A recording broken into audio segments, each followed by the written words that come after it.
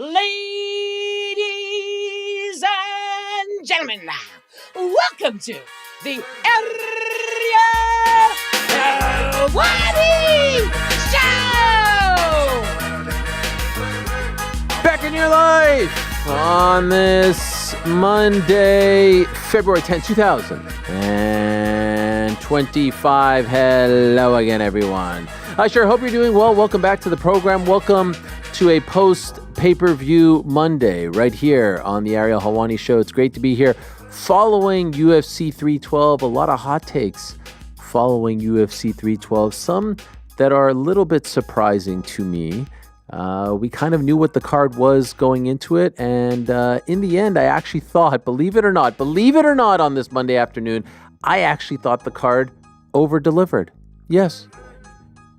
And perhaps my expectations were so low that it was easy to over-deliver, but I will tell you why in a moment, why I thought it over-delivered. Of course, the sun is out, everyone's happy, the birds are chirping, spring is about to sprung, and the good news is the NFL season is over. We can finally turn our attention to better things. Who cares about the National Football League or football? We can move on. We can move on with our lives. Hope you all enjoyed the Super Bowl. In case you're wondering, I did end up watching it. And I have many thoughts on that as well. Perhaps we'll get into all of that and more on this post-UFC 312 pay-per-view Monday. A lot to get into. As always, a lot has happened since we last spoke from the world of MMA and the world of boxing. All kinds of craziness with Jake Paul and Canelo Alvarez and Turkey Al-Sheikh. So we'll get into that as well. Can't wait for that discussion. Back into the show, last guest of the day will be the MVP of UFC 312, the biggest star of them all, and in my opinion, now the number one pound-for-pound women's MMA fighter. And I know a lot of people out there thought she was already the number one women's MMA fighter on the planet. Well, I think Saturday night sealed it. I can't imagine anyone not picking Zhang Weili as the best female pound-for-pound fighter in the world, and she is going to join us. And it's been a while for various reasons why we haven't had her on the show. One of those major reasons is, she lives in China. I know she does train sometimes in the United States as well, Las Vegas. This particular camp, she trained in Thailand. She is kind enough to join us. She is still in Sydney, so she'll be waking up early Tuesday morning, their time, to join us back end of the program. Can't wait to talk to her. Blown away by what she did against Tatiana Suarez. Blown away by how good she looked, how well-rounded she looked. How after the first round clearly didn't go her way, she was smothered, she was stifled, she figured it all out, and you can't say it was smooth sailing. It was still Tatiana Suarez trying to take you down, but she was stuffing takedown after takedown after takedown, and even landed her own takedown, which had never been done before to Tatiana Suarez in one of her fights. Supremely impressive stuff. I thought she won 49-46. I believe most of the judges did as well. I believe most of you at home and the media did as well. And now there are some big questions about her future. Obviously, in the main event, we had Dricus du Plessis defending his title successfully against Sean Strickland in a very, very one-sided fight. He is still the middleweight champion, and we presume that Khamzat Chimaev, not Alex Pereira, will be next for him. More on that in a moment. As far as the guests are concerned, Zhang Weili back into the show. Prior to that, we're going to be joined by Dean Thomas in studio. Dean has turned into one of the very best analysts in the sport, doing work for the UFC on ESPN, Fight Pass, ESPN Radio, Sirius XM as well. So we'll be talking about his career. We'll be talking about a lot of the things going on. He was on the post show on Saturday on ESPN Plus and thought once again that he did a great job. He was on there with Anthony Smith, Gil Melendez, Brendan Fitzgerald, and had some pretty harsh things to say about one Sean Strickland. So looking forward to having him in studio. Also, we will have Rory Karpf in studio. He may not be a household name to all of you, but I do believe he's been on the show before. I could be wrong about that, but I'm pretty sure he has. He has produced and directed a whole host of shows that I'm sure you have watched. One of them includes Looking for a Fight. He has been the head man for that program for many, many years. A ton of 30 for 30s, the Ric Flair one that I was in. I Still Hate Christian Laettner, about Christian Laettner and that Duke team in the early 90s. One about the Manning family, all kinds of stuff. He'll be in studio to talk about his new film, scripted film called Grace Point, which stars the likes of Dean Thomas, Aljamain Sterling, Chris Weidman makes a cameo, James Storm of TNA fame as well. And so we'll talk about that. He even had a fight in 2021. He was in his 40s and decided to have a fight. And it was pretty cool. He had some famous people by his side. Jared Gordon was in his corner. So very, very talented and smart man. And I think you'll enjoy that conversation as well. Prior to them being in studio, we'll talk to Luke Rockhold, the former UFC middleweight champion, and he'll be coming bearing gifts. He'll have some breaking news as well. And obviously, we're talking about the middleweight division, and he was once the man in Strikeforce and in the UFC as far as the middleweight division is concerned. So, been a while since we caught up with Luke Rockhold. Why did I think Luke Thomas? There he is. Been a while since we caught up with Luke Thomas as well. But look at Luke Rockhold with that fur coat. What is going on over there? He's looking fly. Is that a fur coat? I think it is a fur coat. That is a fur coat. Yeah, he's looking fantastic. So we'll catch up with Luke Rockhold, not Thomas, in about an hour and a half's time. So looking forward to that very, very much. But let's kick things off with some UFC 312 thoughts. We obviously had the watch party on Saturday. The boys in the back did a great job. We had the post show. You can catch all of that, and obviously that stuff comes, that comes to you in real time. Like it's 1 a.m. You're sitting there watching, not bad card. But now on the Monday, we're able to digest, we're able to dissect, we're able to marinate, we're able to let our minds kind of think about what transpired. And so let's start with Dricus du Plessis and his performance against Sean Strickland. Sometimes I'll sit here and I'll ask the guys, after a dominant win, was that, more to do with the guy who won, what he did to the opponent, or was it the opponent who didn't do enough? Was it the opponent who couldn't figure out the guy who won, that sort of thing? On Saturday, if you get what I'm trying to say, on Saturday, to me, the story was quite simple. That was just a case of Sean Strickland not doing enough. I don't think it was anything necessarily that Dricus did. Obviously, Dricus in front of you is a tricky puzzle to figure out. He's a very unorthodox fighter. He's a very awkward fighter. And you can use those words in a negative or a positive way. I use them in a positive way. He just has a very unique style. And so you have to be on your P's and Q's. But it was somewhat of a letdown to see Sean Strickland never really try to do anything, it seemed to me, to try and figure him out. He was very predictable, as his coach Eric Nixick said. He was just kind of plodding forward, moving along, throwing a jab, throwing another jab, a right, another jab, a right. Wasn't mixing things up, wasn't throwing combos, wasn't showing different parts of his game, wasn't throwing leg kicks, wasn't attempting takedowns, wasn't even threatening to attempt takedowns. I would imagine, as far as DDP is concerned, no fight is easy. You're fighting another human being in a cage. But I don't feel like he was ever nervous. I don't feel like he was ever in trouble. I don't think he was ever seriously hurt in the fight as well. Sean talked the big game before the fight, saying that he was going to fight to the death, and there wasn't much of that. And so I can understand why a lot of people were disappointed in the fight. I didn't have high expectations for this fight. I didn't want to see it again. I didn't think their first fight was terribly entertaining. I didn't think this rematch was warranted.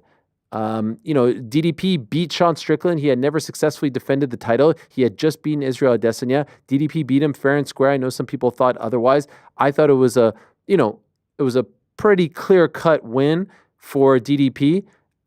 Sean Strickland comes back and beats Paulo Costa in a very ho-hum fight right here in this area in New Jersey, in Newark. And DDP beats Israel. I wanted Khamzat Chimaev to get the next title shot. I wanted that to be the next title fight. There haven't been too many times where a champion wins a belt, never successfully defends it, wins one fight, and then gets to go back in there against the same guy. Haven't been a lot of those circumstances. And maybe the timing didn't work out. Maybe it's the travel stuff. Who the hell knows? But my expectations were not super high. And I said before the fight, I thought that the gap would be even more evident between DDP and Sean Strickland. DDP is turning into, a very, very good fighter. He's already there. 9 wins in a row in the UFC, undefeated in the UFC. Is he on the level of an Anderson Silva? Obviously not. Does he have the resume that, some of the other middleweight greats have had? Rich Franklin, Israel Adesanya? No. But he is the man for a reason. He is the absolute man for a reason. He continues to win. He continues to show that he is the man at 185, and he's about to face a very tough test, maybe his toughest, maybe his toughest so far at 185 pounds. But I didn't think that Sean was going to do anything more that he did in the first fight, and I thought because they had a fight, DDP was going to show his class. He was going to show that there's a greater gap, and that's what we saw. And perhaps people were, I don't know, maybe fooled, convinced by all the pre-fight talk, but we didn't see any of that. And Sean's getting a lot of hate in the aftermath, saying, there are a lot of people who either say they're going to fight to the death or don't, but fight to the death. And we don't want anyone to die, but you understand the insinuation, like lay it all on the line. Each and every time they went to the corner, each and every time we heard Eric Nixick talk to him, who I think is one of the very best in the game and keeps it real and is able to communicate with his fighters, he kept telling him, let's go. This is too predictable. You have to get going. You have to mix it up. You have to throw more than ones and twos. You have to go for the finish in the 5th round. There was no sugarcoating. And at times it seemed like Sean didn't really want to listen to him. It was wild stuff. It was truly wild stuff. I would be very, very surprised. I would be very surprised if he gets another title shot anytime soon. I would be very surprised. And I don't think it was anything necessarily that Dricus did in terms of output. He threw less strikes than the first fight by about 32. But he's become more refined. He's better with each and every fight. He gets better. He becomes more comfortable. He's settling into the role of being champion. This is his second successful title defense. The question is, how does Sean get back here? And as long as DDP is the champion, he's now in that, Joseph Benavidez territory when DJ was champion, Uriah Faber when Dominic Cruz was champion, Gustafsson when Cormier was champion, or John Jones. Whitaker. Thank you, PT. Whitaker with Izzy. On and on it goes. On and on it goes. And so, yeah, it's a tough spot for him. But it's not like, there's going to be oh, man, that second one was so close. We got to see it again. No, there was nothing close about it. There was absolutely nothing close about it. The only discussion afterwards was, did he win a single round? And I don't think he did. I thought he lost 5 rounds to none. I thought it was a fairly easy fight to score, 50-45. And afterwards, DDP said, it looked like he was talking to Alex Pereira. That's not the fight. The fight to make is Khamzat Chimaev. That has to be the fight. Dana sort of insinuated that that's the fight, and that's the one we all want to see. And that's the one that makes the most sense for the division. Now, I know that Khamzat hasn't been so active at 185, but he reminds me a lot of Tatiana Suarez in that we have been talking about this, him fighting for a belt since he came into the UFC in 2020, and it's about damn time that he just fights for the belt already. And so let's see it. For once and for all, let us see it. Let us see him fight for a belt. And I'm not certain, just like with Shavkat and Bilal, just like with Tatiana and Zhang, we sort of anoint these people before they get to title fights. I don't think it's going to be a cakewalk for him. I think a lot of people think it's going to be a cakewalk. At this point, if you continue to doubt Dricus du Plessis, if you continue to think that he can't figure out someone like Khamzat, and I know, style, way different than Sean, way different than Izzy, way different than the first Sean, way different than Whitaker, way different than Darren Till. I get that. But this guy figures out a way. He just figures out a way. It's unbelievable. So I'm not going to doubt him. I'm absolutely not. Am I saying, with great certainty that he wins? No, absolutely not. We need some time. We need to think about it. We don't know when it is, how soon of a turnaround, all that stuff and more. But I am not going to doubt him. And I would love to see that fight. And it's the fight that I wanted to see on Saturday. And so now we can move on and hopefully see that fight very soon. I'll get the boys' thoughts on that in a moment, but very quickly, to me, why this fight card exceeded my expectations is because of one person and one person only. What we saw at Zhang Weili on Saturday night in the co-main event was unbelievable, was nothing short of outstanding, was sensational. It was to some degree stunning, if only because Saturday was supposed to be the coronation of Tatiana Suarez. Saturday was supposed to be 5, 6, 7, 8 years in the making. She finally gets what's hers. she finally becomes champion. All the bad luck pre-UFC, all the bad luck post-UFC, all that is righted on Saturday in Sydney. That was all the talk. She was the favorite. Just the second time in Zhang's UFC career that she's the underdog. She's the big bad wolf at 115. She was going to go in there and dominate. And what do we see early on? Domination, at least in the first round. Now, we didn't see a lot of damage. We didn't see a lot of strikes thrown.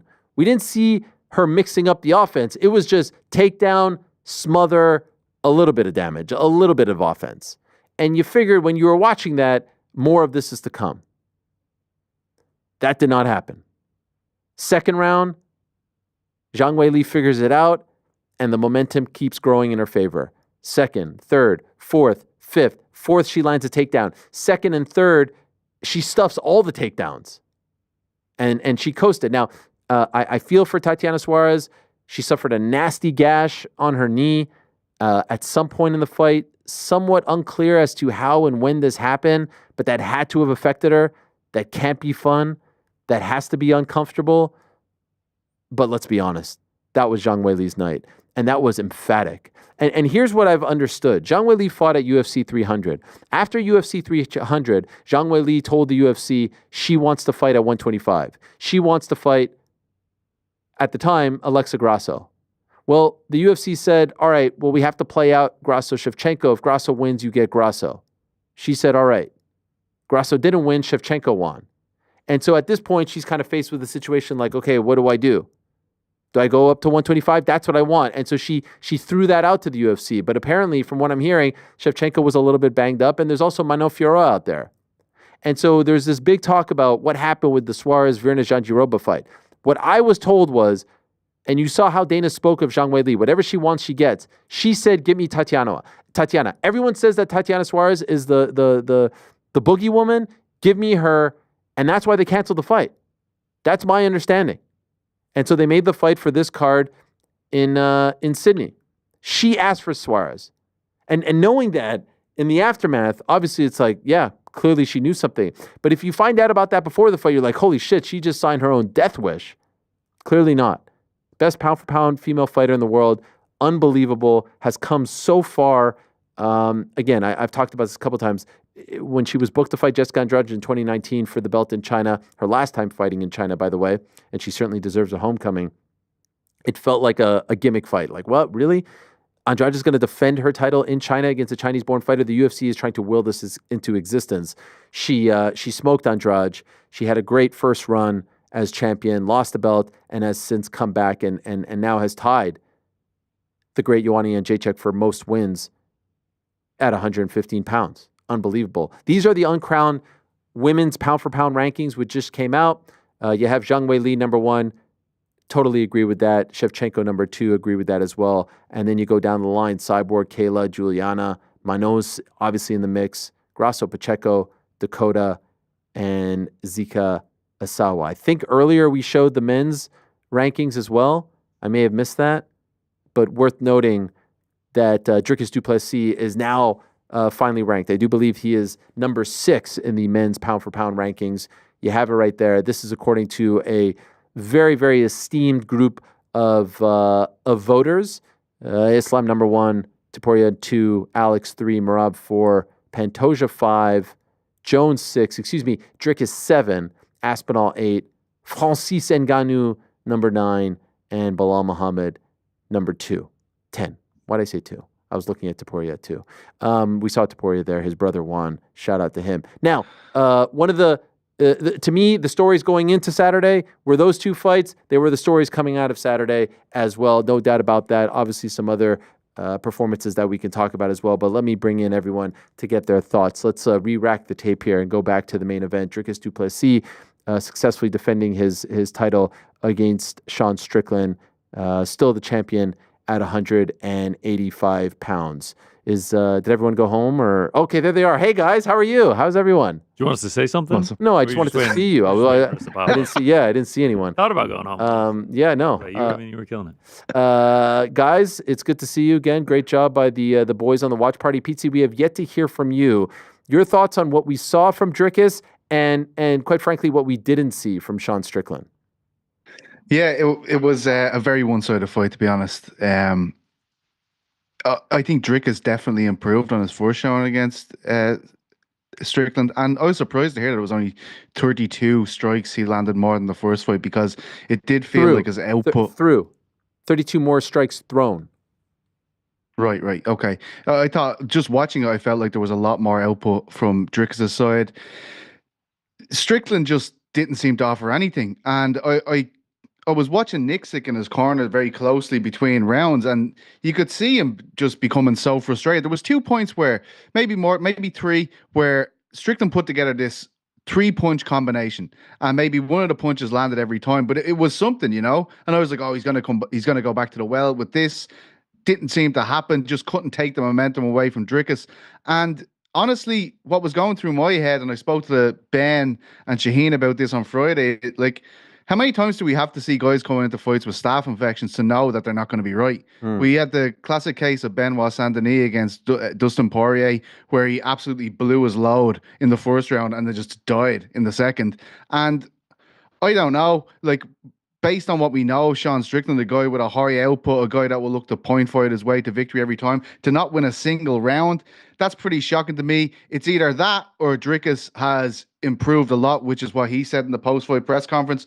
But yeah, very surprising. And believe me, it was a tough one to watch here at 5 o'clock in the morning when those boys got going. And fair play to Dricus, but it didn't seem like Strickland was there at all to me. It's a great shout regarding Strickland's arm. It was very clear that I think on his left arm, right, there was something there.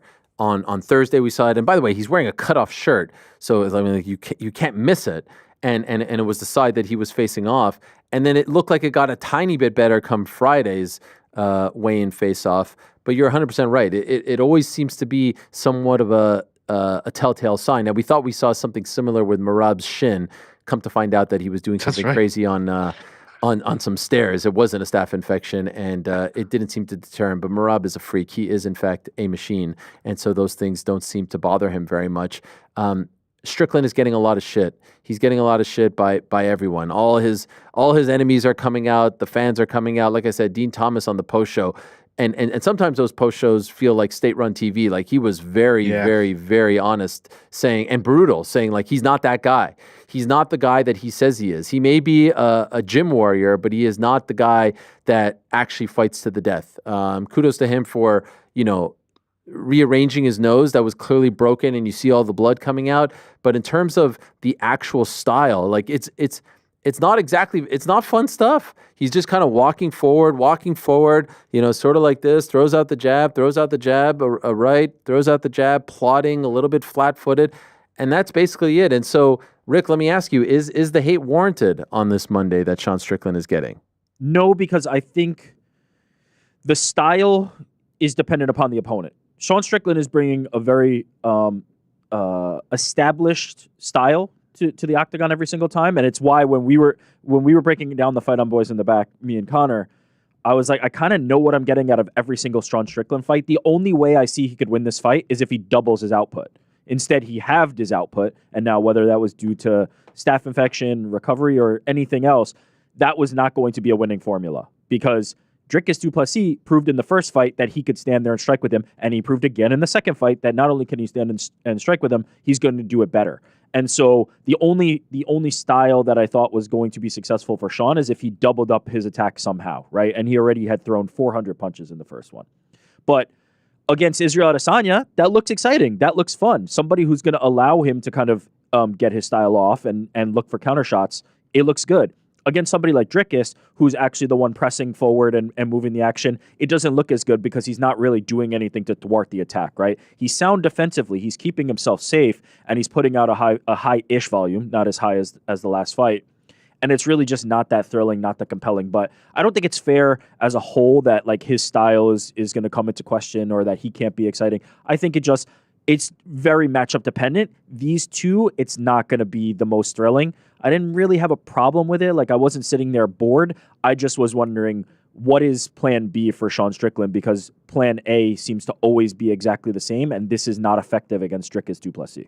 The first time they fought, he threw about 419 strikes on Saturday, 263. So wow, it's I mean, it's right there. He doesn't have power, right? So, and if you're only going to engage in the striking, right? Sean Strickland is not shooting takedowns in most fights, and in this fight certainly not, and in the first fight certainly not.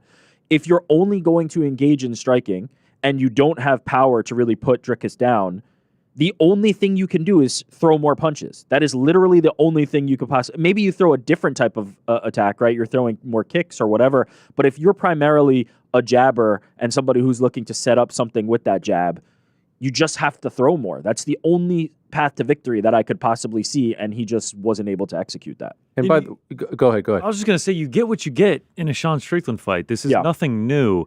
Like, before the Adesanya fight, people were complaining when we went the back-to-back, the Cannonier into the Imavov, and we got back-to-back Sean Strickland main events, and people were like, oh, great, here we go again, like another 25 minutes of just throwing out the jab, teep kicks, and everything like that. People were complaining about that, and then he beat Adesanya, he became champion, he brought on this persona, and people became fans of him, but the fighting style never changed. We knew exactly what we were going to get from this, so the hate, I don't think is deserved. I mean, it's just his fighting style.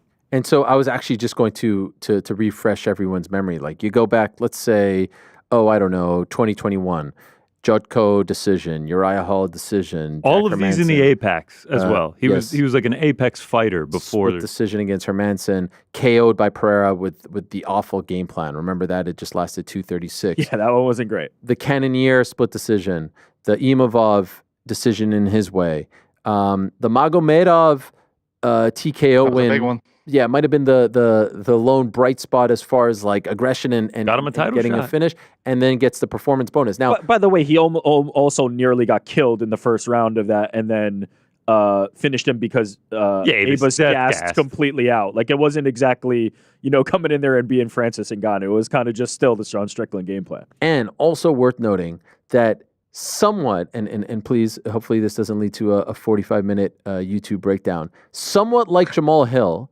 he is a byproduct of circumstance and luck in terms of getting his title shot and winning his title. He would have never gotten that title shot if DDP was able to fight. Remember, DDP fought Robert Whittaker in July, and they needed a quick turnaround to fight Izzy. And remember, Izzy was, calling him Dricus, dupe, whatever, all that stuff. And then he did the video being like, fine, give me Strickland. Remember that. It was never supposed to be DDP versus to the point that Izzy. Just like with Jamal Hill and the the injury and then the draw, and then he gets the Glover fight.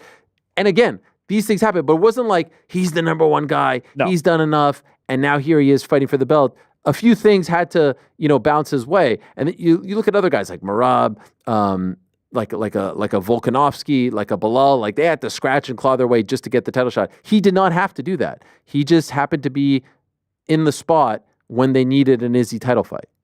Yeah. And that's the one side of it. To his credit, though, when the opportunity came, he beat a pound for pound great, it was on that moment. I'm not trying to do revisionist No, history. I know you're not. I know you're performance. not. I know you're not trying to revise what happened there, but you're 100% right. He owes Israel Adesanya for that opportunity because Israel and the UFC, Israel wanted to be on that card. The UFC needed him on that card, and they had, as you said, there was no rightful contender other than Dricus. Dricus was the one that everybody was like, yeah, this is the one. And so Sean stepped into that opportunity. Then he maximized it. Then he made the most of it. He found some new support from fans and was able to capitalize on that. And I think a lot of times what happens is, when he's up, right, when he's winning and the fans are behind him, it feels like, yeah, he's exciting. But it's really mostly the stuff on the mic. It's really mostly like the interviews and the, let me tell you something, guys. It's more that than it is the fighting style. The fighting style has been the exact same for as long as we can remember. There's nothing thrilling about it, nor do I find it boring, right? I'm not up or down on the Sean Strickland fighting style, but it's kind of always exactly. You don't find it boring? No, I don't. I find it fine. Him just plodding forward, throwing ones and twos. Like, the's nothing to it. He's just walking forward. If you can stop him, I'm more interested in that. And Dricus has found a very successful way to stop him. If you can stop him, isn't the answer to if it's boring or not. Like, that is not an exciting style. There's nothing. Forget about the discussion of, like, can you stop him or not. You're not popping in that tape to show someone about the best of MMA. You're not showing them a Sean Strickland fight. No, because I don't think it's particularly varied or anything like that, but I don't find it boring. I find it fine. I find it average. I'm not bored by Sean Strickland fights or his style, nor am I particularly thrilled, right? I'm not going, you need to see this guy. But but I think it's a super effective and kind of clean style. Okay, so as a counter, just devil's advocate, was GSP's style like the most exciting? GSP mixed it up way more. Mixed it up, sure. Was he exciting? I would not put GSP in the same conversation. I'm asking you a direct question. Yes, I was into it. Now, I'd have to say he was equally kind of ho-hum. In terms Sean of Strickland? Yeah, look. Can I ask something about, because it pertains to what you guys are talking about, right? It's this guy who many people, regardless of what Rick or Ariel feel about it, many people online now criticizing this guy's style. And GC mentioned this is something that happened many times before. There was also times when we used to reach out to Strickland's management when we were doing the old show, Ariel, and we'd be like, did the UFC talk to this guy about what he's saying? You know, like some of the things he said were very outlandish a few years back, and it seemed like these things did happen. I think the most curious thing about the Sean Strickland story is this guy who seemed like the antithesis of what the UFC wanted to put in a spotlight has somehow. Are we calling Dana White privilege here in terms of how he got into these title situations twice? You mentioned earlier the Dricus Stylebender fight didn't work out. He gets pushed into the fight against Stylebender. Everyone saw Hamza as the rightful number one contender to this division again ahead of this fight. Strickland gets put in this spot again. So a guy, essentially we're debating here whether he has a very boring style, and we know has said things that maybe the promotion wouldn't agree with in the past. How has he become a golden child within this promotion, I think is a better question. Because he's done a great job of selling himself, because his press conferences are more quote unquote entertaining than his fights, certainly generate more interest, buzz, all that stuff and more. And so there's currency, there's value to that. But I do think quite strongly that if you sit there and start waxing poetic on everything but fighting, but draw a ton of attention to yourself, you better go and fight. You better go and deliver. Because otherwise, then what are we doing here? What is the point of all of this? Like if you're going to use that mic time to start talking about all this other stuff and getting under people's skin or not, but certainly, I mean, I saw Sean Strickland videos everywhere and not on your usual MMA / sports sites last week. For better or worse, you have to go and deliver, because then otherwise, what are you? You're the guy who is able to, use the mic time to his advantage for whatever reason. Why you want to wax poetic on all these things before a fight, I don't understand. But you are smart enough to recognize that it does make you more popular. It makes you more well-known. And there's, like I said, there's currency attached to that. By the way, we just recently see this with Colby Covington quite a bit, right? Like when you're successful, when you're winning fights, this gimmick, this thing that you're doing, I think I consider Strickland and Covington a little bit different, but a similar thing where their mic work is actually more exciting for the fan base than their fights in particular. But when you're down, it's a lot harder to swallow that this is the exciting part of fight week when the results don't follow. And I think we're in a down moment for Colby, we're in a down moment for Strickland now, where it seems like there's not a path back to the title with Dricus as champ. And so yeah, people are going to come out of the woodwork to jump on it. I will add, Colby never won the undisputed title. He won the interim. Colby at his best, more entertaining and better fighter than Sean at his best, despite the fact that he won the belt, in my opinion. Colby's output. Remember Colby against Robbie Lawler? Like what he did to Robbie Lawler in New Jersey? Like Colby's output, his varied attack. I don't see them that much different. If I'm classic fight with Usman as well when he broke his jaw. That was a great fight. one's a banger. Yeah, I mean, I just thought for bang for your buck, Colby was a lot more entertaining. And so now they have to decide. I don't think he's going anywhere. And maybe this is a teachable moment. Maybe this is an aha moment. And maybe with the belt not on the line or a title shot not on the line, he just lets it go now. Maybe the next time out, he just lets it ride. Because if he can do that, win or lose, he's going to be so damn popular, right? Why would he though? Why you put it because now earlier. There's nothing to lose. He's fought how many times since 2021? I mean, what did he have to lose against Imavov after he's not getting a title shot anytime soon, right? At that point, he's trying to work his way back up. He's trying to figure himself out. Now that I'm just wondering. The point is, in MMA, as we've talked about before, wins and losses don't mean as much, right? If you deliver, if you are fun, if you're entertaining, they will adore you. They will absolutely idolize you, right? Like, how much did the loss to Max Holloway really hurt Justin Gaethje? They announced Gaethje versus Dan Hooker, and everyone's going gaga. Everyone loves it. And so now maybe he doesn't have to worry about the politics. He doesn't, and I don't mean the politics of life and the world. I mean the politics of MMA and matchmaking. He doesn't have to worry about title shots. Maybe he'll just let it fly now. Maybe we'll hear about the crazy or see the crazy Sean Strickland that we hear about in the gym from training partners and sparring partners. And what I would say is, if we do see that plus his personality and what he does on the mic would make him into one of the biggest stars in the UFC. Do you know what I mean? If he's a 500 fighter in the UFC, but always delivers fun fights, he will be immortalized. But you can't be that guy and produce these fights.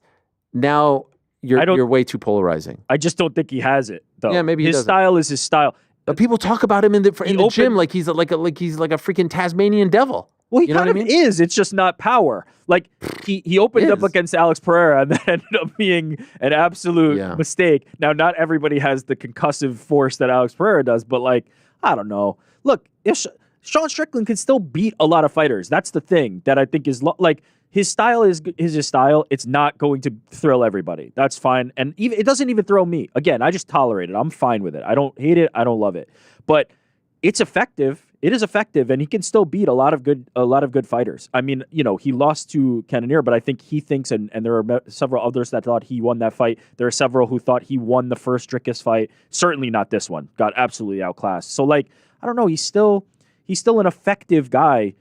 He just does not have power. That's the thing. I mean, the last 75 minutes he spent in the octagon have been with Israel Adesanya and DDP twice over. So he's clearly high level. Like, he can compete at the highest level at middleweight. Yeah. I'm curious what they do with him next. Rick, you asked me on Saturday, is he? The more I think about it, I don't love it. Oh, tell me. You know what? I know Brendan Allen is fighting this weekend. Well, I want someone to get a shot against him. I want Bo Nickel. Somebody Bo not Nickel, baby. Fucking hell. Bo fucking Nickel. Bo Nickel has a fight. I know that. I don't know what it is. I was on his podcast. It's a great show, and he told me he has a fight, and this is before this fight. American versus American. I don't hate Prideful American versus prideful American. I don't hate it. Do you think? All right, here's a question. That's a crazy idea. That's the bill. Do you like this? Do you like this? Who's more American? It just No. Like, is Bo, I'm down with this. Bo Nickel ready for a guy who just fought? I don't know if Bo Nickel is ready. I mean, I would assume he thinks that, but I mean, the build to that would be fantastic. Sean Strickland going at Bo Nickel, basically just telling him, you're not ready for this, like, you're not built for this. But Bo Nickel's going to mix it up. He's not just going to stand there and strike with him, I don't think. So it would be a fascinating matchup. And, like, what about like Michel Pereira? Sorry? Sean Strickland versus Michel Pereira? Yeah. If he's willing to take it. It feels like a too big of a drop-off. That's a big... I'm much What do you mean too big of a drop-off? In terms of the rankings. Michel Pereira is ranked higher than Bo Nickel. Oh, wait, are you talking Bo Nickel versus Michel? No, Sean Strickland versus Pereira. But that's the name of Bo Nickel. That's what I'm writing that off of. Okay, so maybe Brandon Allen's fighting this weekend. I like where your head is at, though, in terms of, like, Izzy versus Sean doesn't really do anything to get out of it. Do you guys think Sean Strickland will now remain on pay-per-views, be like headlining fight nights in arenas, or do you think they move him back? Yes, he's still a name. Back to the Apex? No, he's still a name. He's still a draw. He lost to the champion. It just all kind of fell flat. And perhaps he was sick. I know it feels like a lifetime ago, but he beat the brakes off Israel Adesanya. Like, absolutely destroyed him, crushed him, blanked him. It feels like a lifetime ago. It feels like a lifetime ago, but that happened pretty recently. Like, he's still good. I'm not ready to toss the Sean. I'm not ready to toss him out, but anyone who's saying that they felt like that was like a bit of a letdown, I'm not going to argue. Now, on the flip side, are you guys surprised that DDP didn't say anything about Khamzat?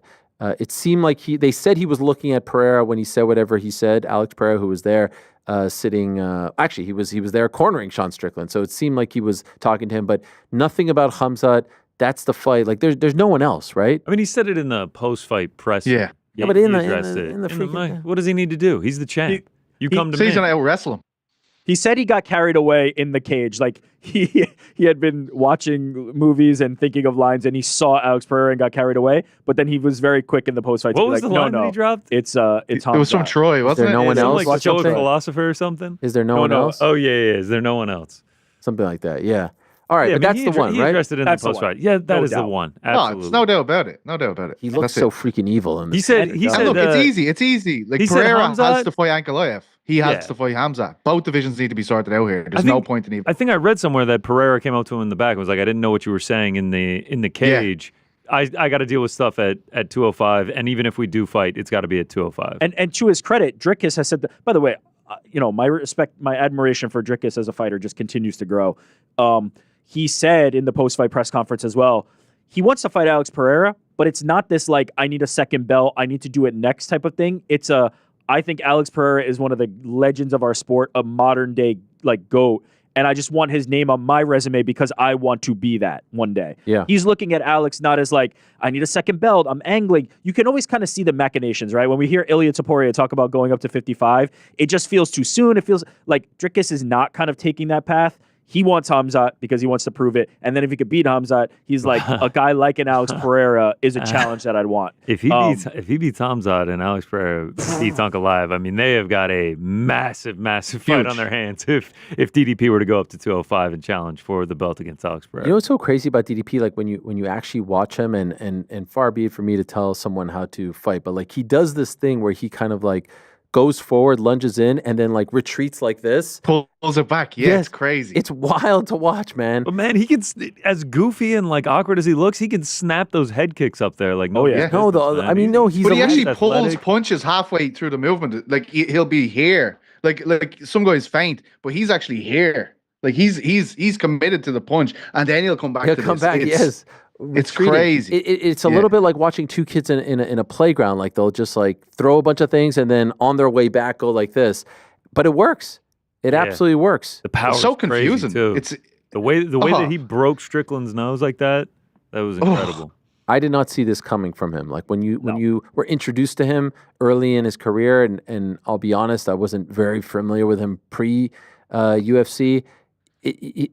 None of it looked like the guy. You remember the first time on the microphone, he's like telling us how to pronounce his name. Like none of it felt elementary. None of it felt like, oh my gosh, this is the next big thing. And just slowly but surely, all he does is win. And for the most part, he does it in impressive fashion. Here's the thing: Dricus is very rarely, if ever, in boring fights. Is there one that you can think of? And so that's why I don't really blame him for this fight. And why should he have taken an insane amount of risk when his opponent, who was the challenger, was doing very little? Like it was just working. It was a systematic breakdown. Rack up a title defense and move on to the Hamzat fight. I can assure you that the Hamzat Chimaev fight will not be boring. Yeah, it'd be crazy. And one thing about that, the style, Ariel, one thing, even right back to the KSW days when he was in that the kind of beef with Soldic, if you ever talk to someone after they fight Dricus du Plessis, they completely understand it. You know the way, like, we're watching it and we're going, this is so, it can look clunky, it can look cumbersome, but he gets the job done. But if you talk to someone who's fought him, they're like, mate, this guy is unbelievable. He is so difficult to do anything to. I can remember before he won the title, we interviewed Soldic, and Soldic was like, I'm telling you, this guy's going to do it. He's going to win the belt. He's going to be trouble for everyone. And I was kind of like, yeah, okay. Like, I'd say that too if he had a win over me, but it's proven to be the case. He is so awkward and so powerful. And I just can't wait to see how he'll react to Hamzat's grappling onslaught. Because that's like, he is a bigger guy than Robert Whittaker. He is a bigger guy than Israel. It's going to be very interesting to see that, because it's also just his sheer size. It's like fighting a fucking wardrobe. Well, yeah, amazing. Amazing illustration to imagine. You have to think, though, also, style-wise, everybody talks about Dricus, but it's the stand-up, right? It's the awkwardness of that. You have to imagine the way to negate that is to put him on his back and see what he can do from there, because he doesn't have the opportunities to do that.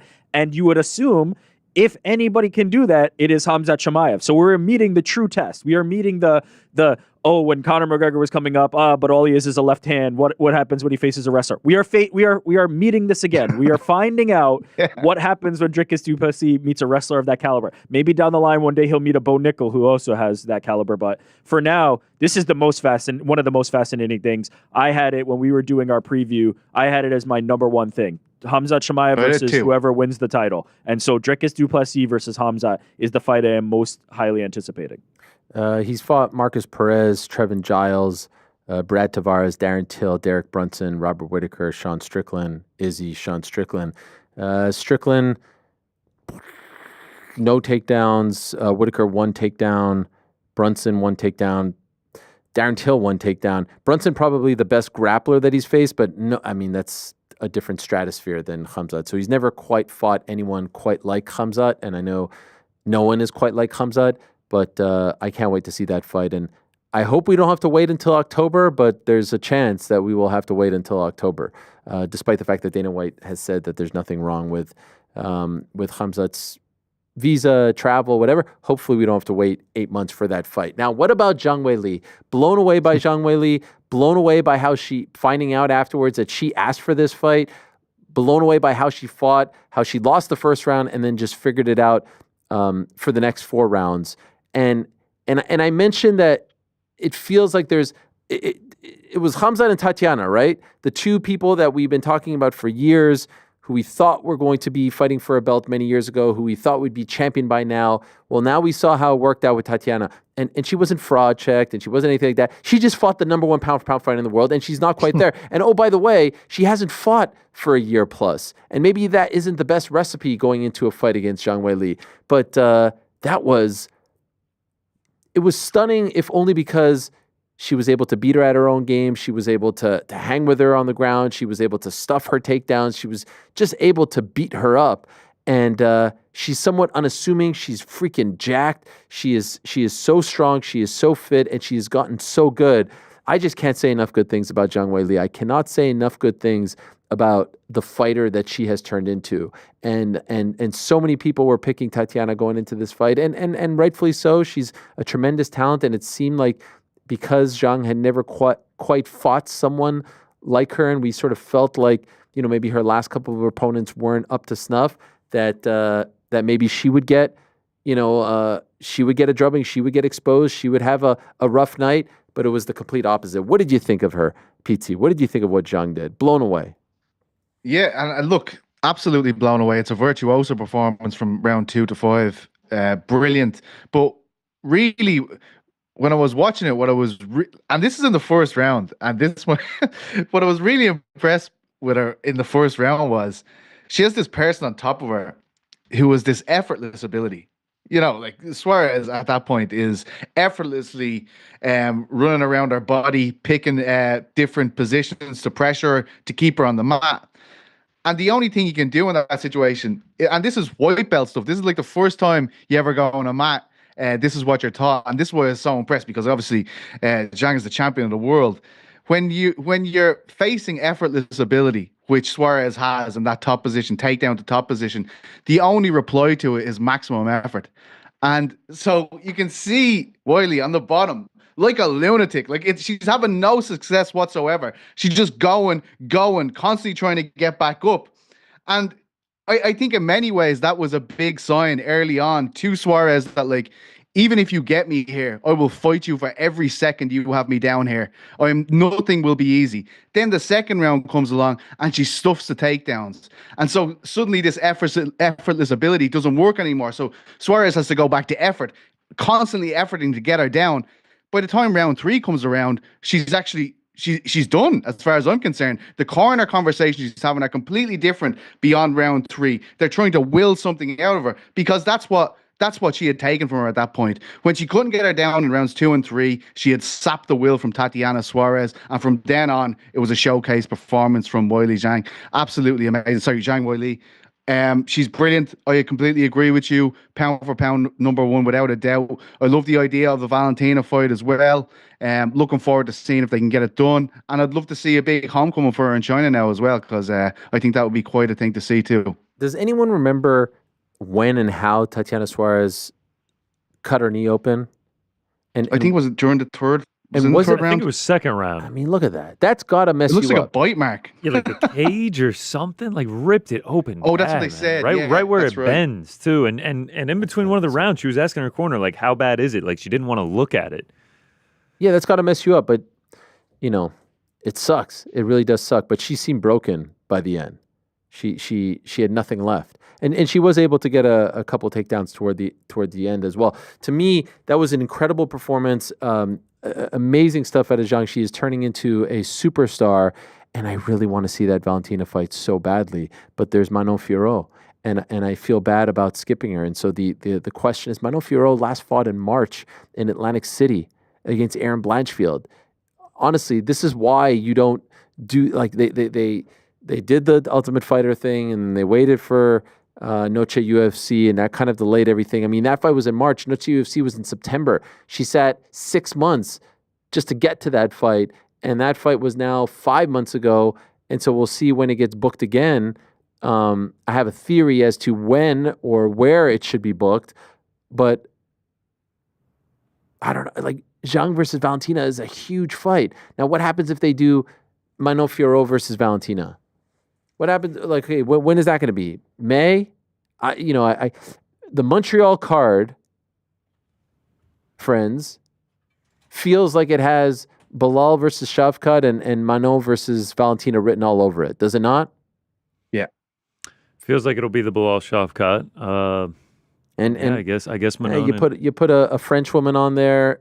Quebec loves its French speaking. And what if Manon athletes. beats Valentina? Well, now you lose the Valentina Zhang. And are you doing Manon versus Zhang? Are you doing Manon versus Valentina too? Maybe, but this like either all of these fights that we're talking about were potential champion facing champion. It all like you're not giving that opportunity to someone who's just won the belt. You need a reason to. You need the idea that this person has completely set himself or herself apart from her division, and at this point, this is the only thing you can do with them. So, the idea of Ankalaev or Hamzat or any of these guys going straight up, or Manon Fiorot, who you just mentioned, seems ridiculous. So, what do you do? You bypass her? Yeah. You got to let them fight. You got to let them fight and hope Valentina does it. Weili Zhang versus Valentina. Really? Yeah. It's just so good, but I feel bad. Is that bigger than Nah, Kayla Harrison, Amanda Nunes has to be bigger, right? I'm trying to think of the biggest possible fight you could make in all the women's division. Listen, I love Manon Fiorot. You don't have to tell me about Manon Fiorot, but man, I want that fight so bad. Weili Zhang going for double champ status. These are the breaks, man. It happens in the sport all the time. This young lady waited a whole year. It's going to be almost a year. She earned it. And she wasn't hurt. Yeah. It hurts, man. It's as they say, it's the only tough. other person out there, yes, they do say that. The only other person out there is Virna Jandiroba, but she's fighting Yan Xiaonan. Can you even offer a compelling fight? Who, Zhang? Grasso? Do you give her Grasso? Just Fiorot? I don't know. Just as a non-title fight. Well, you're going to have to think of something to do with Manon Fiorot if you're not putting her in this spot. Oh, you're saying for Fiorot. Give her a ticket to sit and watch, and she gets the winner. Yeah, okay. Now, there is a precedent. It hasn't happened a lot of times where someone gets paid just to sit out. Yeah, here's a few bones. Here's a cage-side seat. Enjoy the show. You get winner in a big-time fight. That fight is so good. Who wins that fight?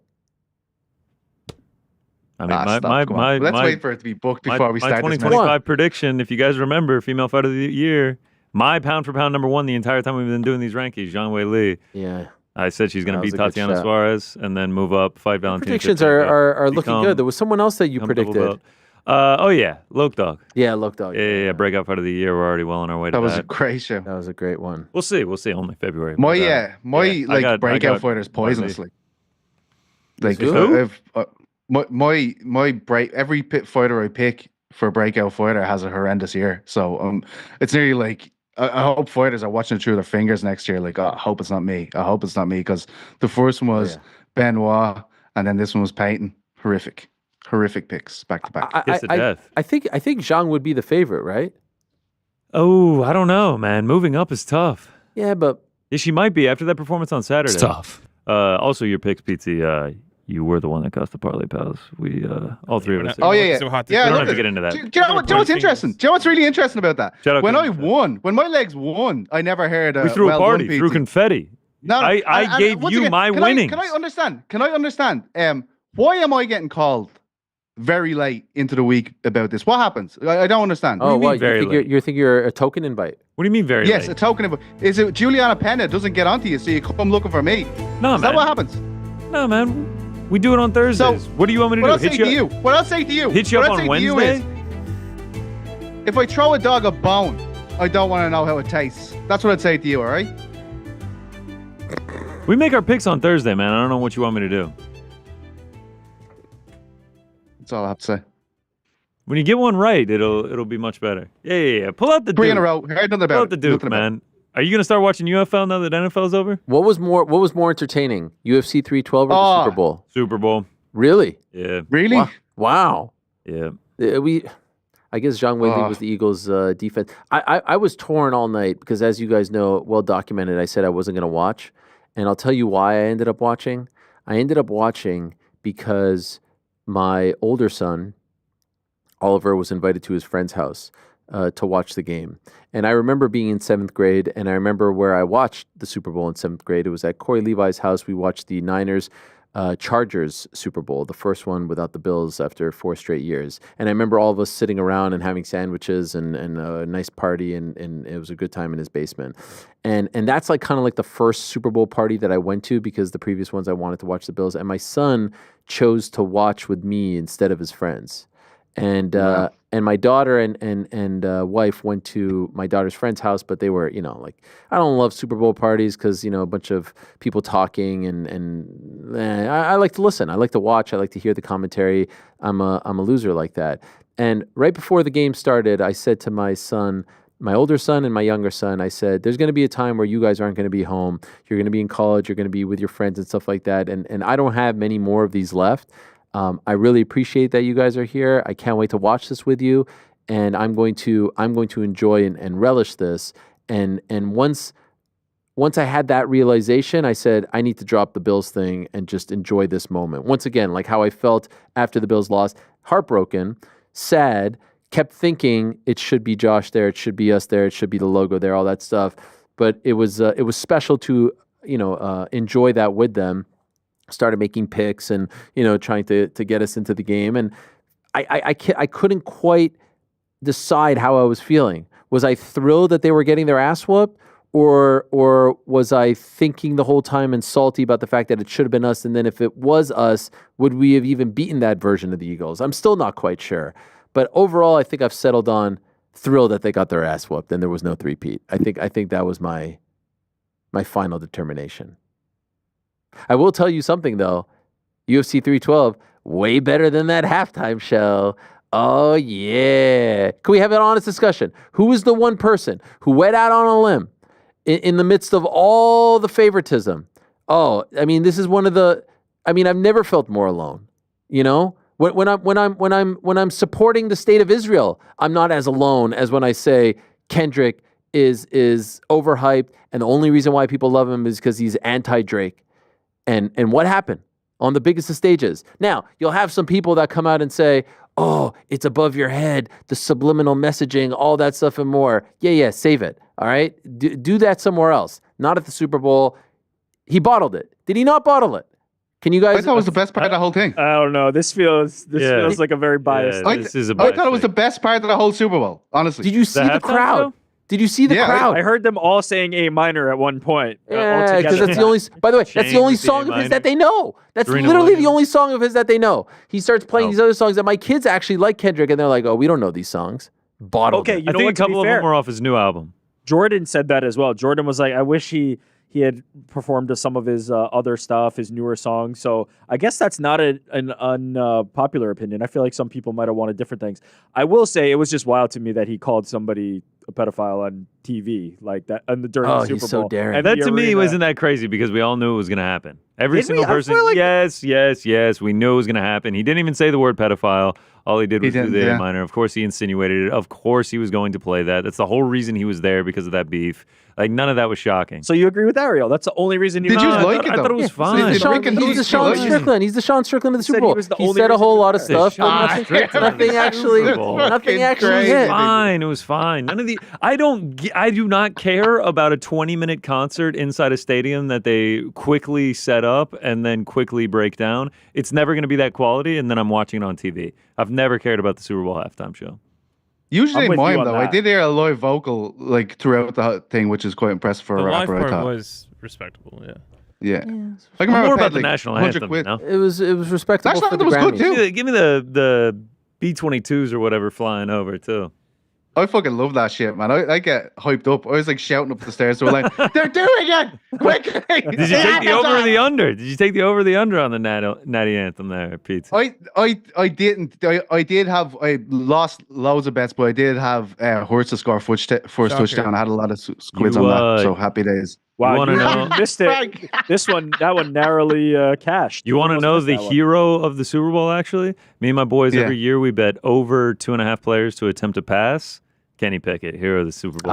Yeah. Hey man, garbage time. Oh shit! Yeah. Yep, 4th down. Just took the snap, threw it away. Nice. Attempted a pass. Do you have a good one? Minute. I hit that. I hit DeAndre Hopkins touchdown. Chiefs money line. Got rinsed on that bad boy. That one was over quick. So happy that they didn't get the 3-peat, and I hate to be that guy, but they've enjoyed enough. And I'm just wondering. When that AJ Brown play though, did you when they didn't call that first? Oh yeah, what to do? It was same old. And by the way, worth noting, my boy won MVP. That did soften the blow of the week. Yeah, there was no I thought you would be more braggadocious about that. I mean, he MVP is great and all, but I wanted him to win the Super Bowl. I know, but we all said it was going to be Lamar. It was beautiful. It was beautiful. The speech was amazing. Do good, be good, God bless, and go Bills. I mean, what's better than that? What's better than that? Him and Haley up there. I mean, they look radiant. They looked unbelievable. So he'll get his time for next year, Ariel. He'll get his time for next year. He'll get his time. And by the way, next year in his neck of the woods in NorCal, which is where he grew up. So it's all working out perfectly, just according to plan. Can I just say one last thing about the halftime thing? Sure. Does it not feel like the tide is now turning? No, not at all. It feels worse than ever. Nah, I think people loved it. It's been double. Yeah, loved it. I really it was liked very it. polarizing. I really liked I think people either loved it or they hated it. So you feel like Drake was sitting there watching that happy because the tide? Oh is yeah, I turning? was celebrating. No, I was celebrating. I don't think He had his ex-missus dancing to the song on the Well, what is stage, that? mate. I that don't even true? think. I don't even think Serena it was Williams. an ex. I think he's tried to go after her and she's denied him. Says She's who? dancing to Says the who? song. Also, I mean, Serena Williams. coming in just the crip walk and that's it. And She's an amazing no words or crip walker. anything. It's the subliminal And message. she was on there for like 5 seconds. That's it. She was class, Like though. She's top quality at that 3 shit. female tennis Man. player of all time. Drizzy out there with a shirt with bullet holes on it. Like he doesn't care. He don't care. Yeah, because all them Yeah, words. That's it. Watch out, That's buddy. what everyone's talking about. You Is don't the care. smoking bullet vest, not if the Super Bowl halftime show. If Drizzy was the halftime performer, would the show have been better? No. No. I don't know. I like Drake. He's got more bangers. I like different Drake on that. too, Listen, but it's Yeah, a he cool has thing. way more bangers in terms of songs that people love to party to and bop around. Top 40 hits, you would say. So yeah, I mean maybe, but Listen, and a bunch of weirdos. Like I knew what was going to happen. I tweeted "man with a Canadian flag." Oh my saw god, that shit. the weirdos that come out of the woodwork. I don't even know where these people come from. Half of them don't even follow me. And they come out of the woodwork, and I'm just having a laugh. But to me, the best word in the dictionary is loyalty, and I'm loyal to my guy, my Canadian brother. I'm loyal to him, and unless told otherwise, listen, there are allegations. I see them, but I've not seen any proof of these allegations. No one has come out and said X, Y, and Z. I'm not going to just be a sheep and follow because there's a catchy tune attached to it. I'm sorry. And by the way, I'm not do you trying to think put most I'm not people trying to put only Kendrick heard of down. Kendrick Lamar when But that song came but out? this is a fact. Kendrick Lamar is a You guys can Johnny agree Come on this. Can he you not? actually thinks Kendrick is a Johnny Come Yeah, Lately. I don't. Can you not agree? If that feud doesn't happen, He's not at the Super Bowl. I agree. thank you. I agree with you. Thank you. That's all. That's the only thing I want. But I also will. I will also disagree. The tides are not turning. The tides are not turning. There's feels a like the meme tides- out of him smiling, looking directly at the camera when he was like, "Hey, Drake." Yes. And people are like, And so what? If I send this to you, just know that not only am I praying for your downfall, I also orchestrated it. I don't think it's much people better. are than willing last too time. much into existence. Can I here. just ask? Oh, The he enga- did- the engagement He did the rates. flag in front of You just Donald said, Trump. Did Who Drake cares? get popular because of this? No. No, the That's- tide's that's turning. willing that There's into always existence. look. I saw a lot more What has hate. Drake done to do the tide turning? Oh no, he didn't have to do anything. Okay. It was that performance made the tide turn. That performance I think did it's it for him. polarizing. I think it if was you- self-inflicted. I think if you wanted Jason Aldean to perform the halftime show, you probably didn't like the Kendrick one. But I don't even know who Jason Aldean is. I saw a lot of can I just say we should do a country performer next Nah, year? fuck that. Just, I hate country. I just think if you went into Hip it hop's my thinking you favorite weren't gonna like kind of it, music. I'm not one of probably those not gonna people. like The one a couple years ago with Eminem and Dre and all that stuff, that was That was incredible. great. Possibility, So yeah. I'm not on Rock that like Nation. give me I don't know, whoever you Shabuzi or something. I'm down for Shabuzi. Who's Shabuzi? It is kind of crazy that they've never had yes. Taylor- Shabuzi had a Nerds commercial last Yeah, he did. night. Shout out to him. It is kind of We don't crazy get that your commercials. Oh, Nerds Gummy Cluster. Shout out. Such a big candy. You got a Super Bowl commercial. It is- Elite Yeah. candy. it is kind of crazy that they didn't they've not had Taylor Swift on. Yeah, I don't know. Maybe she's too big. Yeah, maybe Too she's too- expensive. She's sold out the Superdome like 3 nights in a row, so she's performed there before. Do you feel like You that's see her get worn off booed. as well? Like, yeah, Which- that's what I was saying. Like, yeah. it was a thing for a while, like, oh, there's Taylor, and they'd show her like 25 times for the whole game. Kind of feel like that's done now as well, right? Yeah, Or I am mean, I it's fine. stupid? I was never bothered by it. I understand why they showed her. She's a massive superstar. Yeah, I don't care about that. Got new eyes on the game. She's just trying to hashtag grow the game. Also, early on, I didn't like the graphics. I kind of liked them towards the end. The score bug. Yeah, Score bug was utter shit to me the entire game, but I loved all the other graphics. really. Just the blocks, wasn't a fan. It I didn't like the font, but I loved the simplicity of the font because like before there used to be so much crap Yeah. covered up, like the line and the colors and all this stuff. And then like the stats just in the bottom right and left corner, like as the drive was going on, I didn't love that either. You didn't love that. I do think it's interesting. It's like an unspoken rule that they debut next year's score bug and everything on the Super Bowl. Really? Yeah, like that's going to be Yeah. Fox's score bug next Yeah. year. Yeah. They've been doing it I for like a noticed none of decade this. now. Yeah. None of it. Yeah, man. Anyway, so that was our Super Bowl talk. Anybody But having that's a good a lot snack? less rewarding. Great snack. What was that? No, What was not that? at all. Like in terms of what I was saying, staying up for UFC 312 wasn't a very rewarding experience. That was way less rewarding. The Super Bowl after a year, you put in the miles here, watching every fucking game, and then it comes down to just the complete blowout. Horrific. To throw in the towel before the fourth quarter even begins. Can't believe it. I'm ashamed of myself, but I also Losers, understand why I did it. front runners, frauds. By the way, Who? Chiefs fraud checked. Yeah, that's right. The downfall of the this is like Chiefs saying needs to Tatiana be Suarez studied. got fraud checked. The downfall of the Chiefs needs to be studied. Yeah. Fuck AFC them. champions. Fuck them. Let's talk about this. Fucking hell. Let's talk about Relax. this Jake Paul Canelo Alvarez situation. This is a wacky one, my friends. This is a wacky one. So I had been hearing that Jake Paul and Canelo were kind of doing the dance. They were circling each other around the time of the Mike Tyson fight. Now, if you recall, in the ring after the Mike Tyson fight, I asked Jake about Canelo. That week he was starting to talk about Canelo. I asked him. He didn't kind of take the bait. And then, we started to talk about the aftermath of the fight, and that came up a couple times. I remember with Ade, we spoke about like I think we're closer to the Canelo fight. Again, I remind you guys, like I don't just say things for the sake of saying things. Okay, like there's a method to the madness.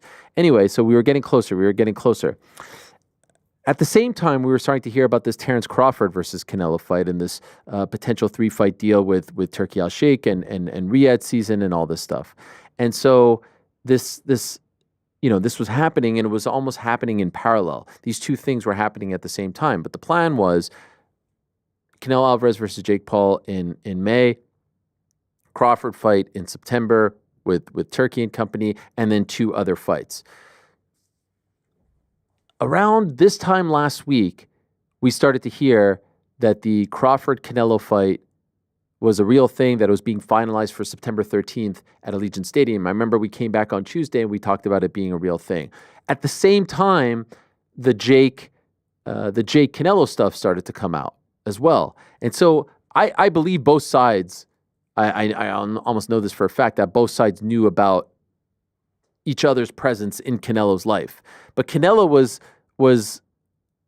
kind of shaping this up to be one of the best years of his life from a monetary standpoint. You could go fighting Jake Paul in May for a boatload of money, close to $100 million, in a fight that he should win easily. And then you get to fight a guy who's 2 weight classes below you at Allegiant Stadium, mammoth, mega, biggest fight of the year. Like the guy is making, I don't know, $200 million in 2025 alone. And so these things were happening at the same time. Now, come Wednesday, we find out that the Canelo fight against Crawford is in jeopardy. And by the way, all of this was coming from The Ring magazine, which Turkey had just purchased. And so we all thought, like, we've had these discussions behind the scenes saying, well, if it's coming from The Ring, it's coming from Turkey, so it's gospel, right? Come Thursday, Eddie Hearn is starting to tell media in the UK it's looking like a done deal. Jake Paul versus Canelo in May. And so everyone's thinking like, wow, Canelo chose Jake Paul over Crawford. My understanding was on the MVP side, they never said pick and choose.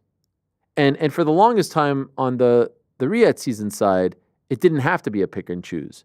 But along the way, and at some point mid last week, it became a pick and choose on the Riyadh side. It became, no, we don't want you to take that fight in May. We'll give you another fight. We'll up this to 4 fights, but you got to drop that one. There was a report that came out via ESPN where they said they're moving on, they're not going to do the fight, and it might be Terence Crawford versus Boots Ennis in September instead. Boots has a title fight April 12th against Stanionis in Atlantic City, so a bit of a cart before the horse. And I didn't believe, once that started to come out, I didn't believe that the Crawford fight was dead. I didn't believe that it was in jeopardy, but I believe that there was a jockeying a position going on.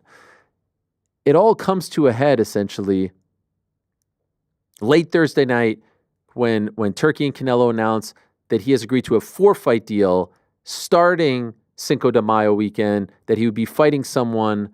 We didn't know at the time who it was, but he'd be fighting that weekend, and he won't be fighting Canelo. And then he'll have the Terence Crawford fight in September, and then 2 more fights in 2026, a 4-fight deal instead of a 3-fight deal. So the May fight replaces the Jake Paul fight.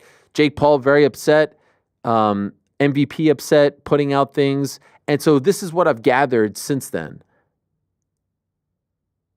One of the issues which Jake Paul talked about in the video that he released afterwards was Jake and his team wanted this fight to be on Netflix. Netflix was on board.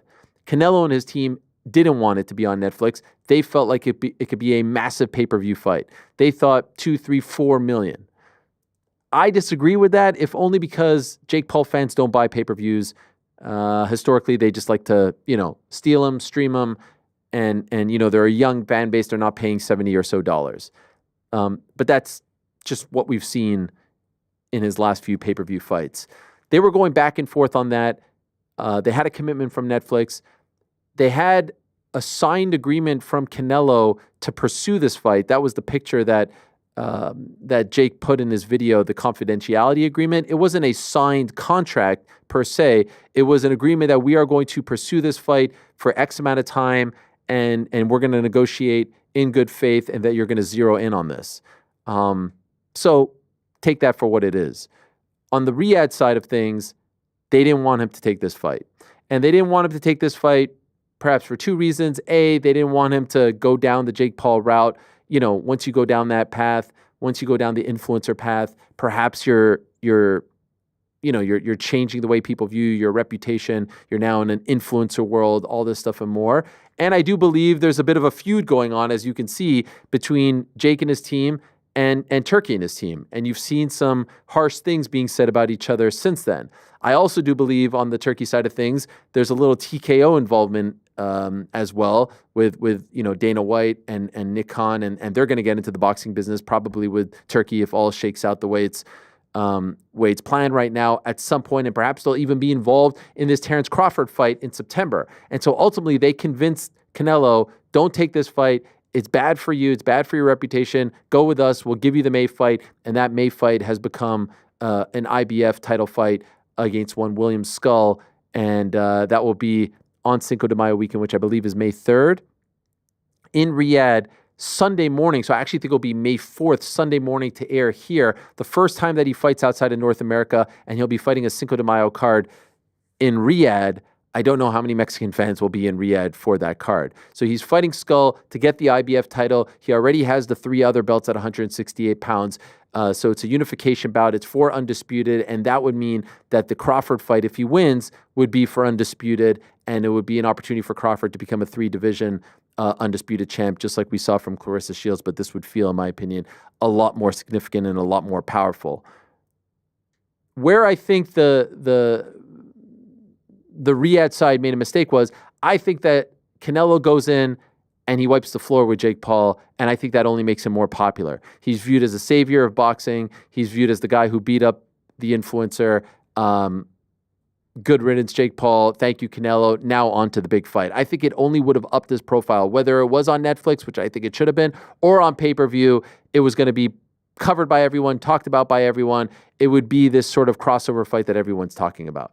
And I didn't think that this, while you could say like, oh, wow, at this juncture in your life, you're going down this path. There was so much money involved. Take that money and run, and then go on to the big fight. I didn't think that it would ruin the Crawford fight. If, honestly, like, quite the opposite. I think it would have made the Crawford fight even bigger because I think he would have won that fight. Now, I see a lot of people celebrating Canelo. You did it for boxing. You did it for the sanctity of the sport. You turned down that fight to take William Skull, in Riyadh.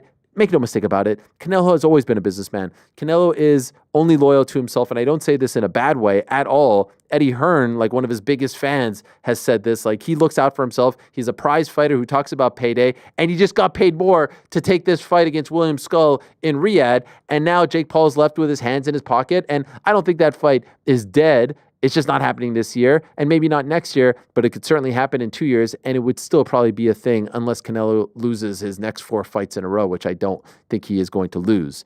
And so it was just a fascinating thing to watch play out, because it seemed like a lot of people were celebrating the fact that he gave essentially the middle finger to Jake Paul, and it seemed like a lot of people were happy that he was sticking down the path, although, you can't, in terms of like attention, you can't compare William Skull to Jake Paul, but they were happy that he was sticking down this traditional boxing path. And there were other people who said like, yo man, you should have just taken that fight, held your ground, and the Crawford fight would have been waiting for you, because Crawford doesn't have a lot of options.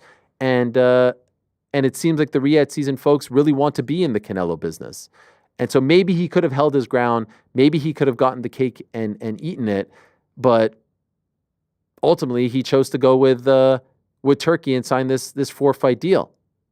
I think that would have been a huge fight. I think Canelo would have won the fight. I asked last week, it's amazing to me, like I asked last week, like, could he stumble, this and that? Just because I'm asking questions on this show, you dummies, it doesn't mean that I believe this. It doesn't mean that I believe this. Of course Canelo was going to win that fight. Of course that fight would have been a relatively easy payday for Canelo Alvarez, unless he didn't train for it and just, took the fight very likely. But, it was, as I put it on Friday, somewhat of a moral victory, I thought, because, 2 years ago, Canelo was laughing at the idea of fighting Jake Paul. 2 years ago, he said, come on, guys, ask me real questions. And now here he is, actively, seriously negotiating. And if there wasn't this Riyadh season / Crawford fight waiting in the wings as a possibility, he takes that fight. He absolutely takes that fight. No matter how much money they spend, they won't be able to make a bigger fight than me and Canelito. That irked them to the core, and don't say, Connor, he's more washed than a laundromat.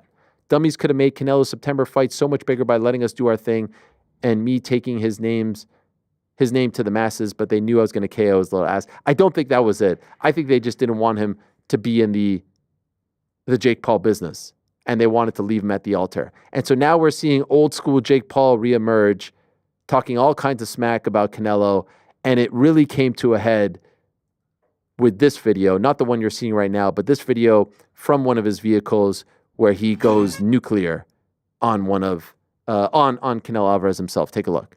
Oh, Canelo, you puta. And this fucking YouTuber, I just fight real fighters. Time to expose them. So we had a signed contract to fight. Here you can see Canelo's signature and my signature to the right. Claiming he's not fighting YouTubers. Bullshit. Look at the poster. We were announcing Tuesday, February 11th. Claiming he fights real fighters, but he's fighting Crawford, a 135-pound fighter, and running from a real fighter like David Benavidez, you bitch. The truth is you can be bought. You're a money-hungry squirrel chasing your next nut. The truth is these sports-washing shady characters are paying you hundreds of millions of dollars to to stop our fight from happening because they couldn't fathom the fact that they can't create a bigger fight than me and you. Al Heyman has made you hundreds of millions of dollars, and you turned your back on him for this check. Disloyal. And you were begging to do this fight on pay-per-view. But I have loyalty. Loyalty to Netflix, doing the biggest numbers. And you call me a YouTuber, but you've never had a boxing match as big as mine. Remember you told my team that your daughter came home and asked if you were fighting Jake Paul? She was all excited. You said that was the first time your daughter's ever asked you about a fight. And you're screwing over all your Mexican fans by doing your fights in Saudi. It just shows what type of person you are. And I promise you one thing, Canelo.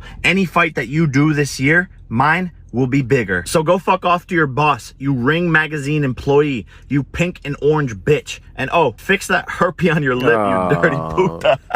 I mean, that felt like an old school Jake Paul video when he was going after Dana White and Conor McGregor. He was responding to a video that Canelo posted via the Ring Magazine. I believe we have it. This is Canelo talking to Jake Paul.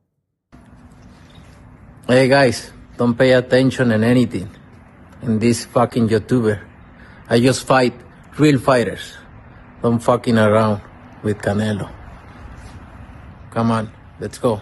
I love it. I love everything about this. And so now we have a true blue rivalry between one Canelo Alvarez and Jake Paul, between Riyadh season and MVP. This is fascinating stuff. What I do know for sure is that they were seriously negotiating.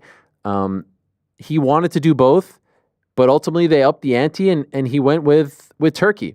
Now, what was really fascinating about it from a media standpoint, and a lot of you won't care about this, is that in an interview with ESPN's Mike Coppinger on Friday evening, Turkey admitted to putting out, I don't know, some smoke screens, some false information to both the Ring and to ESPN while he was trying to get this done.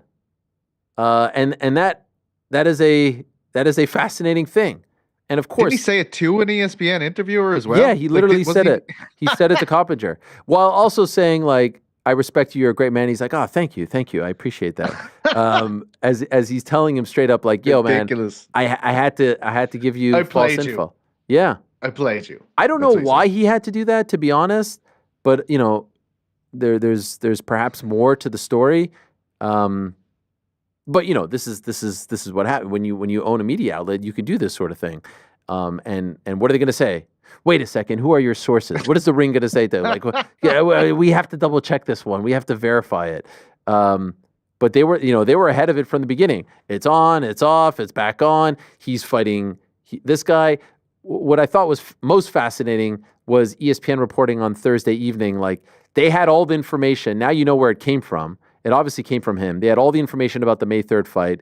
And then they positioned it as in an 11th hour stunning reversal of his feelings. And oh my gosh, he was just about to put pen to paper, and then he turned around and he went there. No, that didn't happen. You guys got played. And you were trying to clean up the mess afterwards. It was told to you that this fight was happening. You ran with it. And then it was very clearly not done, as I reported on Thursday, by the way, that it wasn't done. And then this actual fight was done, and then you had to kind of reverse course and say, in a stunning 11th hour change of heart, it is now going to be this fight, not that fight. PT, do you agree with this sentiment that the Crawford-Canelo fight would have been bigger if Canelo fought Jake Paul first? Whether you like him or not, he beats him, probably in one-sided fashion. Maybe he lets him win a round or two. And then everyone's like, all right, what's next? Oh, now I'm going to fight, a mega fight at Allegiant Stadium. I'll see you all in September. Yeah, absolutely. And you came on the crack on Friday to give us the lowdown on this. And that was the first thing Ben Folks said when you went. He said, if I could have asked him one thing, it would have been about that. Like, from Turkey's point of view, would he have not been like, this will put a massive spotlight in Canelo, which will bring to September? That says to me that there's other elements to this. It's not just about we want Canelo. It's nearly shoving Jake as well. As we don't want you to do business with him. TKO's involved in this 100%. I feel, and I was watching Dana being asked about that at the post-fight press conference, and I thought, what? He's acting like this is the first time I'm hearing this. It feels Like there's definitely an alliance there. It feels like some of the that's played into it somewhat. And this has been playing on my mind, Ariel. Am I right to say that Canelo has worked himself into a shoot here? Because initially he was completely dismissive of this guy and all this stuff, and now suddenly, as you said, no matter what way you want to look at this, there is a heated rivalry between Canelo Alvarez and Jake Paul. Yeah, there's You know what I something mean? that's brewing. There's something that's brewing. Now, again, the hardest of the hardcore will tell you like there's nothing there. We don't want to see this. You know, I hope Jake Paul dies. But for the general public, there's definitely something there, and it only kind of upped the intrigue. Now, I have no problem with him fighting William Skull. In fact, on the show with Ade, I said before all this was like really a thing, I was like, well, what about William Skull? Not because I want to see that fight, but because obviously he gets the IBF title, and then you could promote the Crawford fight as an undisputed title fight for 168. So it makes sense. It will be a little bit weird that he's fighting a Cinco de Mayo fight in Saudi Arabia and not in Mexico. I think it would have been a great PR move to take him to Mexico, you know, under the Riyadh season banner and say, look what we're giving you, right? We love boxing. We're giving you your guy, your hero in Mexico. I think that would have been a brilliant move, but alas, not happening. If I could lay out those 4 fights, it would be Skull and then Crawford and then Benavidez and then Bivol. Those are the fights that everyone wants to see Canelo in. I don't know if he gets to all of those fights. And then on the 5th, can we get to Jake? At that point, there'll be nothing left for him in quote unquote real boxing. Nothing left to Canelo after those 4 fights, for God's sake. Jesus Christ. A lot of people were dunking on Jake Paul, saying that wasn't a contract. His response was, I know none of y'all have had a fight or ever signed a contract, but you sign a LOI, letter of intent, and confidentiality agreement with the person you're fighting, and then you shop that agreement to different media partners and platforms. Once you negotiate with the platforms, you then sign the full-length contract. Peasants. Still, it wasn't a contract. Like, they can't necessarily sue him. No. Or I don't even say, I'll take back necessarily. They can't. So it's not a contract, and that's not the way he presented it in the video. But the point is, he's trying to say, we were negotiating, he was interested. This idea that he never wanted to fight me or even think about this fight or engage is not true, because look what I have. Yeah, look, here's the real question. Like, you've laid it all out there perfectly. These 4 fights are going to happen. Like, this isn't, Jake Paul's not going to play a part in this. But honestly, like, if you're telling me now that these 2 guys won't fight at some point, I won't believe you. You know, like, it feels like it's been written now. It's going to happen. All like what Jake Paul doing, like, he looks like a petulant kid. Like, if you don't understand what's going on here, he's simply building towards that fight that will happen beyond this 4-fight deal, I would imagine. I truly wonder, though, is Canelo going to be the target by the time these 4 fights are over, right? I imagine that there could be an opportunity for Jake Paul to have a different target by that time. There's a lot that's going to happen in the boxing world between now and then. Jake Paul is going to have to find an opponent that gives him the credibility that Canelo would have. I don't know if by the end of it, Jake Paul even needs Canelo at that point. Like, his last fight was against Tyson, though. Yeah, that's my point. In the 90s.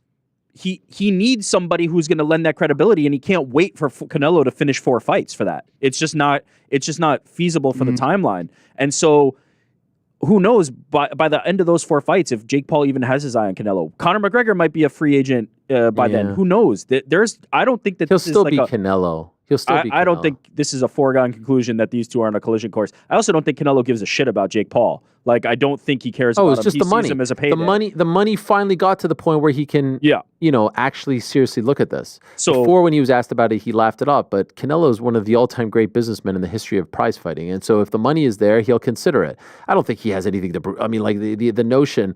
But, Jake said something there that your daughter was interested in it and all this stuff. If that is in fact true, there's got to be a part of him that's like, this is a fun little side gig that I can do for $80 or so million. There it is. My daughter asked me if I'm fighting Jake Paul. She never asked me about a fight before. We have to do pay-per-view. And I guess he's trying to say, like, if your daughter is asking you about it, why wouldn't you do it on Netflix? Pay-per-view doesn't make any sense. GTFOH, you wanted to charge your fans to see you fight a YouTuber. He's calling out the hypocrisy. Who knows? But it's all It's all drama. It's fascinating, but I think we're 4 fights away from even having a conversation about it again. Yeah, like it just does not feel relevant. Oh, it ain't happening now. That's for sure. It's a complete nothing at this point. Yeah, it Rick ain't happening. sold me on the idea like before when he was like, but what if Canelo is pissed off and he wants to make an example of him? Like I think Rick said this like 2 weeks ago. There's a great story to be told there. He's doing it for the sport of boxing, for the sanctity of boxing. He's got to shut up this guy who beat up the old man.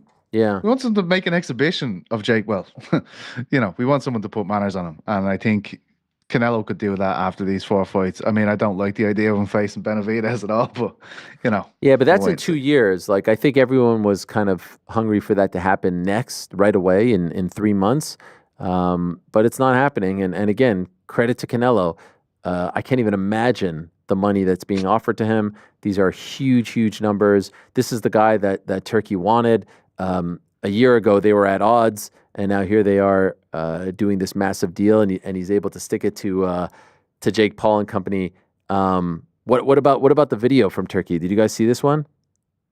Which one? This video from Turkey is brilliant stuff. Here's Turkey announcing the deal. In Riyadh, in May, the big fight in the history of boxing. In September, then 2 more fights in 26. Don't miss with the line. Ah, there he is. The big dog. What a time. What a freaking feels like time. He's having a vision as he's saying it. Like, it feels like he's channeling someone as he's saying this to people. Oh, my God. And what time is it? Because he posted that at like 11 or 12 a.m., which, no, it was before that? I don't know. It was like 6 a.m. wherever he was. I don't know when this was. All this was happening in the middle of the night. And they're 8 hours ahead of us. So wild stuff. And now we're getting Canelo May 4th in Riyadh, May 3rd over here. We found out during the UFC 312 broadcast, March 29th is going to be headlined by Brandon Moreno versus Steve Erceg. That's the UFC's return to Mexico City. I like that fight. That makes a lot of sense.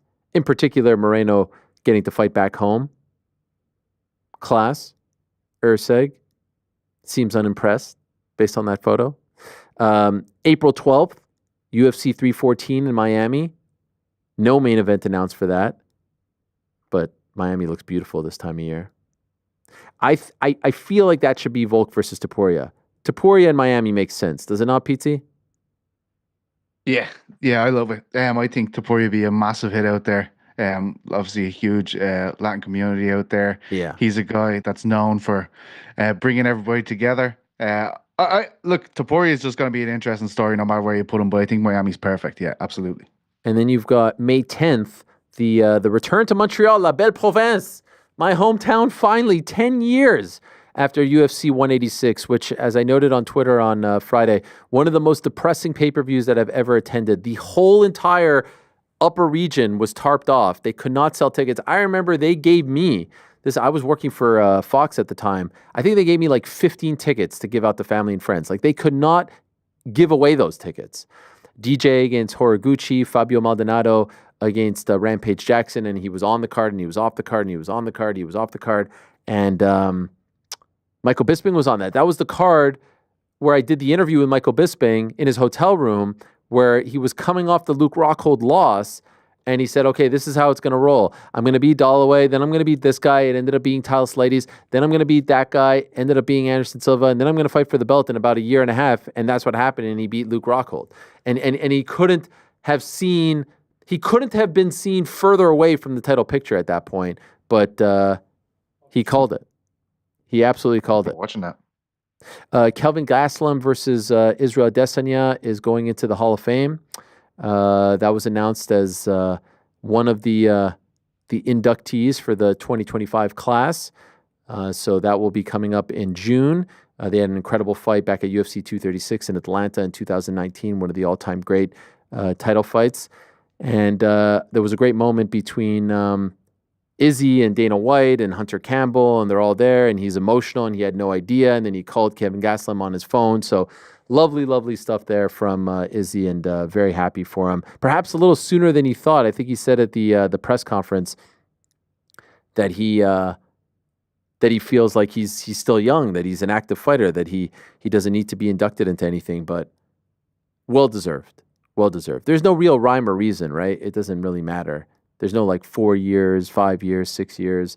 They just do it whenever. I am curious as to how they pick that one now, like why that one. There are some older ones, but congratulations. All right. So Luke Rockhold is going to join us in about an hour's time. After that will be Zhang Weili. Excited for all of that and more. But for now, let us get to our first guest of the day. Joining us in studio, this is a great honor, a great privilege to have this man in studio. He's turned into one of the best analysts in the game. There he is, the legend himself, Dean Thomas. What's up, man? What's Good happening? to see you. Yeah, man. What's happening? Come on, man. Hug it out, yeah. It's been a while. Thank you. It's been a while. Yeah. Thanks for coming in. It's my pleasure. It's my pleasure. You're doing quite well for yourself. I'm looking around. Look at this. It's not bad. It's not ESPN like you. Oh, stop. Stop. How you doing with this weather? Your hands are freezing. Oh, no. I walked here. You walked here from where? From Florida. Bristol? Yeah. No, I'm just kidding. No, I'm just staying right down the street. So. Okay. But yeah, the weather's cool, man. I'm used to the heat, so to get some cold air is good for me. I appreciate you doing this. I saw you on Saturday in Bristol. Bristol's an interesting spot, right? There's not much to do over there. I love it. You do like it? Yeah, I'm older now. I'm almost 50. Yeah, that's crazy. I'm 48. So like when I go to these places, man, I just want to stay in a room. Yeah. You stay at the Marriott with the cookie? Yeah, I get the little cookie. I'm like, yo, and they stingy on the cookie too. I'm like, yo, give me another one. Nah. Give me one they cookie. Warm it up I want another one. Yeah. But no, it's good, man. I'm having a good time, enjoying life. Life is good, man, you know? Well, I'm very happy to have you in and talk because we haven't had an opportunity to do this, and so much has happened in your life, and you're doing great. Yeah. And you've got this movie that you're a part of that's coming out, and back end of this chat, we'll bring in Rory Karpf, the great Rory Karpf, to talk about it, called Grace Point. Here's the trailer right here. You did a tremendous job. Thank you very much. So we're going to get into all of that, but I do want to tip my cap to you off the bat because this has been making the rounds, and I was watching it live. Your analysis of the fight on Saturday, the main event on Saturday, brutally honest. Yeah. And especially in particular towards Sean Strickland, you essentially saying he's not who he thinks he is, or he's not who he tells us he is, right? He's exactly who he knows who he is. He's just not telling us that. Okay. Right? What do you mean by that? And that's what fighters do. Is that as a fighter, your job is to almost kind of conceal who you really are, because in the moments when you fight, you go out there and try to do your thing, but you know who you really are. And I think he couldn't hide from it this time. That's interesting to me because you always hear people say like, "Oh, in the gym he's crazy." Yeah. He brings so what's the difference? Well, the difference is the spotlight. You know, the lights, man. When them lights hit you, it's the real you shows up. The real you will expose itself when the lights hit you. And that's what's happening to him, is that he's not that guy. And people think that I'm being mean. I'm not being mean. It's just not many people are. I'm not that guy. Not many people are that guy. Plessis is that guy, but he's not. You know, to go in there and be vulnerable and put your life on the line and go out there and fight really hard for 15 minutes, to just go ahead. And we all do hard stuff in life. But to do it in front of everybody when it's time, I mean, it takes a special person. And he might have been there a few times in his career or whatever, but that's not who he is now. We've seen it his last couple of fights. Like, he's just not willing to go in and be the dog that he told us he was. Is he a fraud? He's not a fraud. Okay. It's not. Because I think when people see that, they'd be like, "Oh man, he's not that guy." Like, so then who is he? No, because he wants to be. Like, everybody wants to be. When he says things like, "I'm going to fight to the death," like, and all that. I think he means it. Yeah. Like, he means it. Like, I'm gonna do this. I'm gonna do that. I'm gonna bust you up. But when you get out there and it's time to do it, and you don't do it, that's not who you are. It's not that you're a fraud. You got to come to terms with it. That, man, that me passed. It happens to every fighter. Like, it happens. Like, at some point. In some careers, like everybody is that guy. Like, if you're a good fighter, at some point you are, but you lose it. And I think he might have just lost it. So you weren't expecting anything else. You knew who he was going into this fight. No, And that's why I picked him. So like you picked him to win. I picked him to win. Oh man, I picked him. What? So here's the thing. You fell for it. I fell for it. Yeah. No, here's the thing though. So these guys always come at me every time I'm honest about them. Oh man, you're not him. You fought bad. They come at me, but when I pick them to win, where's that energy? Yeah. When I pick you to win and you lose, come back and apologize to me. Yeah. You know what I'm saying? So why did you think he was going to win? He took that one fight against Paulo Costa. Yeah. He waited. He said, I'm not doing another fight. I beat you the first time. I'm going to come back and beat you again. He said that. That was him. Yeah. He said, I'm going to come back. And he waited. He waited for this opportunity. I thought that his motivation would have been different. That he was going to go out there and say, you know what? I'm better than this guy. I'm motivated to come back as the champion. I'm going to go out there and beat this guy. And that's what I thought where his mind was going to be at. But it wasn't there. What about that thing on his arm? The staph? It looked like staph, Yeah, that was right? definitely staph. Okay, but when you see that, is that a telltale sign? Like, we always see these guys show up and it's like, no, it's nothing. And then after the fact, they never seem to perform well. It's got to affect you, right? I mean, I'm sure it does, but at the end of the day, that doesn't affect your effort.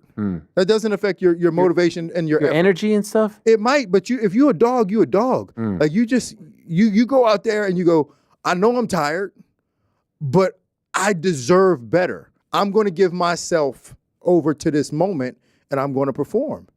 And he didn't do that. And so what happens is when you have like any type of distraction, if you're not really there, your motivation ain't really there, you're going to find the excuse. So he can come back and say, well, I had staph. Like all these guys the week before were like, and notice all these guys the week before were like, the paint in the building was bad. Yeah. I get it, man, for sure. But when you're completely motivated and you've given yourself over to the game, you don't let those things get in the way. You don't let everybody look at all the chance. I bet you Dricus could have found a reason that he didn't perform. He could have been like, hey man, listen, I got a lot of stuff going on. But champions don't do that. Like when you are motivated, nothing gets in the way. So in your opinion, was that more about what Dricus did or what Sean didn't do? Both. A little bit of both. Okay. A little bit of both. Dricus is getting better. You know, we always criticize him and we say he looks bad. He looks a little awkward, but he's getting better. But when you look at his confidence and his demeanor and the way he carries himself, there's no champion in the UFC that's got the total package like him. I mean, this guy just oozes championship in him. Like he walks out, he chests up, he says all the right things. And then when he fights, he delivers. Like he don't even look the best. Like he don't let that hold him back. Like a lot of people like, yeah, I'm not as good as these guys. I'm not as smooth as these guys. He don't let that hold him back. He goes out and he delivers. So I don't want to take anything away from Dricus, but Sean made it a little easier for him. You think Dricus beats Khamzat? Yeah, I do. Really? I do. I really do. I think Khamzat is a sprinter. I think if you were to make fights 1 5-minute round, Khamzat beats anybody in the world, any weight class. But you can't fight championship level fights for 5 rounds at the pace where he's at his best. If he fights like that at his best, I think Dricus is so durable and he's so smart that he'll be able to withstand that. Now they're swimming in deep water, and Khamzat can't swim that deep. Wow. Yeah. So what do you think? It just goes into the championship rounds and he figures them out? Yeah. I think that by the 3rd round, Khamzat's like, all right, I don't really know. I can't, this guy's not going away. Wow. And also, too, is if Khamzat does, let's say he does pace himself a little better, Dricus will just pour it on him. Right. So I think that pacing is a big factor. We always talk about this cardio thing, but cardio is really just being able to manage whatever pace you have based on the skill set you have. That's really what it comes down to. Like if you have a very limited skill set and you're forced to be in situations that you're not comfortable in, you're going to have bad cardio. But when you have a very well-rounded skill set and you can pace yourself better, you're going to have good cardio. So, I mean, that's really what it comes down to. You alluded to this earlier. When you're so blunt, you're so honest about these guys, do you get a lot of shit back from them? Yeah, man, I get some stuff back from them every once in a while. Do you get a face-to-face? Do they hit you up? How does this happen? Because I'll be honest with you, sometimes, you know, it's different. I totally get it. This isn't a knock, but sometimes, like, the UFC shows come across as a bit like state-run TV where they don't want to be too critical. When you watch a boxing broadcast, there's no ties to the promoters, so the analysts can say whatever they want. But, you know, it's all one big family, so you can't say that fight sucked because it's the promotion that's putting it on, right? But what I love about you is that you. No, I'm pretty honest. Yeah, I like that. They've never given me a muzzle. They've never told me what to say and what not to say. Now, obviously, if I'm doing a pre-show, my job isn't to go in there and talk about how bad guys are. Like pre-shows, we're trying to sell a show. But when it's over, man, I'll dog everybody. Like if you fought a bad fight, I'm dogging you. And there's a reason for this. Because I've been in this game so long and I've given so much to this game. I go to gyms to this day. I show up in the city, I go to a gym, and I'll teach for free. I reach out to, I've been in Extreme with Sean Strickland. I give these guys free game. Yo, this is what's working, this what's not working, this is how you get better. Oh man, don't worry, I got it.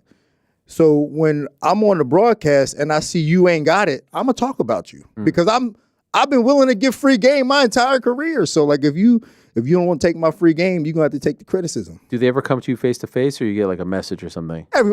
Sometimes it's like these little smarmy comments like, hey man, why you dog me? Hey man, listen, do better. You know what I'm saying? Like, do better. It's not me. Don't be mad at me if you didn't do good. It's you, because at the end of the day, like these guys, men and women, they dedicate their lives to the sport. Like if you are a fighter, your window's like 5 years, you dedicate your life to the sport, you perform once or twice a year, maybe 3, 4 times a year, you have to be on. Like that's your job. Your job is to be on. And if you're not on, I don't want to hear the excuse, because you're supposed to be ready. That's what we're paying you to do. Like if not, then like maybe find another job, but we're paying you to do a job. So do the job. I think you do great on the desk, but also when they use you in between rounds. Eddie Bravo, way back in the day, used to do that. Yeah. I remember. In the world of boxing, there was a guy named Harold Letterman. Oh, I loved Harold Letterman. Okay, Jim. 29-28. Canelo Alvarez. It was great. And you do a great job, because it's not easy to come in for like 30 seconds there and then throw it back to the broadcast. How did this all start? When did this all start? Yeah, it's tricky. You're right about that. It's not easy because, those guys are playing off each other and they're flowing. And I'm just sitting there. And then I cut that. Dean, you got anything? All right, yeah, bring me in. So to be able to get in and just start spitting for like 30 seconds is a little tricky. But it started, Trevor Whitman used to do it actually. That's right. So Trevor did it. So Eddie Bravo did it, then Trevor Whitman did it. Yes, and then that's right. His apparel company took off and they asked me to do it. But that whole thing started because I was actually riding bikes with the producer, the head guy. And we were in Abu Dhabi and I was bike riding partners with the head producer at UFC. And Zach. No. Okay. Above him. Okay. Above him. All right. And Craig Borsari. Yeah, Craig Borsari. Legend. And I didn't know who he was. You know what I'm saying? Come on. He's been there forever. Dog. I'm so clueless, man. I go to work, man. I don't talk to nobody. I do my job. You know what I'm saying? I talk fights. And he was like, yo, man, I'm riding bikes. Let's ride. And then we was riding bikes every morning and in Abu Dhabi during the pandemic. And we just started talking about fights. He's like, man, you're really good at this stuff. You ever think about being on the desk? I said, man, that's not really me. And he's like, yeah, give it a shot. I gave it a shot. Next thing I know, man, I got a job. Wow. So you were there just as a coach, right? I was in Abu Dhabi filming Looking for a Fight. Oh, okay. Yeah. And so then so obviously he can make it happen. Yeah. And then they put you in. And so it's probably been like 4 or 5 years. Yeah, it's been a couple years. Got a couple deals out of it. You like it? Man, I love it, man. I mean, the reality is what we do, man, we like talking fights. I mean, you're much more knowledgeable about other sports. I don't even watch other sports. I just talk fights, man. And they give me a platform to do it. So I couldn't ask for a better gig, man. I don't show up and be friends. I don't got to be friends with nobody. I just go and be able to talk about fights. Yeah. What better can I have it in my life, man? That's all I've done literally for the last 30 years is talk about fights. Now, for the longest time, you were at ATT, and you left ATT. Yeah. Did you leave ATT because of this? No. Why did you leave ATT? You were one of the head coaches there. Yeah, I was a head coach at ATT, and this was right during the pandemic. And, honestly, I wanted to be able to work with, like, whoever I wanted to. When you're on a team, you're kind of limited to the resources of the team, which we had a lot. Like ATT is obviously one of the biggest and best teams in the world, but there's other guys I wanted to work with. It's like I was like, yo, Aljamain is my man. These guys, people outside of ATT. Yeah, people outside of ATT. Okay, and I wanted to work with just whoever I wanted to work with. I wanted some freedom and some autonomy to do whatever it is that I wanted to do in life. So right during the pandemic, I was getting a weekly salary right during the pandemic. I'm like, you know what, man? I'm going to quit my job. Wow. Yeah. And I quit and I left. And is it because they told you that they didn't want you to work with other people outside of ATT?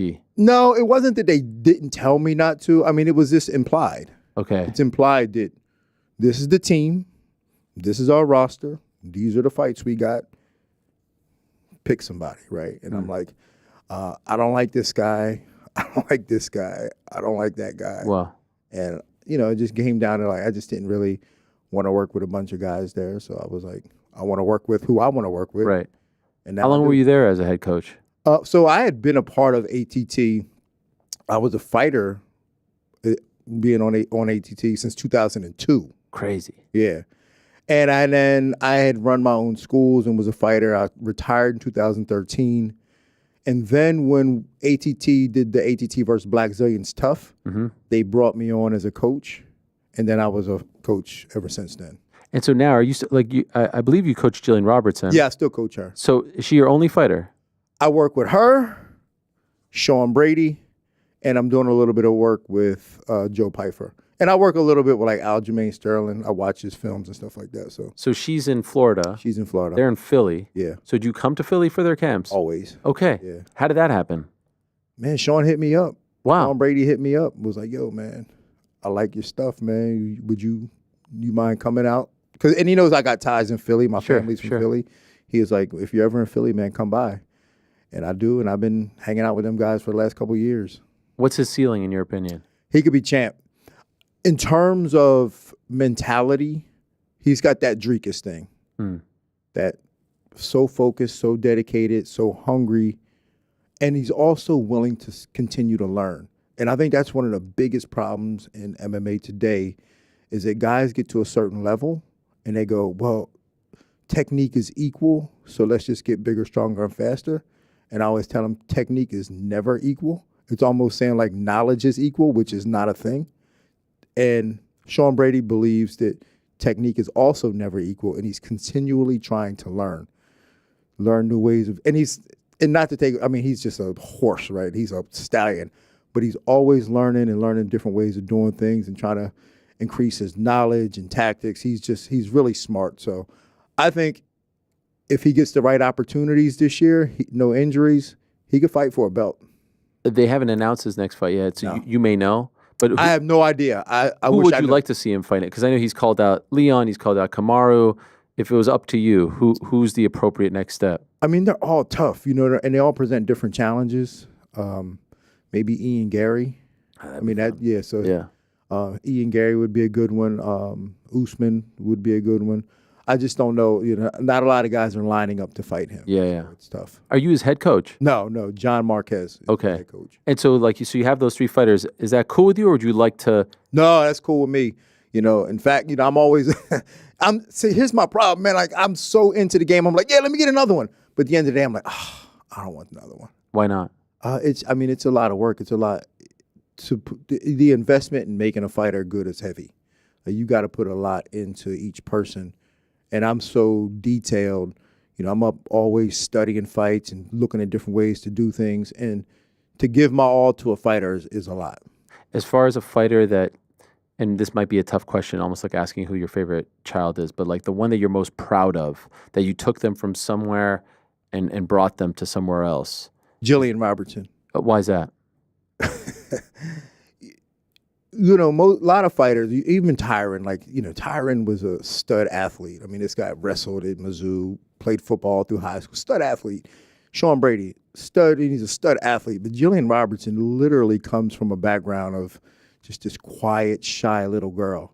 And she started my kickboxing program when I had a school, my women's kickboxing program at 15 years old. And she's one fight away from being in the top 10. Wow. Yeah, so. When you saw her initially, did you think that she... No, not at all. Like, she's never played a sport. And that counts, too. I remember talking to Duke Rufus about this. Like, you always look at what somebody's background is. Like, if somebody plays a sport, that's time served in terms of physicality. Like, they know balance. They know, because all positions are the same. Like, balanced positions are the same. Like, shoulders over knee. Like, she didn't know any of that. Like, that's crazy. She doesn't come from an athletic background.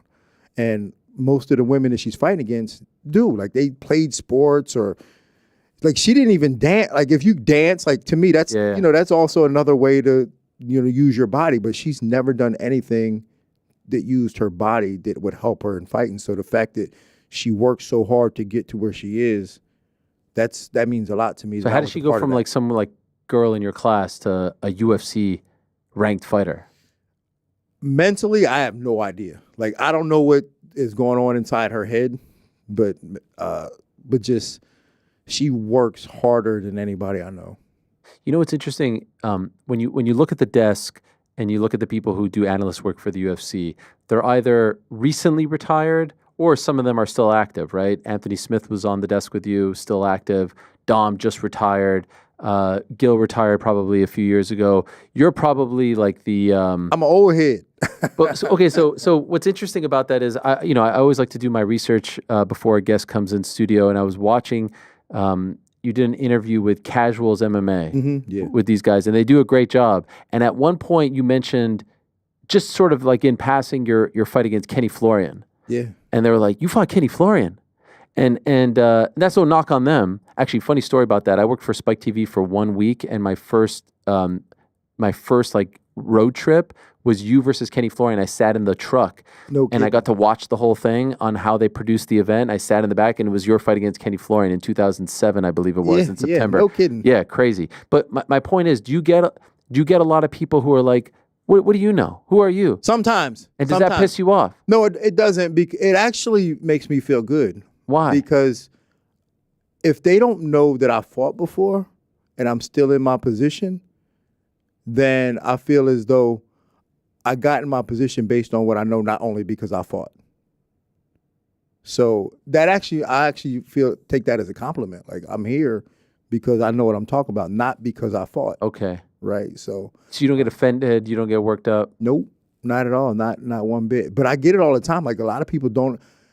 I go to these events and people think I'm just like Dana's buddy. They're just like, oh, the guy like that. Yeah, because they're looking for a fight. Dana's homie. And but that's my homie. But that's not why I got the gig.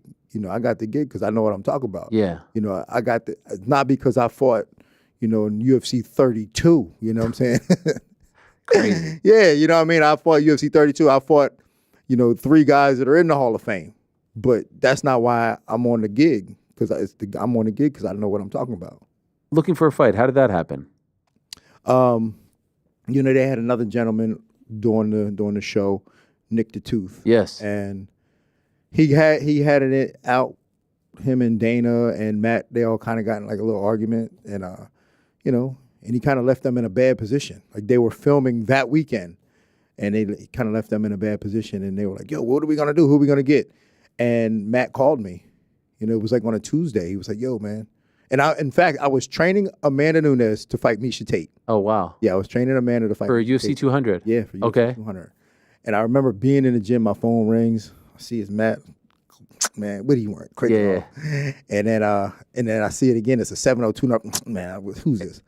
Then next thing I know, Matt sends me a text. He'll pick up the phone. I pick up the phone. They're like, "Hey, man, you ever seen the show Looking for a Fight?" I'm like, "Yeah, of course." I ain't never seen it. But I was like, you know what I'm saying? I got this, man. Yeah. He's like, "Well, we need a guy to come and you want to give it a shot?" I was like, "Sure." He's like, "The catch is you got to leave tomorrow." Boom. Send me a ticket. Bag ready in the car. Let's go. You give me an opportunity. Didn't think twice. Didn't think twice. Bag. You never seen the show? I'd never even seen the show. Wow. Never even seen the show. And that was the episode we went to L.A. and did stand-up comedy at the Laugh Factory. And they were like, "You got to write a set in 2 days to go out there and perform at the Laugh Factory." I was like, "Oh, no." Yeah, man, it was crazy. And since then you've been on? Since then I've been It's still going on, yeah? Still going on. And you guys just did one where you were supposed to go to Korea. Yeah. We were supposed to go to Korea, but they had some political stuff going on. So we ended up doing it in Tampa. Right. And then watching the fight from the live. A little bit different. Yeah, a little bit different. Right around the corner from my crib. That's right. Yeah. Did you have Korean food? Because usually you guys will eat like the local food and all that stuff. Did you try to at least dress it up like you were in Korea? No, we just went straight Tampa. In fact, Rory Karpf will be on the show. Actually, produces that, and I heard that the episode is really good. So can't wait. When's that come out? I don't know. Rory might have a better idea. But, okay. Those episodes are always really good. I mean, there's no one on the planet as entertaining and funny as Matt Serra. I'm convinced of that. I'm convinced that Matt Serra is the funniest guy on the planet. Legend. Yeah. Legend of the game. I also saw an interview that you did with Brendan Fitzgerald where you talked about being sober. Yeah. And you guys had a wonderful conversation about that. Shout out to both of you for getting to this point. When you're on the road with these guys, when you're on the road with you know people like to go out on the Friday night, on the Thursday night. Never any. Nope. Well, see, that's any my point. itch, That's why I like being in breaking point? Bristol. I don't even go out, but no, I don't drink. I'm pretty square. I don't fall to peer pressure. So yeah, man, it's pretty easy being sober, and I feel better. You know, as you get older, you try to look for more ways to feel better. Yeah. You know, it's almost like my little midlife crisis, except for adding things. I'm taking things out. You know, shrinking my circle, just taking things out, just so I can be a little bit more. Did it ever get to the point where it was like a true problem? Like, what was the breaking point for you? No, it was never. You know, that's the thing, though. It was never really a problem either. I guess that's what everybody says, but I'm telling you, it was never a problem. Like, honestly, I don't even. And this is why it was easy for me, is because I never liked the taste of alcohol. Oh, in fact, I hated it. I would just do it because it was so fun being drunk. Yeah. Like, being drunk is a lot of fun. Like, you could do wild stuff, but I wanted to get to the point in my life where I can do wild stuff regardless of whether I was drunk or not. Like, that's really where I want to be. Okay. Like, if you see like some of the wild stuff I do now, I do it all on my own. Like, I don't need. And I remember doing, you know, when I would do improv comedy or whatever it is that I'm doing. Let me get a couple drinks. Let me get a couple drinks. But I don't need to now. I just go out and just. I don't have a crutch. I have zero crutches. I just do what I want when I want. So, are you still doing improv? I did an improv set actually 2 weeks ago. Where was that? In West Palm. So what is it? Like, do you go through classes or something, or you just show up? I used to, but I have a lot of friends in West Palm that still do improv, and they let me jump in and do sets with them. So how many different things are you doing right now? you do the analyst work for UFC and ESPN, right? Yeah.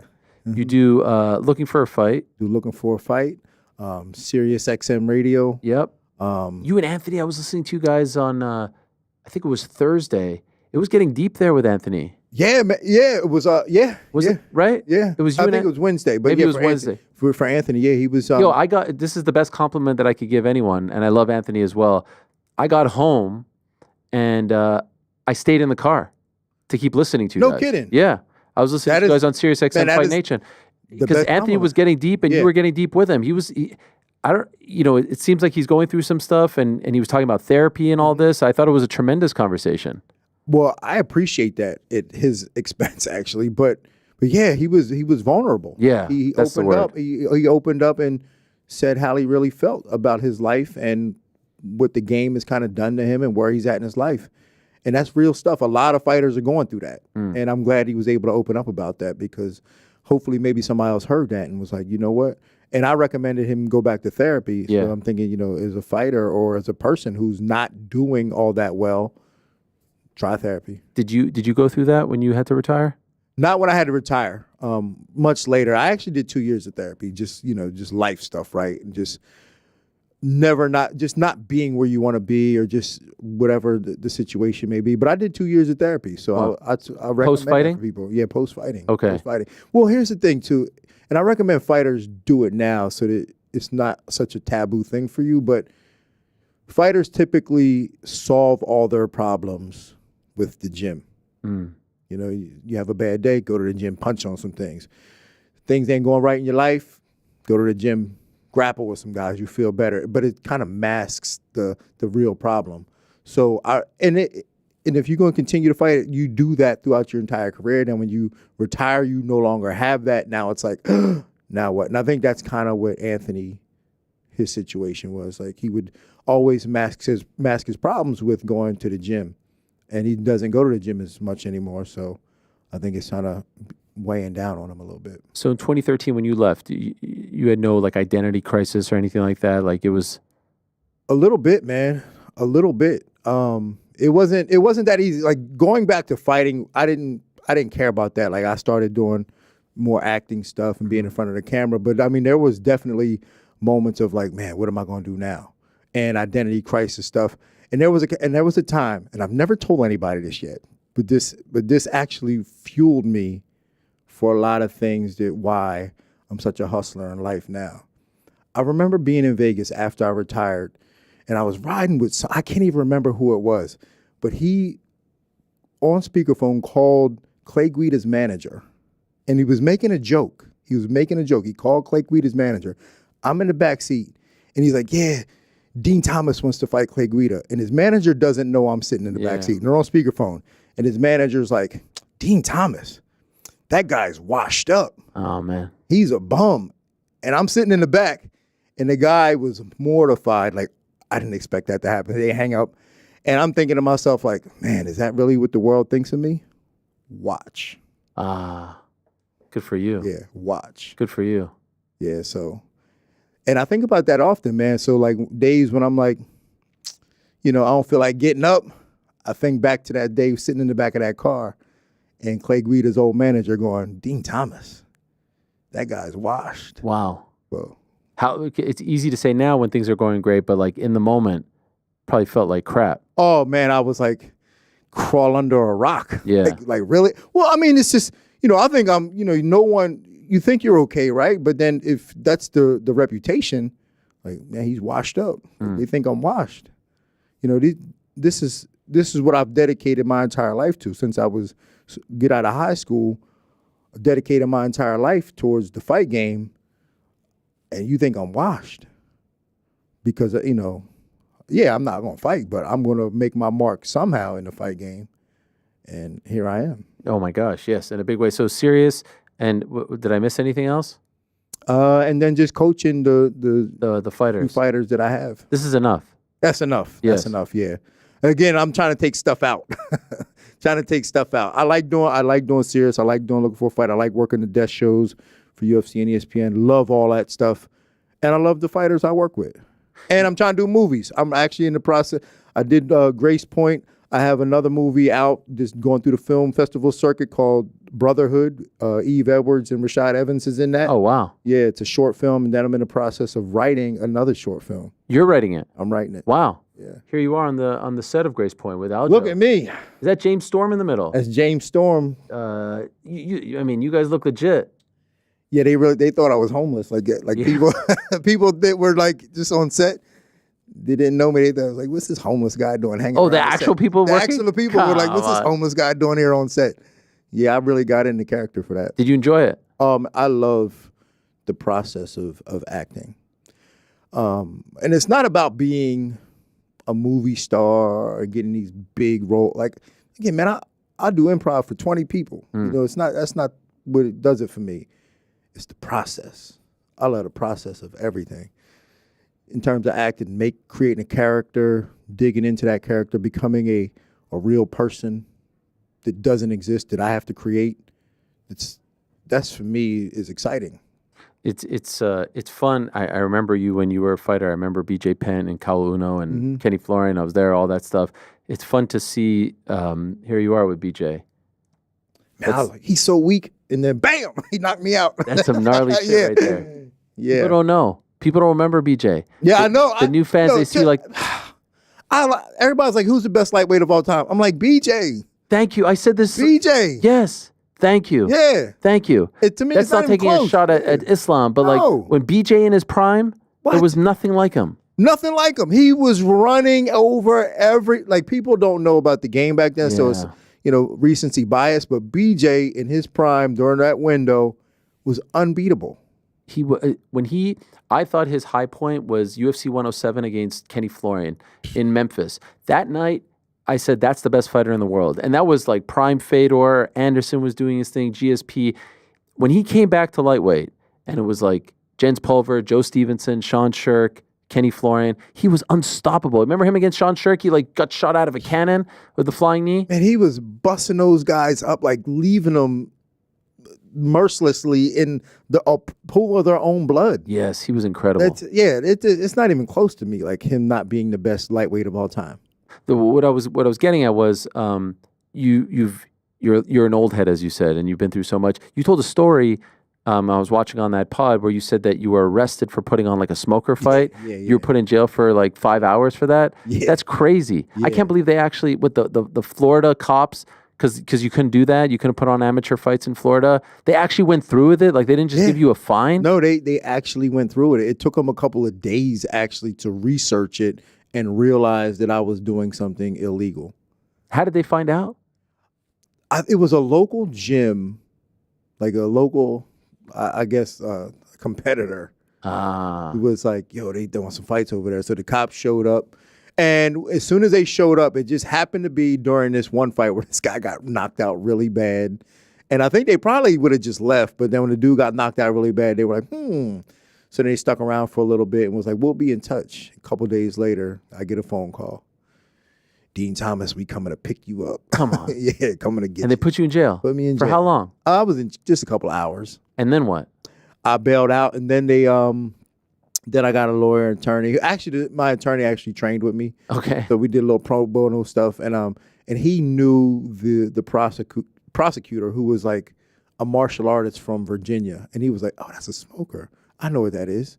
And they realized that it wasn't, nothing illegal. Okay. And they ended up throwing it out. Okay. And that's in the midst of your UFC career. Yeah, right. I don't remember this coming out. Yeah, no, it was right in the midst of my UFC career. Did it make headlines? In fact, it made headlines. In fact, I was on crutches from the Kenny Florian fight. Yeah. That's crazy. It was right after that. You went to jail on crutches? No. Okay, but during the thing, I had gotten the crutches off, but during the smoker, I was walking around on crutches. That's crazy. And did the UFC get mad at you? No, they didn't get mad at me. Yeah. They didn't get mad at me. But right after that, then they legalized amateur fights in Florida. So I am a martyr. Yeah. Thank you. You're the Thank trailblazer. You. Yeah, I'm the trail. So all amateur fighters in Florida, you're welcome. Was that the only time you've been to jail? I went to jail before that too. For other smokers? No. Well, I hit a dude in the head with a wrench. When I was 18. Yeah. Well, I was 17 actually. You hit a dude in the head with a wrench. Yeah. Why? Over a girl. Okay. Yeah, you know how, like, when you young and females. I mean, I probably still do it today. But. Yeah. So you were both. Yeah, I was young and I had a female. My girlfriend, she broke up with me, started dating another guy, and I didn't like the way he was treating me. So, bink. You went to his house?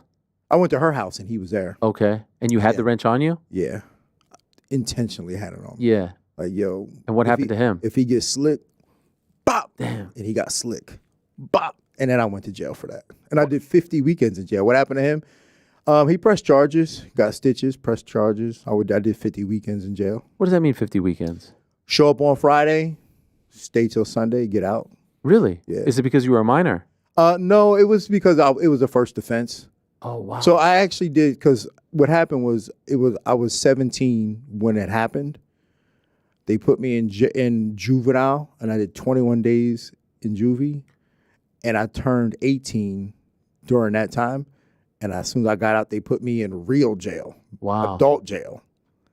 And then I got out of there, and then I got sentenced to 21 days, 50 weekends in real jail. Is that messed up? Because like you get to feel freedom, and then you got to go right back in there every weekend. You know what? Honestly, I attribute a lot of my MMA knowledge to that, because this was in '94, and I just remember all week I'd watch fights, study fights, train with my boy Paul Rodriguez, who runs American Top Team in Orlando. We train during the week. On Friday, I go to jail. Oh. Get out on Sunday. On Monday, same thing. Training. On Friday, go to jail. So it kept me focused. Wow. Yeah, it kept me focused. What kind of people were you around? In jail? Was it like other kids? No. In jail is like a bunch of dirty old men in there for like DUIs and, stupid little crimes. Yeah.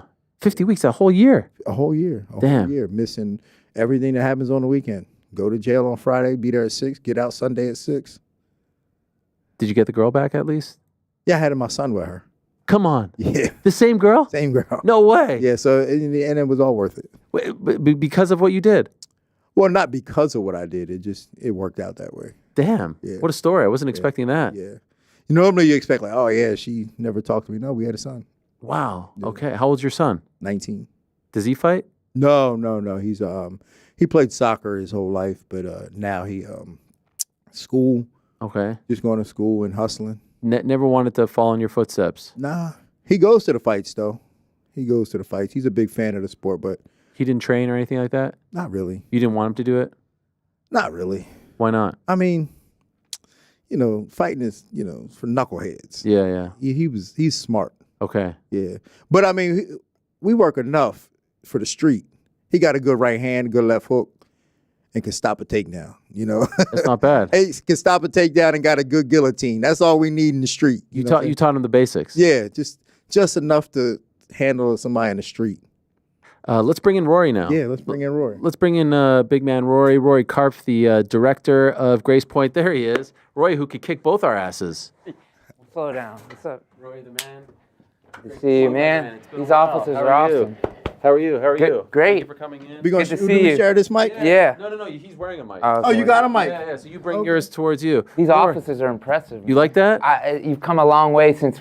I remember I interviewed you for I Hate Christian Leitner That's at right. your old yes, offices. from the old one. Yes. Yeah, Yes. very This man old gave me my break. Do you know that, Dean? Did he? He gave me my break. He asked me to be in one of his 30 for 30 documentaries, and people still bring it up to this day. No kidding. About Christian Rory, Leitner. Rory is a G, man. Like, Rory has been helpful to a lot of people. Yes. And I love it. Oh, Yes. thank you. I wanted to cast Dean for a long time, but I kept getting calls from Clay Guida's manager telling me he's why. Yeah, that guy has it in for you, man. And so, Yeah. Look at Rory, man. You're looking fit. oh, thanks. Dean, Jeez Louise. I was disappointed when you said your greatest coaching accomplishment was Julian Robertson, because Dean trained me for a fight. That's and right. When I would send him my videos, he would just send back these emojis.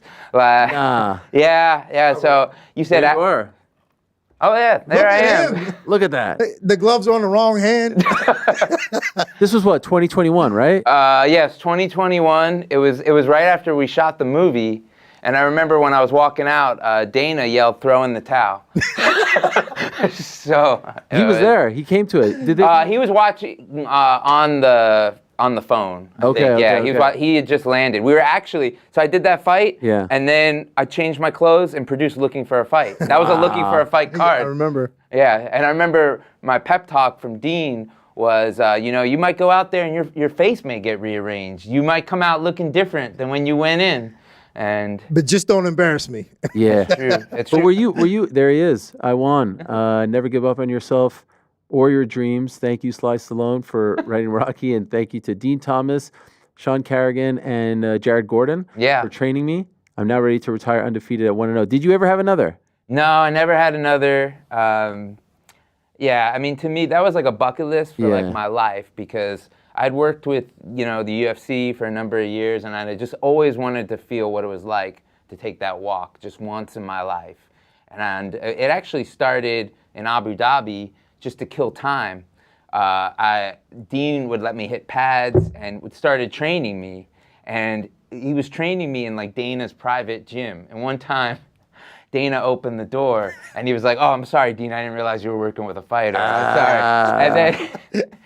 And then he kept the joke going. I was trying to mic him or something, or trying to convince him. And he's like, "Man, just relax. You need to sit back and watch these fights. There's some potential opponents for you here." So, I just part of me was like, man, I'm gonna kind of like Clay Guida's manager. Yeah. The first round did not go well at all. In fact, I thought they stopped the fight. I know. Really? I took quite a beating. I don't remember that. I think I was mildly concussed. And I remember sitting down and Jared Gordon, who was in my corner, said, "How are you feeling?" And I said, "Not good." And Dean was like, "You're doing great." And he was so convincing of it. I was like, well, maybe I'm just wrong. Maybe I am doing great. I had to lie to him to get him back into the fight. Yeah. That's a fascinating thing, because we saw that on Saturday with Eric Nixick, where Nixick's like, essentially, you're not doing great to Sean Strickland. So I guess you have to know who you're talking to, right? Yeah, you got to know who you're talking to. Yeah. For him, he's down. I'm like, come on, man, you're doing great. Yeah. Stay in it. Yeah. He's like, really? I am? Go.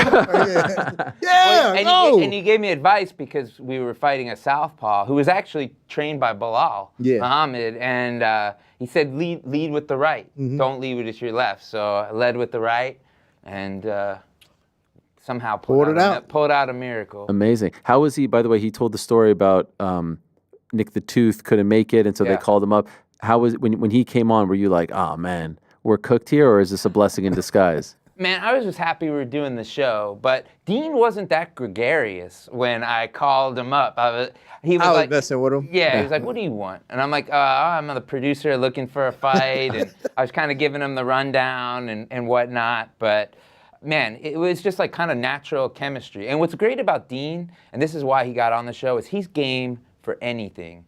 I remember we shot a new open. I was like, "Hey, Dean, what do you think about like jumping in the dumpster and then peeking open?" And he was like, before I could even finish a sentence, he was in the dumpster. Wow. So he's down to do anything. And, you know, that's why I wanted to cast him in the movie. I put you in Shaq Life. Remember, you trained Shaq. Oh, right, that's right. He trained Shaq for a little jiu-jitsu match against Greg Hardy, which I believe he won. Yeah. And yeah, Dean just seizes on an opportunity. He doesn't ask questions or whatnot, and he just makes like a person like me who's behind the scenes, my job so much easier. So obviously I know you from the 30 for 30s. You did the CM Punk series prior to his debut, Looking for a Fight, a ton of other sports-related docs.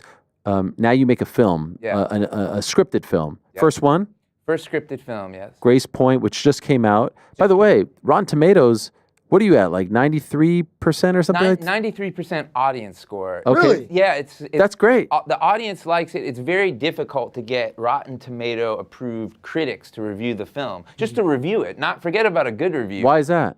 I don't know. Maybe the number of theaters it's out or whatnot. I mean, it's a small indie film, and we're on Amazon and Apple right now, but I'm just trying to plead with people. Just watch it. Yeah. You don't have to like it. Just give it a chance. This is the trailer right here. This is the trailer. I saw it. I watched it this weekend, and I sent it to a friend of mine as well. It's intense stuff. You called it a thriller. It is a thriller. There's Aljo right there.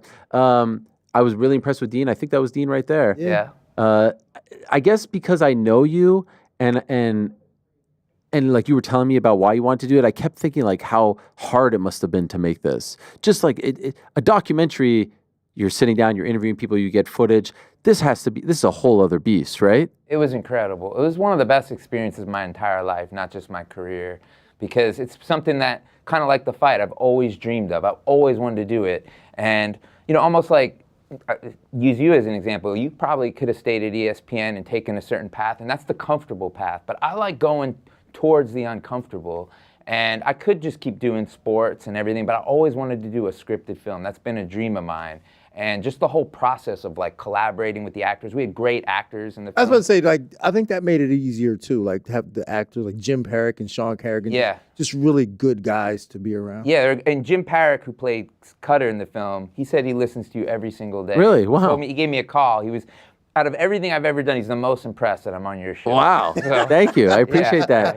He's a big fan. Rob Lowe's son. Rob Lowe's son stars. Andrew McCarthy plays his father, so there's a little Brat Pack reunion. And it's a coming-of-age thriller. It is a coming-of-age story. It's about a kid on his way to a rehab for drugs. And along the way, his father gets hurt, and now he kind of has to become the hero while he's detoxing from drugs and facing his demons. So, you know, everything I do, I like to put a lot of heart into it. Even like Shaq Life or shows that maybe on the surface seem goofy, there's always some kind of sentimental moments or something that's heartfelt. So I tried to do that, the same with Grace Point.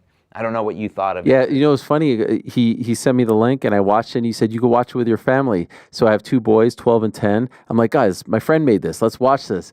First 5 minutes, the kid goes in the bathroom, and he starts doing coke. And I'm like, they're like, what is that? I'm like, thanks, Rory. I appreciate it. That's the only thing. Yeah. No, but it was fine. It was totally fine. It was really good, and very proud of you. I mean, again, very impressed with these guys. Like, you know, I know that it's hard for a fighter, for an athlete. How do you come about picking a Dean, or obviously you have the relationship of putting Aljo, putting him in there, James, like how do you say, okay, like these guys, even though they're not known for this, would be good for these roles? Life's just about relationships. You know that too. And just spending time with Dean, I know no matter what it is, if you told Dean Thomas, like, hey, I want you to design a building for an architecture firm, he might start out saying, I don't know how to do it, but he's going to find out how to do it eventually. And that's how he was with acting. He was taking these acting classes. He took it so seriously. If you look at Dean in the months leading up to filming the movie, you can slowly but surely in the studio at ESPN see him getting more and more disheveled looking. Yeah. He was growing out his hair, his beard. He gained weight for the role. He just took it really seriously. Same with Aljamain was telling me that he was like a background extra on like Law and Order, and that he wanted to do acting. You know how charismatic Aljamain is. And I did a short film about him. I remember. For the UFC, and we kind of just connected. I said, hey, this is a smaller role. You have a few lines. What do you think? He's like, I'm game. So I like giving people opportunities because I've needed opportunities. You know, Dana gave me an opportunity, and so I try to kind of pay it forward. What's he like as a director? He's very easy to work with. He's an actor's director where he allows you the freedom to try things. And that's what you want as an actor, is like some freedom to try things. I don't want somebody to read the line for me, because if like, just do it yourself then, but he gives you a lot of freedom as an actor to experiment with stuff, and it was great. And again, I worked with him with a lot. And not only does he give you the freedom, but he also pushes you into doing things. And at times it may seem uncomfortable, but I always have to remind myself that when it does work, it's going to be memorable. For as uncomfortable as it feels right now, it's going to be memorable. So just do it, and you got to do it. Do you think he should pursue this? 100%.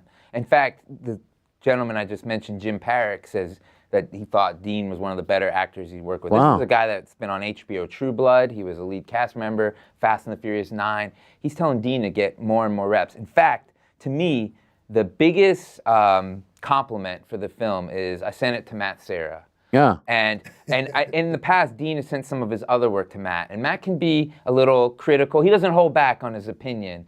And when we were filming Looking for a Fight, he was like, Rory, this is good. Like shocked. He's like, I'm really surprised. He was telling me he was really into it. Then he connected me with his producer. He has a podcast to get on his show. So he was very complimentary about it, and he wouldn't hold back. If he thought it sucked, he would love to bust balls about it. Yeah, he's looking for a reason. Yeah. Why did you put him in the film? Matt? Yeah. I don't know if he's directable. Matt is not direct. Well, and that's always I tell people about Matt Serra. Whenever I do work with Matt, I go just point, give him a 5-hour energy, and just get out of the way. We did this scene for the last Looking for a Fight where Matt and Dean do yoga with goats. Like they actually for real. I had never real even goats. heard this before. Real goats. And you're right about Matt. You just put him in the situation and make sure the cameras are rolling. It's maybe, in my opinion, the funniest scene we've ever filmed on Looking for a Fight. I was editing it, laughing while I was editing it. Do the goats actually do yoga too? They just kind of climb on you? They jump on you and just They ram you with their head. Yeah, while you're doing yoga, they're like ramming you and like crawling in between your legs and jumping on you. But this is like a business you can go to. Yeah. Where people do this. Yeah. Where's this, in Tampa? It was in Tampa. But I heard it's a lot of them. It's a lot of places. Like really? That. Yeah. I've never heard of that. So do you come up with like the stunts? Yeah, me and my team. I have a production team, and then we get Dana's approval for it, and but these guys are the ones that kind of make it come to life. Yeah. And when does that come out? The Tampa one? I'm not sure. A lot of it revolves around when the fighters they pick are going to make their debut, and in previous episodes it's been around the Contender Series. But I think these guys are going right into the UFC.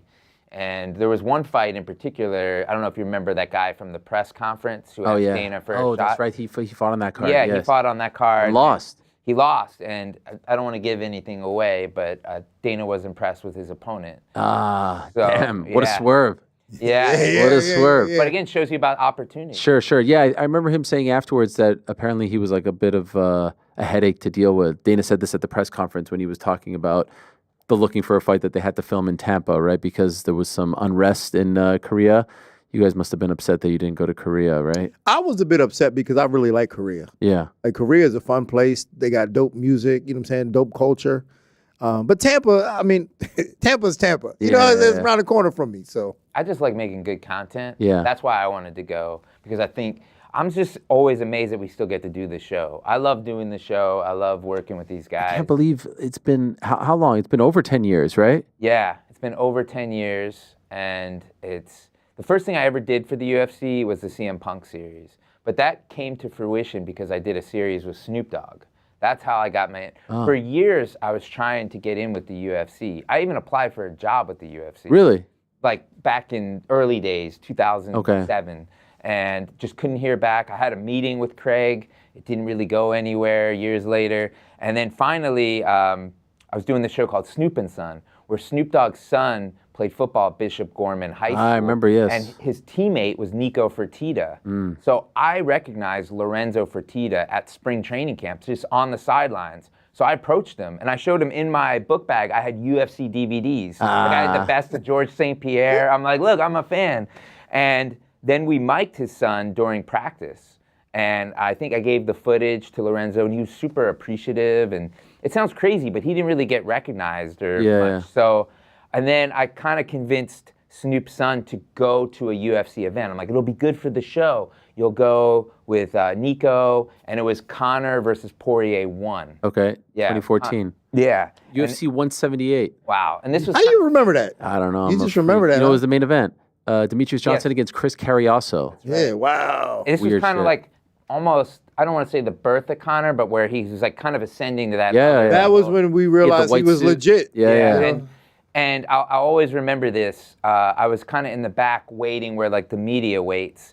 And one of the guys said to me, like, what are you doing here? And I said, oh, we're filming this event. I'm just waiting to go to Mr. Fertitta's like private room. And the guy kind of like laughed at me. He's like, oh, like, yeah, you're not going there. Like, you're going to be here with us. And they had this like, you know, like a kind of paltry spread for them. And then this guy comes back and says, hey, Lorenzo's ready for you now. Let's go back. And I was like, all right, I'll see you later. Felt great. And we went back there, and I'll always remember this. There was a Make-A-Wish kid in the back, and Dana asked Conor to come. And this was like one fight before he was about to go out. He was like in his trunks, in his gloves, and he was so relaxed. Wow. He was like, oh, hello, it's good to meet you. And he told the kid what he was going to do. He's like, I'm going to give him one of these. And he did exactly what he said he was going to do. We didn't film it. I just like kind of witnessed it. Wow. I was like, wow. And I remember Lorenzo saying, yeah, he's going to be our next big star. The old Conor. That was the old Conor. Yeah. But I saw Dana back there, and I just said, hey, man, I'd love to work with you guys if I could ever do anything. And he's like, yeah, call Borsari, definitely. And then I got Borsari's email, and I pitched them. I was like, hey, CM Punk, what do you think? Let's follow him. This is going to be epic. You know, a guy going from pro wrestling, and he was like, let's do it. And I was just off to the races. And then looking for a fight was totally Dana's idea. And he was like, hey, would you be interested in doing this? I mean, like, man, I'll be interested in watching you shovel snow from your driveway. Whatever you want to do, I'm down to do. And so now, is it like twice a year? Three times a year? Yeah, once to twice a year. Okay. I mean, yeah, we used to do like 6 episodes a season the first couple of years. Yeah. But, you know, Dana's just so busy. He's kind of ascended to like a whole other level, you know. Now he's hanging out with the president. All the time. Has he been on? Have there been any cameos on Air Force One? Have you guys been on Air Force One? That would be a great episode. Yeah, if we could do Washington, D.C., Yeah. we go to the White House, ride on Air Force One. I don't feel like you're that far away from this happening. That would be awesome. I would definitely be down for that episode. Yeah, of course. Let's make that happen. Are you going to make more movies, more scripted movies? I want to, Ariel. I really, really want to. You know, the way this movie happened is I got a scripted agent when I made this film called The Book of Manning. I had an agent. And he said, what do you want to do? I said, it's my dream to make a scripted movie. And there was a script. It was like the beginnings of Grace Point, but it was like a $25 million movie. And like a lot of things in Hollywood, it kind of just gestated for a while, didn't really happen, and kind of just went away. And then I decided years later to just get the money myself, and we made it for like $500,000. That's insane. So, you know, sometimes you just have to figure out a way. $500,000 is nuts for a movie. Yeah. I saw a quote, and it said that river doesn't go through rocks by power, it does it through persistence. And I feel like that's my story in life. So I definitely want to make another movie, for sure. But right now, I just hope people see Grace Point. Give it a chance. I was telling Dean, I didn't realize this. I thought like, oh, you know, we'll cast some UFC guys. It'll be great. Then Dean's like, you know, you should check out some of the films of some other former UFC guys. That they've been in. They're not necessarily the highest quality productions, but these guys. It's not a fight film, and Weidman even has a role in it. Yeah. I cut out his speaking part, but he'll never forgive you for that either. He still get an IMDb credit? He does have an IMDb credit, and he perfect. brought his sons to a showing of it that we had in Charlotte, North Carolina. That's amazing. So I just hope people give it a chance. It's on Apple and Amazon, and it would mean a lot. And man, just give it a shot. If you like it, leave a review. If you don't like it, keep quiet. Nobody asked. Yeah. Leave your opinions to yourself. Amazon and Apple, I think. Amazon and Apple, yeah, either one. That's the best place to see it. Grace Point, and our IG is Grace Point Film, so we post on there every day. And yeah, man, I'm really, out of everything I've ever done in my career, it's probably the thing I'm most proud of. Wow, and you've done some stuff. I have. I've been really fortunate to get to do some cool projects. Work with, the I Hate Christian Laettner. I did a Ric Flair doc, the Manning, Shaq, stuff with the UFC. But this one, it was just nonstop persistence, like being a force of will just to get this done. And it was in production for 4 years. We filmed it in like 2021. Wow. So it took a while. I'm just happy that it's out and that people can see it. Dean, can I ask you, as we wrap up, we were talking about Zhang Weili versus Valentina Shevchenko, wanting to see that fight more than anything. Who would you say wins that fight if it happens this year? I think if it happens sooner rather than later, while Weili's confidence is high, she wins that fight. Wow. If you let her marinate for a little too long, I think she starts to lose her confidence. She might not be able to beat Valentina. The problem is I want to see it so bad, but you have Manon Fiorot there. Not really fair to her to skip her over. I don't know what the problem is, why they haven't made that fight already. Right. But the fact that they haven't made it already, let's just forget about that. What? Let's put Weili in it. Okay, I know, not necessarily Manon's fault, because remember, the Grasso fight was in September. Manon fought against Blanchfield in March. She had to wait for that fight to be finished. I don't know if it's her fault. I know. Maybe some It step aside money. Yeah, you know it might not be about? her fault. It might not be her fault. If it's not her fault, you gotta do it. Yeah. But if it's her fault, too bad. Oh, it's a gigantic fight. Yeah. I just don't want to advocate for anyone to lose their dream. No, I get that. I mean, and Manon did everything they asked of her to do. But if it's her fault, why it's taking so long? Yeah. You lose it. I lose. Hey, this guy's great. Can I ask him a question? Yeah, go ahead. Yeah. Do you think Amanda's going to ever come back? At this point, no. I think that her window of coming back passed. Really? Yeah. Even if Kayla wins? I don't know. I can't see it happening. It depends. Now, if Kayla wins and starts yapping, starts talking, she's coming back. Do you think if Juliana wins, she comes back? No. Nothing to prove? Nothing to prove. But if Kayla wins and she starts talking, then I think Amanda comes back. Were you there when they trained together? Uh-huh. What'd you see? I mean, this is early Kayla, right? But they didn't really train together all that much. Okay. They didn't train together all that much. But I will say this though, about a few months to a year ago, Amanda did call me, say, "Hey, I want to start training again." Oh wow. Yeah. So would you consider that? She's no longer ATT. Yeah, I would consider that. Wow. And like I said, I'm very selective of who I train, but Amanda was one of the ones that I've always enjoyed working with. So despite that, you still think the window's closed? Yeah. It takes a certain level of just hunger and motivation to be at that level consistently. And it's easy to say it now when you're not training. It's easy to look at fighters and sit at the couch and be like, "Oh, I'm going to come back."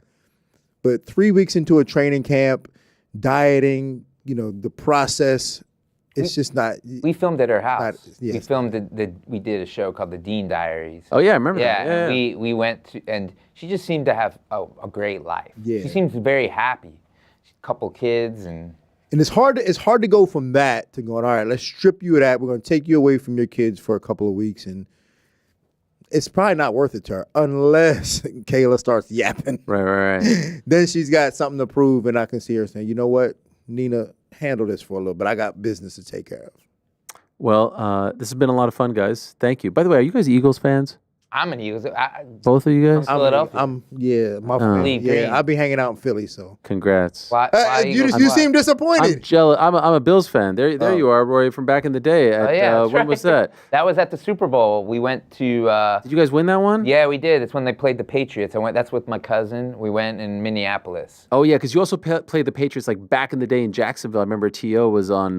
That's right. That was the Donovan McNabb. Yeah. This was just a few years ago. That was the Nick Foles Super Bowl. Philly but I gotta special. say, man, Ariel, for me, this is like being on the Tonight Show. I mean it. This is like a dream come true, and like you're the peak interviewer, I think, in MMA. And people forget. Like you were talking about how people forgot about Dean. People forget about you. Like when I first started getting the UFC, you were still around. You were on like the original internet shows, like doing interviews in the back. So. Man, you've earned everything. Thank you. For sure, you've been around as long as I have. So I appreciate that. Thank you, guys. Just don't tell that to Dana, okay? I'm kidding. I'm kidding. It's all good jokes. It's all laughing jokes. Guys, thank you so much. Congratulations. Congratulations on the film. I urge everyone to check it out. Amazon, Apple. Congratulations to you on everything you're doing. You're doing incredible stuff, and looking forward to more from both of you. So thank you for coming. I know you had to stay an extra day or two here on the East Coast, but I appreciate it. Appreciate you, my man. All right, we're going to take a quick break. We're going to be back with Luke Rockhold, another OG. Will join us, and then Zhang Weili. So don't go anywhere. I'll say bye to these guys, and we'll be right back. Don't go anywhere. Hey, I do need a favor today. Before we get going, can I talk to you about something? Yeah, please. There's so much. I'm doing the Ultimate Fighter. Yeah. And I'm doing it with DC. Yes. And that has confused so many people. So DC stands for Daniel Cormier. Yes. And this guy was a fighter. This guy was good too. You go back and watch him. He was good with the takedowns, and he beat Pat Cummings one time. I can't believe that more people don't remember him. And I will admit, I also shared in the confusion. When they asked me to come and do the Ultimate Fighter with Daniel Cormier, I thought they were asking me to come out and coach Daniel Cormier. I was as surprised as anybody when he was also given a jersey. But if Bersari and Zach and the crew, if they edit this thing just right, we can have success in spite of Daniel. Okay, so you thought that you were actually being brought in to coach him? Yes. I assumed. It was written that way. The thing was a text message. You know, will you do tough? And Daniel Cormier's name was in there. Maybe they call him like these initials. Sometimes they call him DC. And it's weird. He's one up of a big show on ESPN called The Bad Guy with the Other Guy. Yeah. He's the other guy. But because of that, that's just like, I don't know, man. I really feel like he's been getting disrespected a lot through this process. No, I agree. They were showing us the set. They walked us through like virtually, and they said, okay, here's where the mat is, and here's where the cage is, and here's the locker rooms. They said, you have any questions? I said, well, yeah. Is there a place I can stash a couple of roast beef sandwiches in case Daniel gets hungry? Like, I'm not saying we're going to need them. I'm saying it's better to not need it and have it than to not have it when you need it. That's a good point. Can I be honest with you? I thought you were just about to ask me when you said, can I ask you a favor? And I was ready to say yes. I was ready to jump and say how high. Is everything okay? Absolutely. Miss Brittany's here. Miss Brittany just went and got a drink, but she didn't know if she could bring it. What a great honor. Oh. There she is. This girl is a bomb rock. You ever seen how hot Miss Brittany is? Can I ask Miss Brittany a question? Yeah. Does she still pack your bags when you go on trips? Does she lay it all out? And absolutely. And what's the thought process? Everything I'm wearing now, and socks and underwear, was laid out this morning. Wow. Oh, yes. It's even on non-road trips? It's on regular days? Every single day it gets, she just yelled, of course, in the background. Every single day it gets, I don't even know where the luggage is. I'm not attempting to be funny right now. I don't know where we store the luggage. I mean, I wouldn't even know where to get the thing to. Wow. And then begin to pack it. And and by the way, I do not expect that. I am saying this from a perspective of gratitude. Like that is a very kind thing to start to do for somebody. She started it 13 years ago. I don't even know. I'm jealous, if I'm being honest. Yeah. Now, my question is, do you ever get mad? Do you ever say like, you know what? I didn't want that shirt. Miss Brittany, why did you have to pack that one? Don't you know I don't like this one? Do you ever offer critique? And if so, how does that land? Yeah. Okay. So here's the thing, Ariel. Yeah. I am very rich. I should, but really, I should not have days where my socks don't match. Ooh, okay? Yeah. They should always match. And I should not have days where I go to the underwear drawer and where I'm out of underwear. Oh, we got to go do some laundry. I have like 7 pairs of underwear. And they're all the same brand, so like they look cool in the drawer. But if you don't have more underwear, it's easy to run out. And that does upset me. I do not think a rich man should have to run out of underwear and socks. Okay. And are you implying that you do sometimes? Yes. Wow. I did not go fight all those men so that I can't have clean underwear and socks. I did not go rob those banks. I didn't break those rules. I didn't cheat those commissions to not have socks and underwear. In fact, I even thought to myself, before I go make these decisions and I sell my soul, can I get socks and underwear out of the deal? And when the answer was yes, I proceeded, Ariel. And is this the first she's hearing about it? Like, will this cause a rift? No, she's shaking her head. Oh, she looks so pretty right now. You should see her. She looks so pretty. No, she's shaking her head. No, it is true that my socks don't always match and my underwear goes empty. She just doesn't feel that is her fault. She does not see how if I go through 3 pairs of underwear a day, I agree. Because I do a workout or I go and run the kids' practice, that then when the drawer is empty, that should be expected. I think you go to online and you order Chael a few more pairs of Tom Fords. Yeah, no, I agree. All right, that was my conversation with Chael Sonnen from last Tuesday. And that was a great conversation with Dean Thomas and Rory Karpf. Go check out Grace Point. It's a great film for all the family, it truly is. And proud of Rory. He is a grinder. He is persistent. There's no doubt about that. And he has done some amazing things. I'll never forget when he reached out to me. I think it was around the Punk time because I had interviewed Punk a couple times. And he said, hey, I'm doing a doc, a 30 for 30 on Christian Leitner. Do you have any feelings towards him? And I said, yeah, I freaking hated that guy. I hated him. I was a Michigan fan. I was a Fab 5 fan. And he said, well, you'll be perfect for this. And still to this day, people will come up to me and say, hey, not looking for a fight. I hate Christian Leitner. You were great in it. And that was kind of like I think it was the first time I was ever on ESPN because 30 for 30 airs on ESPN. And so I very, very much appreciate him and appreciate all the great work that he has done, not just in sports, but in MMA and now getting to do a scripted film. That is cool stuff. And Dean is great as well. He has come a long way. I mean, what a career. Started his career in 1998. UFC debut, 2001. The BJ Penn fight, East Rutherford. Fought Kyle Uno for the, in the lightweight tournament semis. Beat Matt Serra at UFC 41. Fought a whole bunch of times in between then, and then reemerged on The Ultimate Fighter Season 4. Won 3 fights in a row, and then met Kenny Florian in 2007. Lost that fight, and then fought Josh Neer. Had a few more fights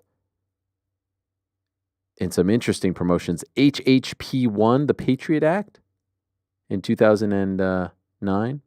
SRP, March Badness, WEF, Brasco versus Weitzel. Pure MMA, next episode. So, shout out to Dean, shout out to Rory. In a moment, and by the way, at about 4:20, we're going to be joined by the reigning defending UFC strawweight champion, the one and only Zhang Weili. Can't wait for that chat.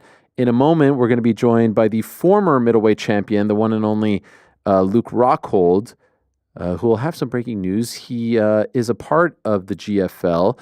We saw him last April. Karate Combat. He competed on a Karate Combat card. He's competed in BKFC since losing his last UFC fight. That was in April of 2023. Then came back and KO'd Joe Schilling in April of 2024. In August of 2024, he competed on the first CJI card. That's the Craig Jones Invitational. He went up against Patrick Downey. Obviously has been in the game for a very long time, was the former UFC middleweight champion, former Strikeforce middleweight champion for a couple of years. Wins over the likes of Michael Bisping, Lyoto Machida, Chris Weidman, of course. That's how he became champion, UFC 194. Jacare back in the day, that was his big win. 2011 in Cincinnati. I remember being there when he won that title, and a lot of people weren't picking him in that fight. Keith Jardine, he successfully defended his title against him. Tim Kennedy as well. So he has been there, done that. His last UFC fight, believe it or not, August of 2022. 3 years this August. Where has the time gone? That was against one Paulo Costa. He is a part of the GFL Team Dubai squad under Cain Velasquez and Javier Mendez. Obviously, he has ties to them with the AKA connection, former training partner and coach. He has a few fights that could be of interest whenever GFL gets off the ground. At 185, Gegard Mousasi, Douglas Lima, Hector Lombard, Uriah Hall. But I think the big one that everyone would like to see is Chris Weidman. They were supposed to fight at UFC 199 in a rematch, and Weidman injured his neck, and that injury led to a domino effect, which led to Michael Bisping getting a title shot, which led to Michael Bisping winning the belt. Crazy. Although I saw recently Bisping and Rockhold and the build-up to that fight was very, very bitter. Bisping saying that he was the unofficial Strikeforce middleweight champion. The build-up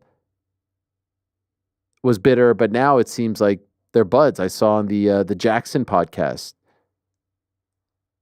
Rampage Jackson's podcast, that they're now buddies. Look at them, hanging out. Bisping taking out his eye, Rocco chilling. I mean, back in 2015, 2016, this would never happen. Were those a bunch of watches on the table? Necklaces? Yeah, that's what Jackson is. Jewelry company. So they just have them on the table like that? I've never noticed that. I guess I haven't seen it from that angle. If I'm not mistaken, the owner, founder, is the host, right? Jackson is the host. Yeah, Bear. Yes. All right. Well, without further ado, let us say hello to our old friend Luke Rockhold. He's kind enough to join us, and it has been a while since we last spoke. Hello, Luke. How are you? Good. How's it going, Ariel? It's been a long time. Why do you seem so upset? No, I'm not. I just got out of a doctor's appointment, so okay. I screwed up. I screwed up the math. I screwed up the math. I really messed this up, so I hope it wasn't an inconvenience. No. We got it. We're good. Good to go. Everything okay at the doctor? Yeah, I got a little sickness from the fires. Something was in the air. I got like influenza A, and oh no, it led to sinus infection. It's been a long month, but we're good now. Okay. We're looking. The eye got a little messed up, but damn. I'm fresh. It's a little something, but we're good now. And your house okay? Yeah, I'm in Orange County now. Okay. I'm not up here, but I was visiting, and I got the sickness through the process somehow. Okay. But hey, we survived. Well, I'm happy. Yes, as always. We gotta fight. We gotta fight through the problems in life. You know what I mean? So if someone breaks your nose, you gotta fight like a fucking man and sack up. Oh, okay. Let's get right into it. Are you referring to Sean Strickland? Yeah, I'm just we all watch the fight, and we all heard the guy talk about to the death, Dutchman, to the death. This motherfucker talks such a big game, and then he bitches out and basically quits in a fight after he breaks his nose. Like, what are you worried about? You have a title fight. You have world titles online. That's all you want. That's all you dreamed of. And you're more worried about fixing your fucking nose than fucking winning and biting down on your mouthpiece and doing what you got to do. I mean, it shows your true character. That's the cage is all about. He's getting a ton of shit in the aftermath of this fight. People saying that, I had Dean Thomas in studio here saying like he's not that guy. He says he's that guy, but he's not that guy. Do you agree with that sentiment? 100%. When has he ever fucking put his ass on the line and fucking bit down and really went for it through a whole process of a fight, not just the last 10 seconds of a round? I mean, the guy is nonstop. I mean, he's not finishing any big fights. I'll tell you that. Look at him out there, just talking and doing shit that's not even him. What do you mean by that last part? I'm just tired of fake people. I don't know. I mean, you just see everything that he presents himself as, which he is not. It's pretty simple. Yeah.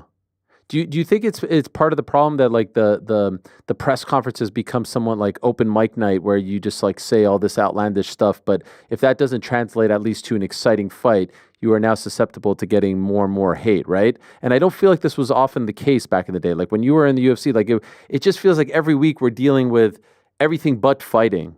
You know what I mean? Like everyone's saying all this crazy shit just to get people to talk about them. And that's all well and good. But if it doesn't lead to fun fights, it gets a little tiresome. Yeah, no, 100%. You gotta show up and lay claim to your words.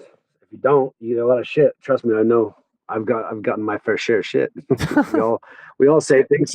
Sometimes it doesn't work out, in the best way possible. But you assume that you like certain things you say, you got to try to do, and then there's other versions that don't come so true. Your history with Sean, like how far back does it date? I think it was just a couple times in the gym. I seen him in there one time, and it was just really annoying when he came back in the gym one day, and I was like, it was in the middle of the COVID, and I was a little hungover, and I think my nose was broken, I think at the time, and I was so annoyed with this motherfucker just running his mouth and acting the way he did. I went to the bathroom. I got a fucking piece of paper towel. I put it in my mouth pit, and I stepped in there and put my gloves just to spar the kid because I was so fucking annoyed. Really? Wow. Where was this? Which gym? That was at the old Ruka gym. Okay. You put paper towel in your mouth like as a gum shield? Yeah, you never have the paper towel mouthpiece where you roll it, you fold it, and then you fucking wet it, and then you like strip it up. What? You lay it. So I was choking on that with a broken nose, and I still sparred the kid, put it down. And how'd it go? It was it was a close round. I'm not gonna lie. Okay. What was he doing to piss you off?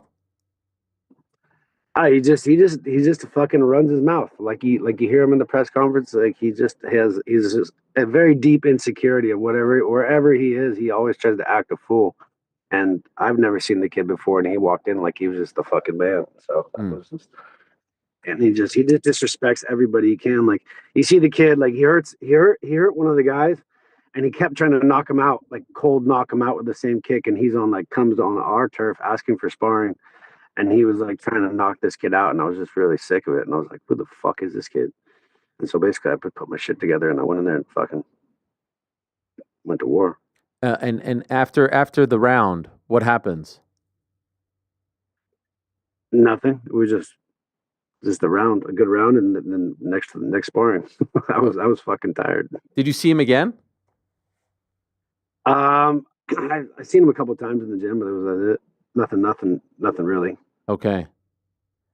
So when you see that fight on Saturday, is it like, it's a middleweight title fight? Did that feel like a middleweight title fight to you? Did it feel like a middleweight title fight to you? No, it did not. I didn't. But I'm not a former middleweight champion. That's your weight class. That's your belt. You held that belt. That didn't feel. It didn't feel like the best of the best. It didn't feel elite. I mean, they are elite. I'm not gonna lie, but just they didn't have they're elite fighters. They've proven it. They've been through the ranks, but to put on a championship performance is different. And to really like put your ass on the line. I mean, Dricus, he does what he does every time. I've trained with Dricus a lot. He's just a fucking hard nosed dude that just never gives up. And that's what he does. But Sean didn't play his role. You know what I mean? If championship fights, you got to fight like a fucking champion. When did you and where did you train with Dricus? I was in Florida. Dricus used to come to Hoof's gym back in the day for many a year or two. I don't know, quite some time back in the day. And when you trained with him, did you think this guy has the potential to be a champion? You could identify he was tough for sure. He's well-rounded, tough, and just never gives up. I might have been a little further ahead technically, and I think I was going at 205 at the time, was maybe a bit bigger. So I was a problem for him for sure. But he's showed true to form and gotten better and better, and he just never fucking gives up. And energy is so much about winning. You have to believe and understand where you're at that place in time and put in the work, and it's not always about the most technical guy. It's the guy who wants it more, and right now no one wants it more than that dude. How do you think he fares against Khamzat? I think Hamzat is a, he's a go for broke kind of guy. Hamzat, if he can't out wrestle you, if he can't control you in the fierce state of direction of what he does, I think he'll break. Really, I mean, if Hamzat will get him, if he'll get him, but if he can't get him, it's gonna be a hard third, fourth, and fifth round. Right. I think that's gonna be all Dricus. So if it goes into the championship rounds, you like the champ? Yeah, 100%. When you look at his style now, like even on Saturday, and again, I'm not a fighter, but I've watched a lot of fights, and I could tell that this style is unique. How he kind of like lunges in and then he comes back like this. Like it's not smooth, it's not crisp, but it works. He's won 9 in a row. It's an incredible run. He's beaten some tough guys. But when you see him fight like that on Saturday, what do you think? Okay, him and Sean Strickland are very, very similar in the fact that they're both awkward. They both throw their head off line, and they throw like not technical punches.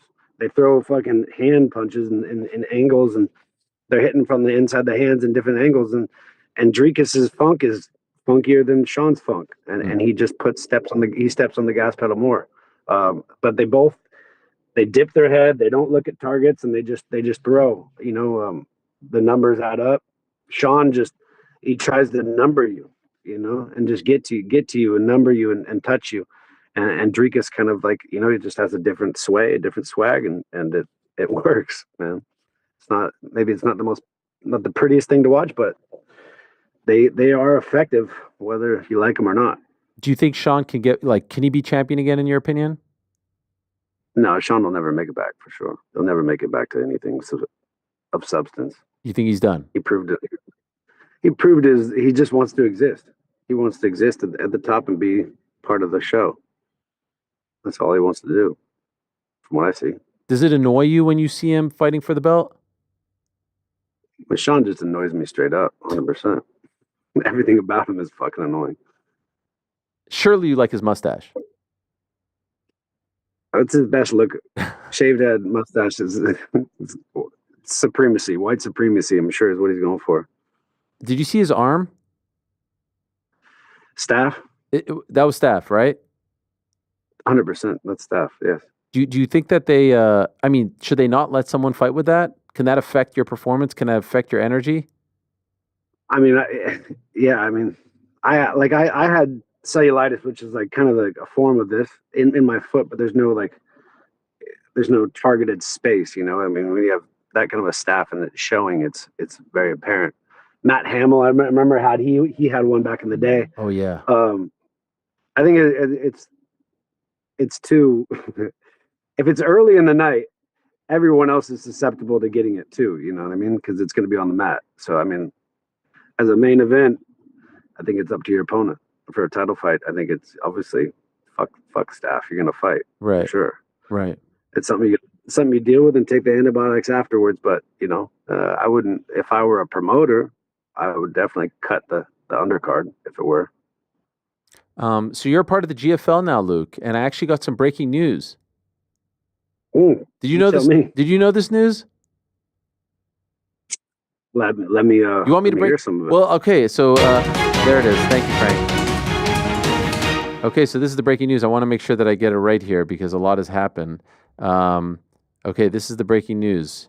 According to Darren Owen, the acting commissioner and founder of the Global Fight League, they are trading you to Team LA. So that was it for you with Team Dubai. You're done to make the Chris Weidman to make the Chris Weidman fight happen. The fight that I think he wants and that I would say probably you want. So you're now out of Team Dubai. You've been sent packing and you're headed to LA. This is bigger than Luka Doncic heading to LA. Luke is going to LA too. This is big. Team LA. Yes. I want that fight, man.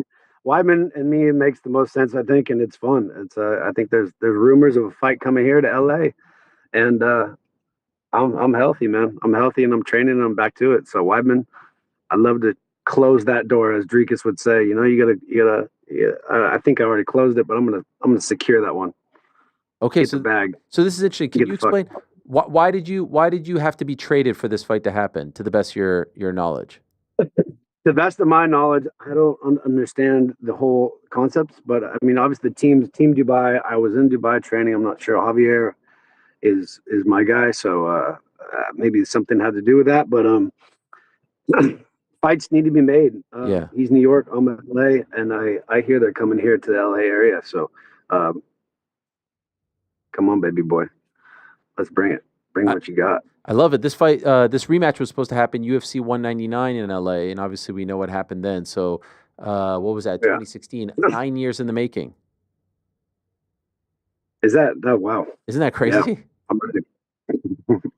Let's see how it goes. I think this one will be I like my chances this time around. I think Weidman is a little slower than I've come off. You know, I think I can keep up. You saw his last couple of appearances in the UFC. What'd you make of him? We just saw him in December. I didn't. I really didn't. You didn't watch? To tell you the truth, I didn't watch. How do you know he's slower then? You just said he's slower. How would you know? I watched a little highlights, but I mean, guys like Eric Anders and who you're losing to, it's I'm not losing those fights these days. Okay. That's what I'm seeing. So, well, I mean, like people age differently. I have aged well. Trust me. I still, if I'm healthy, I'll outflow, and I'll be slicker than most anybody out there. So I know what I'm capable of. I just got to get in shape. Obviously, my last time out, I fought Joe Schilling on 3 weeks' notice or less, and I broke my nose again. Fought through it, got the knockout. So I expect to have a full training camp and be ready to go and fucking ice this guy, put him to sleep. By the way, 85 or 205? I like 205. Hey, why not change it up? I'm open. See what Darren's open to. But I just want to close this deal. Either way, it really doesn't matter. I like that fight. When do you think it happens? What are you hearing? I'm thinking late April is what I'm hearing. Oh wow, okay. Get right into it. Get off the bat and get things cooking. And ultimately, why did you sign with GFL? Why did you make this move? I mean, there's money behind it. They're taking care of me thus far, and they've got a lot of potential fights that are fun. So, and I miss mixed martial arts. My legs were so beat up after the Paulo Costa fight and injuries and different things. So it was nice to take a break. I wanted to pursue some other things, but I've gotten healthier and really MMA is what I'm best at. And I still have some fire left in me, and I love to test that out. So you had you had the Karate Combat fight. When was it? A year, like April will be a year, and then the year before that you did BKFC. You did CJI in August with Craig Jones. But has anyone else approached you about fights in between? Yeah, there's been a couple boxing offers, but just not. I was just coming off of the back injury and off that, and then there's some other stuff right now, but just nothing is lining up in a. You have to have a training camp. I'm not going to go show up into a boxing match against a good guy on 4 weeks, 5 weeks notice, going into a big fight. You gotta, I'm down to do it. I think my game has come a long ways in the boxing and that's what I really wanted to do. But there's got to be adequate time to prepare for boxers in a boxing fight, which I've never technically done. So I'm still open to these doors, but just gotta get healthy and start working. Was it ever close? You making your boxing debut? Anything that you seriously considered? I've considered for sure. There was a. Who was it against? There was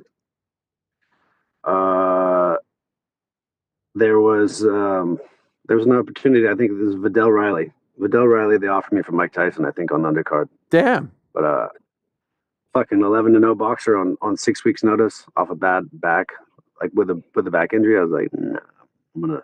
On the Netflix card. Hold on.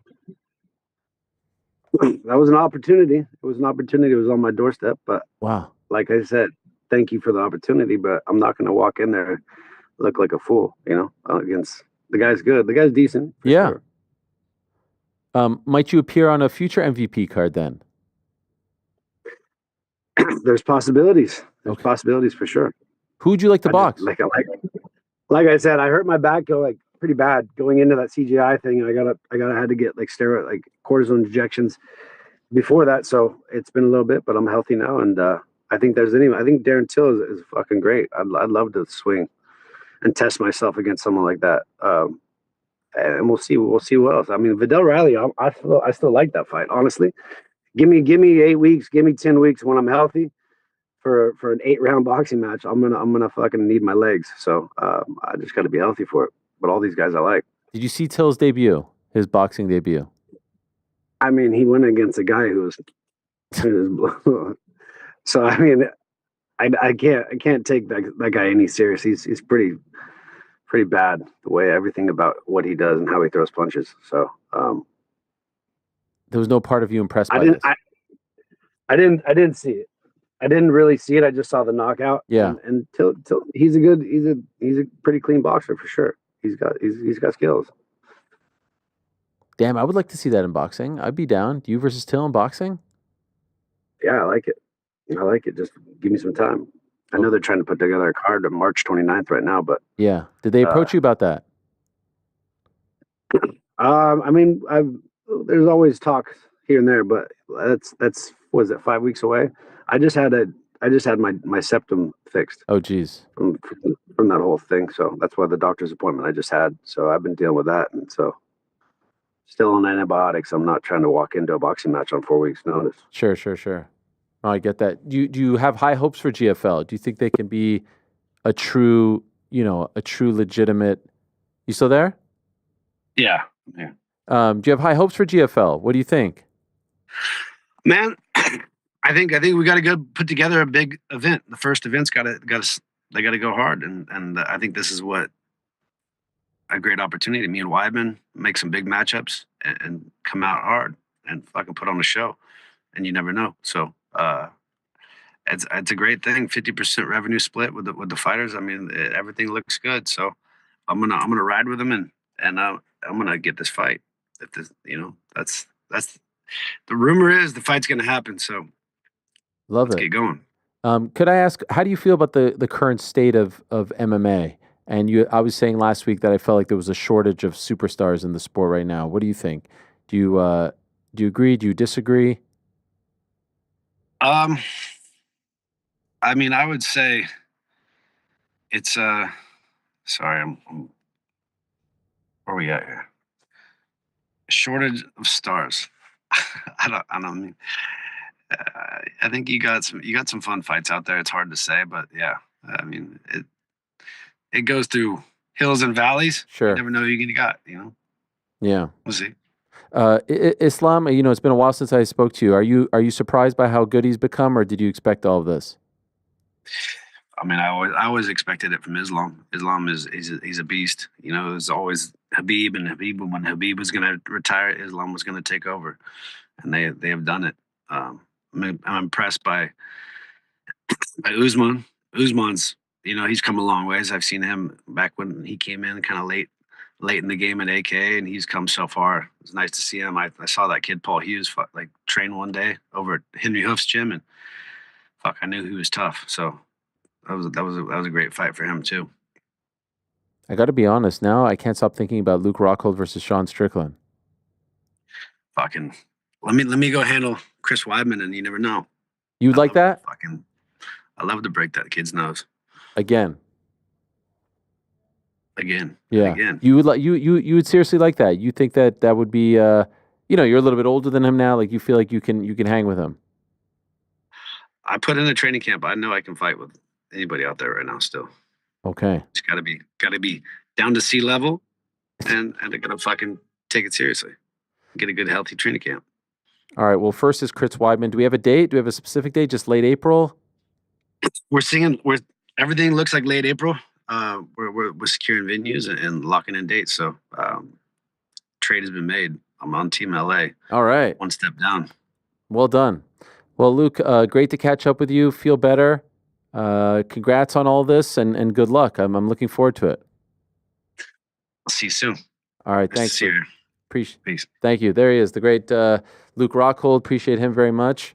And now he's on Team LA, guys. Breaking news. Is this the first time we've ever broken a trade? Yeah, it was huge. That was huge. We were all stunned back here. I don't know if you could hear it in the studio, but jaws hit the floor. No, I couldn't hear it. I couldn't hear it. It was crazy. The real question is, who's heading to Team Dubai? Oh, fuck. I forgot to ask that question. Yeah, who's heading to Team Dubai? And yeah, I mean, it's crazy for Luke. He seemed to handle that well. He's got to pack his bags, sell his apartment, condo, house in Dubai, and go set up shop in LA now. This is also foreign to me. I forgot to ask who's going to Team Dubai. Yeah, So we broke half of our first trade, God. but also, didn't you say you broke the? And this is just my memory. I bottled it. You broke the. Oh yeah, I did DJ break. for Yes, I did Aspen. break. Yes, So- yes. I did break that one. First on the show, on though. the Ariel First on the Helwani show. First yes. time you've broken And that wasn't on the air. That wasn't on the air. That was just an article. And it was also, we only got half the trade now. We need Fuck, to know I really who screwed Luke- that. Wait, I- no. Didn't we break other trade news? Didn't Darren come on and break trade news last week? Oh yeah, Oh, Felipe yeah. Lins. Felipe Lins against Antonio Carlos. Fuck, Jr. how could we Second forget? Yeah, but trade. I didn't break that. He broke that. Felipe Lynch shirt but was on the show. way. On the show. Shit. Luke Rockhold versus Chris Weidman. Luke Rockhold versus Darren Till. Sign me up. I'm in for all. Down for all of it. No. Luke Rockhold versus Strickland is the fight to make. I mean, yes, but that's not happening. But yes. And he really came out. On all these trades, maybe they make a trade with the UFC. How old is Sean Strickland? 1991, 33. And how old is Luke Rockhold? 40. That's not, I mean, just turned 40. I like the Weidman fight. Yeah, I like the Weidman. I like the Strickland fight. Why? What is it about this? I think the shit talking would. What do you mean? What is it about it? Did you not hear him? Yeah, the shit talking would be great. No, but no, not for me. Chris Weidman, that's the one. Yeah, I guess. LA versus New York. I can't believe how. A tale as old as time. I can't believe how much I screwed that up. I was so excited about breaking trade news that I didn't even find out who's going to Dubai. Well, let's find out right now. It's actually Calling back. wait, team Los Angeles GFL. Wow. It popped up official rosters, GFL draft results. Thank you, Uncrowned. Thank you, Drake Riggs. Okay, Los Angeles. Wait, 1, 2, 3, 4. Sage, Aspen, Tony, Uriah, Corey McKenna, Chad Mendez, Lorenz Larkin. Wait, actually, it doesn't have to be for the same weight class, yeah? I guess not. No, it could be anyone. Maybe he got traded for Rashad Evans. The Rashad Evans who was a malcontent. Yeah, you wanted out. Maybe he got traded for a 2026 first round pick. You never know. Oh, that's right. Elimile McFarlane, Luis Glissman, Tyler Diamond, Leslie Smith, Jessica Penne, Dawoon Jung, yeah. Maybe a package deal. Throw Dawoon Jung in there. Yeah. Oh, he wrote back. I got the answer. Oh, here we go. Break that news. Frank, we're botching it. We're bottling it left. We have guests that we need to. I love hearing Andy go, Frank, breaking news. Because we all look over at him. He is lounging. He's just lounging like. What are you having? Some mandarins over there? I'm actually checking audio for our guests. He was for the champ. Yeah. It's Grant Neal. Oh, you wow. should have told me that. Yeah. Sorry. Oh, wow. So there you have it. Brother okay. of Jeff. Do I get full credit now? This is like, by the way, this is like when Shams tweets out like, this guy's going to Soto, and then in a follow-up tweet. Yeah, exactly. Right. Rockhold for Neil. Yeah. That feels like a good deal for Team LA. I'd say so.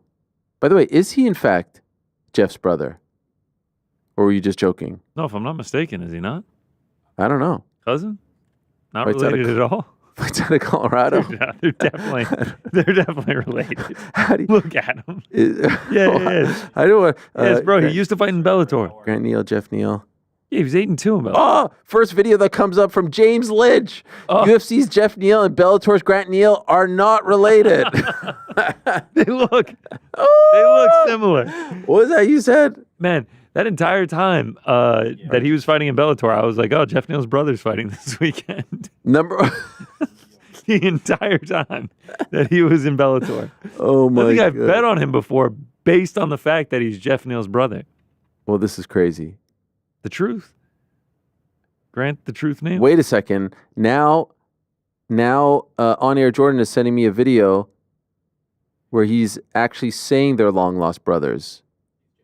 Oh, he's joking. I can't tell. I'm reading the captions. Yeah, I mean, yeah. By the way, they kind of do look alike. I'm not gonna lie. Carl Albrechtsen was a banger. Yeah. Damn. You think Jeff is gonna corner him? I mean, you'd figure in his debut. Team Dubai debut. By the way, that's kind of shady. I have to say, it's a little bit shady on Javier Mendez's part. I mean, here he is. He's been with Luke Rockhold his entire career, and you just ship him off before the first event. That's worse than the Mavericks and Nico Williams shipping off Doncic. I mean, he put in sweat equity. Yeah, no doubt. Gonna hamper the relationship. I'm surprised. Yeah, I'm surprised. Rumors of an event in LA. Is that what? Luke That's what he said. Yeah. A little hometown advantage for Luke. Yeah. Yeah. Against Weidman. Well, looking forward to that. A lot going on. Do we have our next guest? Oh yeah. Oh no, not ready yet. Not ready. Oh well, what do you? She's here. We're just okay. I'm very excited about this. Like I said, blown away. I said this on Saturday's post show. I was in awe of Zhang Weili. I was in awe of what she did. I was in awe of how she fought. I was in awe of the fact that everyone thought, I don't want to say everyone, a lot of people thought that she was going to get worked, dominated. The wrestling wasn't going to be there for her, that she was going to not be able to figure out how to stuff the takedowns, how to get up. It was a coronation. It was inevitable. It was 5, 6, 7, 8, 9 years in the making. And what did she do? First round, figured it out, a little bit frustrated, and then proceeded to win rounds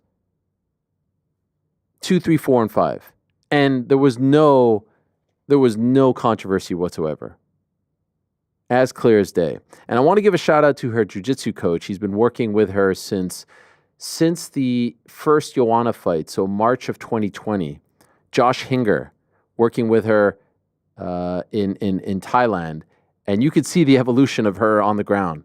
You can see what she was able to do when she was down there and when she wasn't down there. Like, you could see the evolution of her grappling, of her jiu-jitsu, and now she's turned into one of the most well-rounded fighters in the sport, and not only that, in my opinion, the number one pound-for-pound fighter in the sport as well, and starting to enter the conversation for greatest strawweight fighter of all time. Certainly she's tied Ioana and Jacek, so she is in that conversation if you ask me. So let us go down under and say hello to the reigning, defending UFC strawweight champion, the one and only Zhang Weili. Hello, Zhang. How are you? Great to see you, Weili. Thank you. Long time no see. Yes, long time. Thank you. Thank you for coming on. Yeah, thank you. And we have an interpreter, Grace, with us as well, who has worked with you in the past, I believe, at UFC 300. So thank you for coming on, Grace. We appreciate you. Weili, I was saying before you came on, I was in awe of what you did on Saturday. I was so impressed with how you fought and how you dominated the fight. And so could I just ask, 2 days later, how are you feeling about what you did in the cage? Well, Sunday morning over there in Australia, how are you feeling about what you did against Tatiana Suarez? 他说他对你前2天的那个表现非常的被你折服，然后他想问一下，现在比赛结束了，2天过去了，你现在感受怎么样？ I feel very common. This fight, I feel very common, like water. Before, sometimes I'm a little bit nervous and a little bit very excited. Yeah, this time, very common and very like water, I think. I love that. Like water, like the great Bruce Lee used to say. Can I ask, why do you think you were so calm for this fight? Because you were the underdog. A lot of people thought it would be your toughest fight, but yet here you're saying so calm. Why do you think that was? 你为什么会这么平静？觉得自己虽然说比赛之前你被认为是下狗，然后很多人可能并不看好你，但是好像你整个过程都非常的平静，包括现在比赛结束了依然很平静。你觉得为什么会这样？ Because every day I'm training so hard. I think I have more confidence. training so hard, BJJ, wrestling, striking, strategic conditioning, everything, every day training a lot time. Yeah, so hard. So I think I'm ready. So I'm very calm. And I think now my mental with before is different. I more enjoy.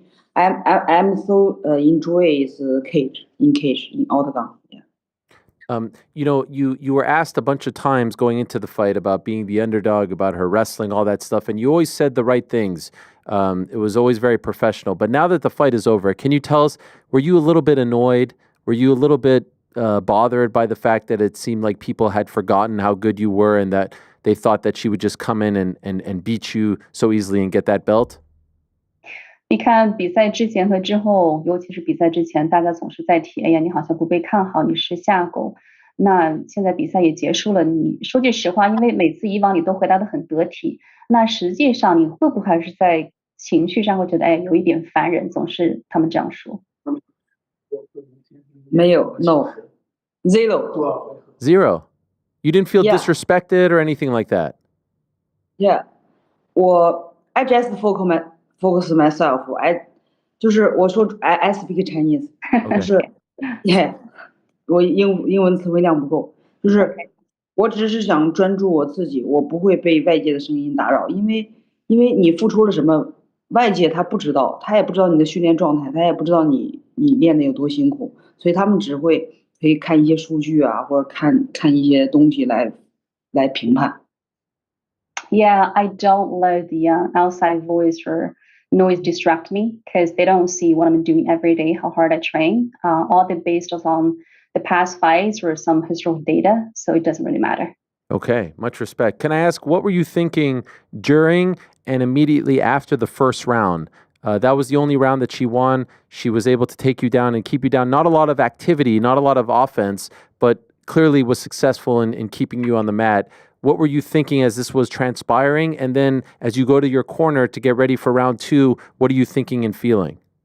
他想问一下，就是说你在第一局的时候，包括在第一局之后，因为你的确被他有棒摔倒了，然后压制了你一段时间。虽然他没有对你造成伤害，但是那个时候你在想些什么？包括你第一局完了之后，到你的边角准备好第二场的时候，心里就状态什么，想的是什么东西吗？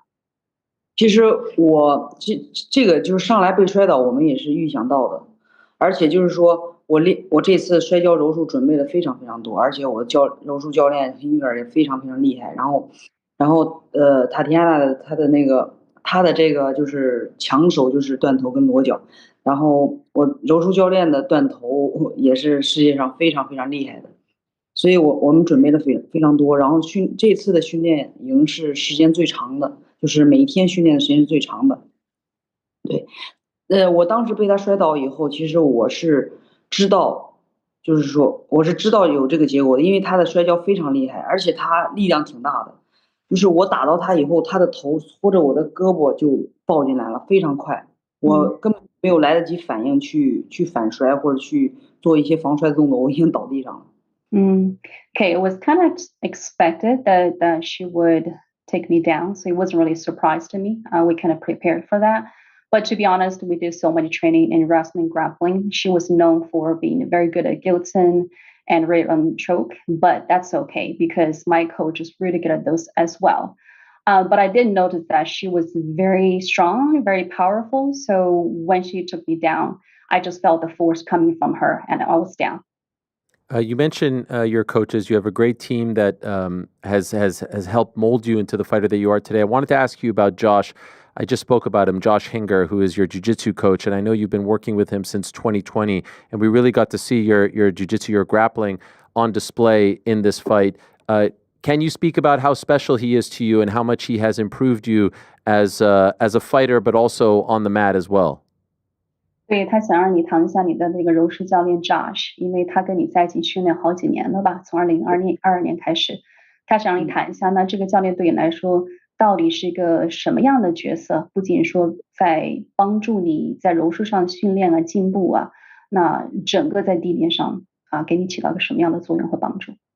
其实我们是在对，就是3年前我们就认识，然后我们就是每次的训练营，他都会加入到我们的训练营里面，然后每次就是在一起训练，然后生活都非常开心，然后他的性格也特别好，他的技术也特别好，然后他的技术就是我觉得像水一样，就是他经常跟我说的，就是说你就把你的对手当成冲浪你在柔术的时候，你就像在冲浪一样，然后你的对手就是那个冲浪板。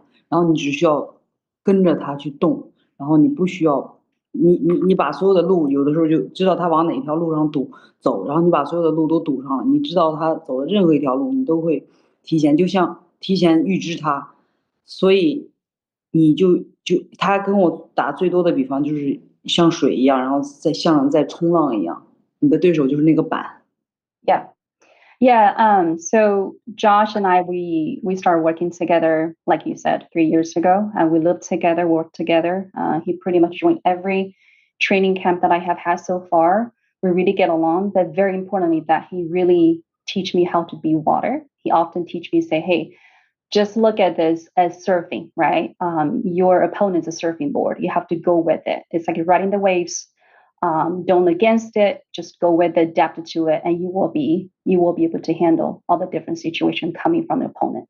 Wow, I love that. And this mentality that you keep talking about, would you say this is relatively new to your life and career, or did you always kind of feel this way? Did you always have this sort of approach to fighting, or did you feel like this is something that you've learned with the help of the likes of Josh and your other coaches, Frank, etc., Frank Hickman?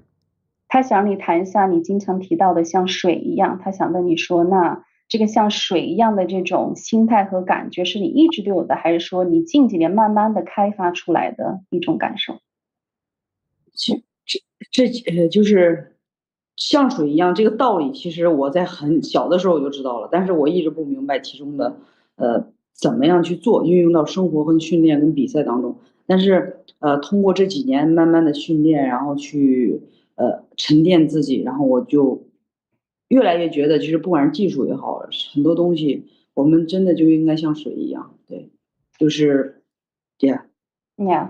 So I always know about this knowledge about be water since I was a kid. However, I was too young to understand or resonate with what this means.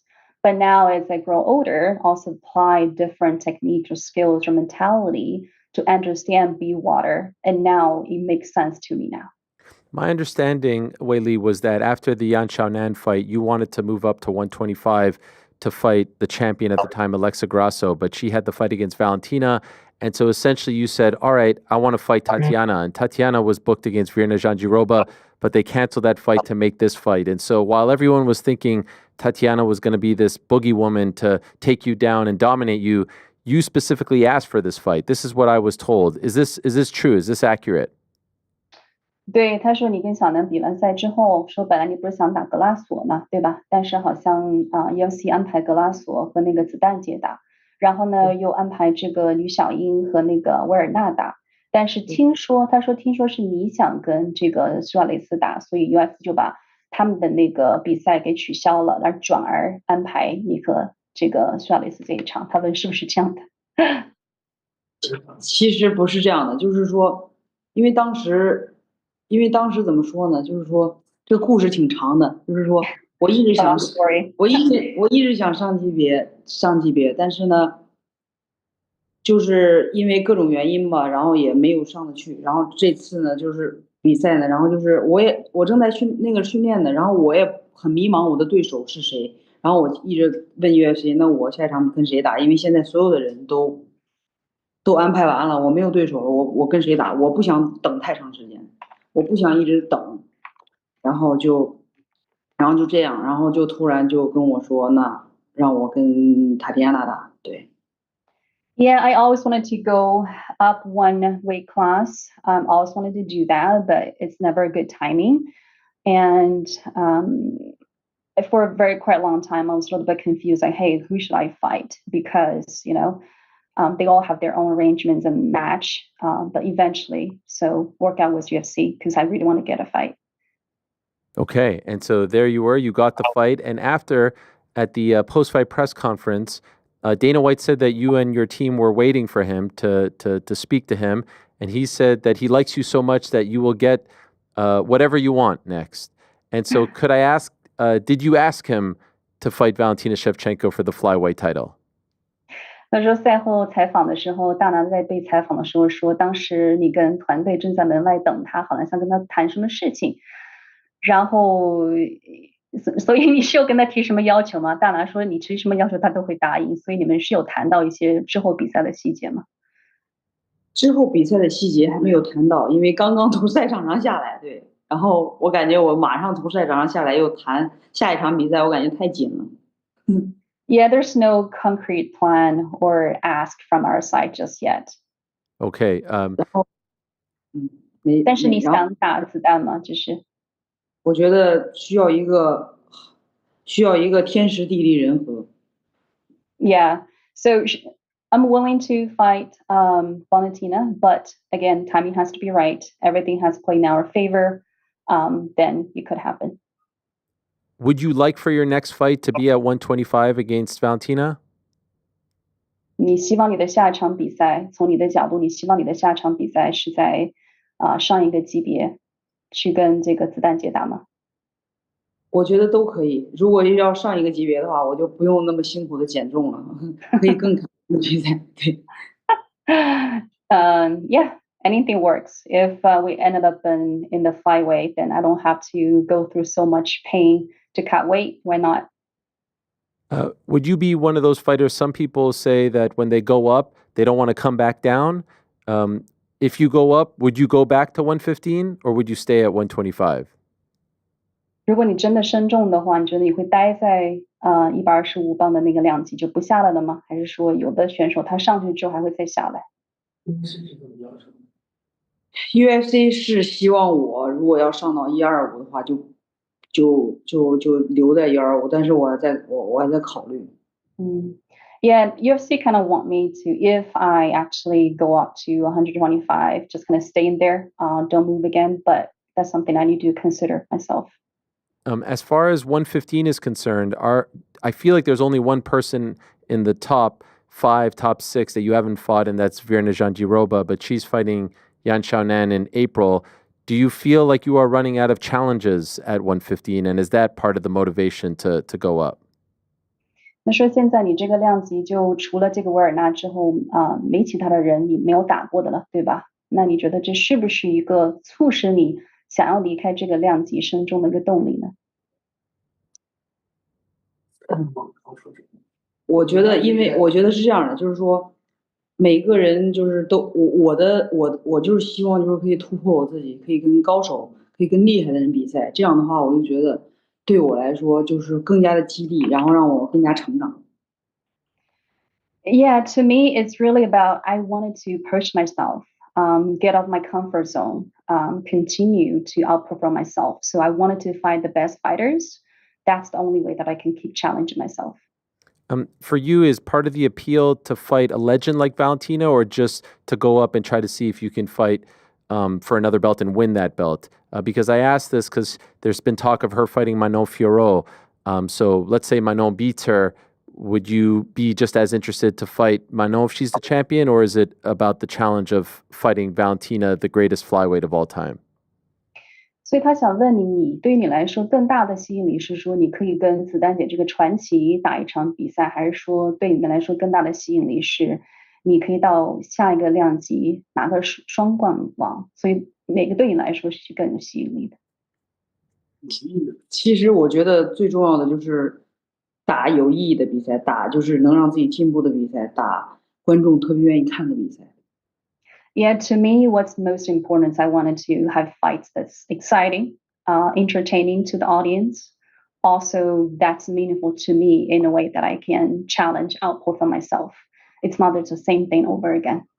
I feel, correct me if I'm wrong, Weili, I feel like you don't really like talking about this. Am I accurate? 他是好像觉得你好像不是特愿意继续谈这个话题，是不是这样？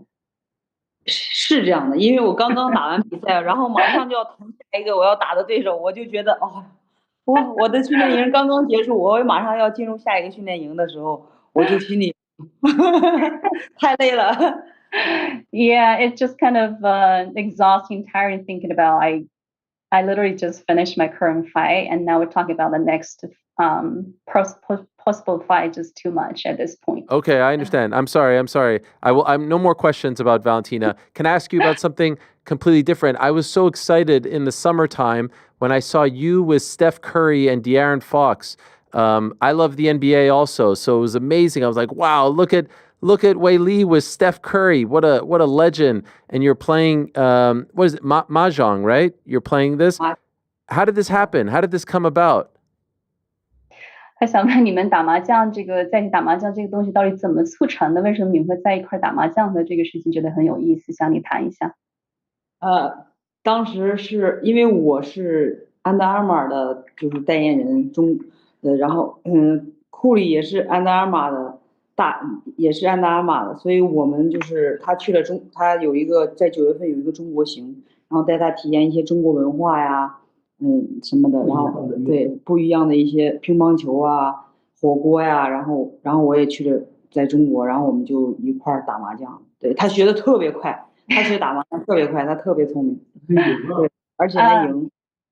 It's because we both are ambassadors for the sports brand, and then he ended up in China for that purpose, and that's how I got the chance to show him the Chinese culture, play mahjong, eating hot pot, and he's really smart. He just get a hand of the mahjong very quickly.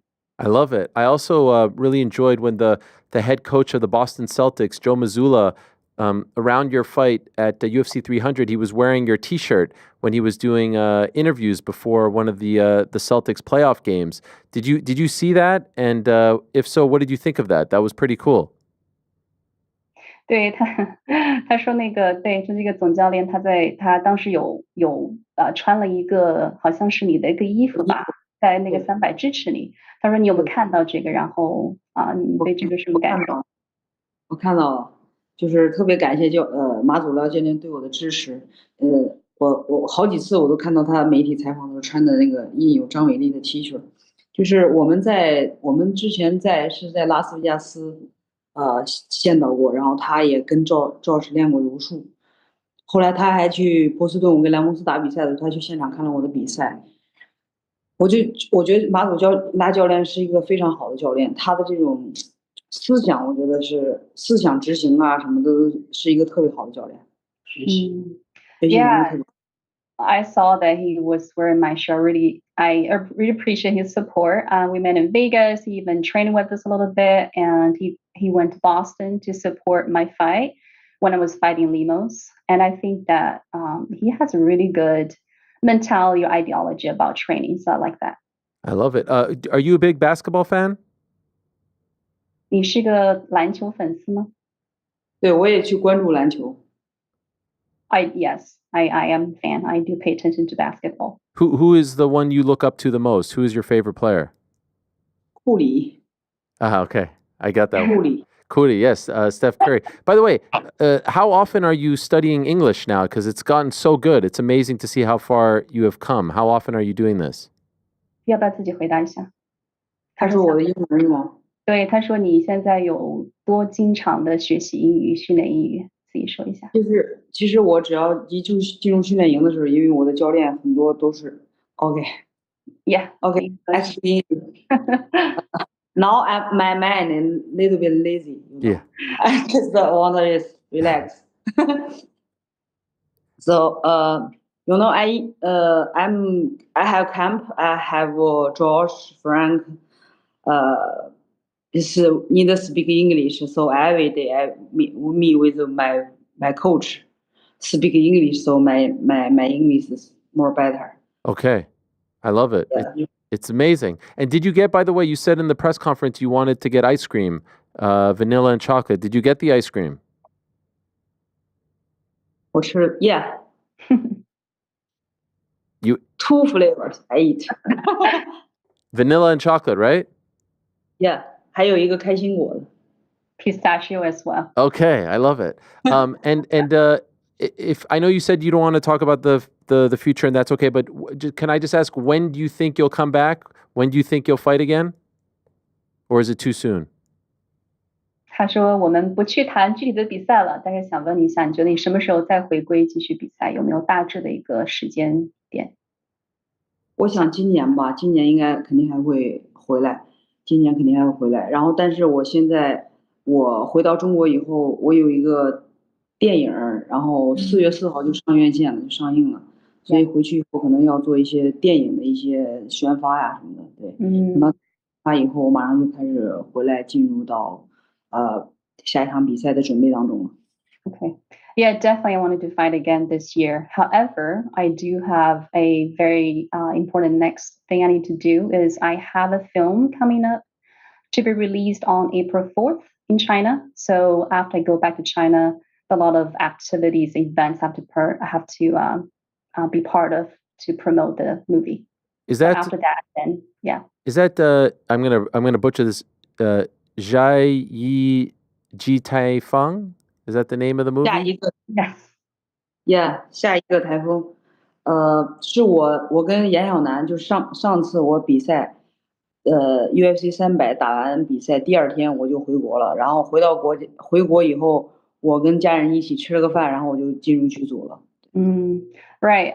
Last fight with Xiaonan, literally right next day, I flew back to China, had one meal with my family, and then I joined the filmmaking crew and started shooting this film. Wow. And is that the first movie that you're a part of? Yeah. Yes. And are you fighting in the movie? No. No. What is the role? 就是这个电影跟格斗完全没有关系。Yeah, this movie has nothing to do with fighting or kung fu. It's actually drama. Wow.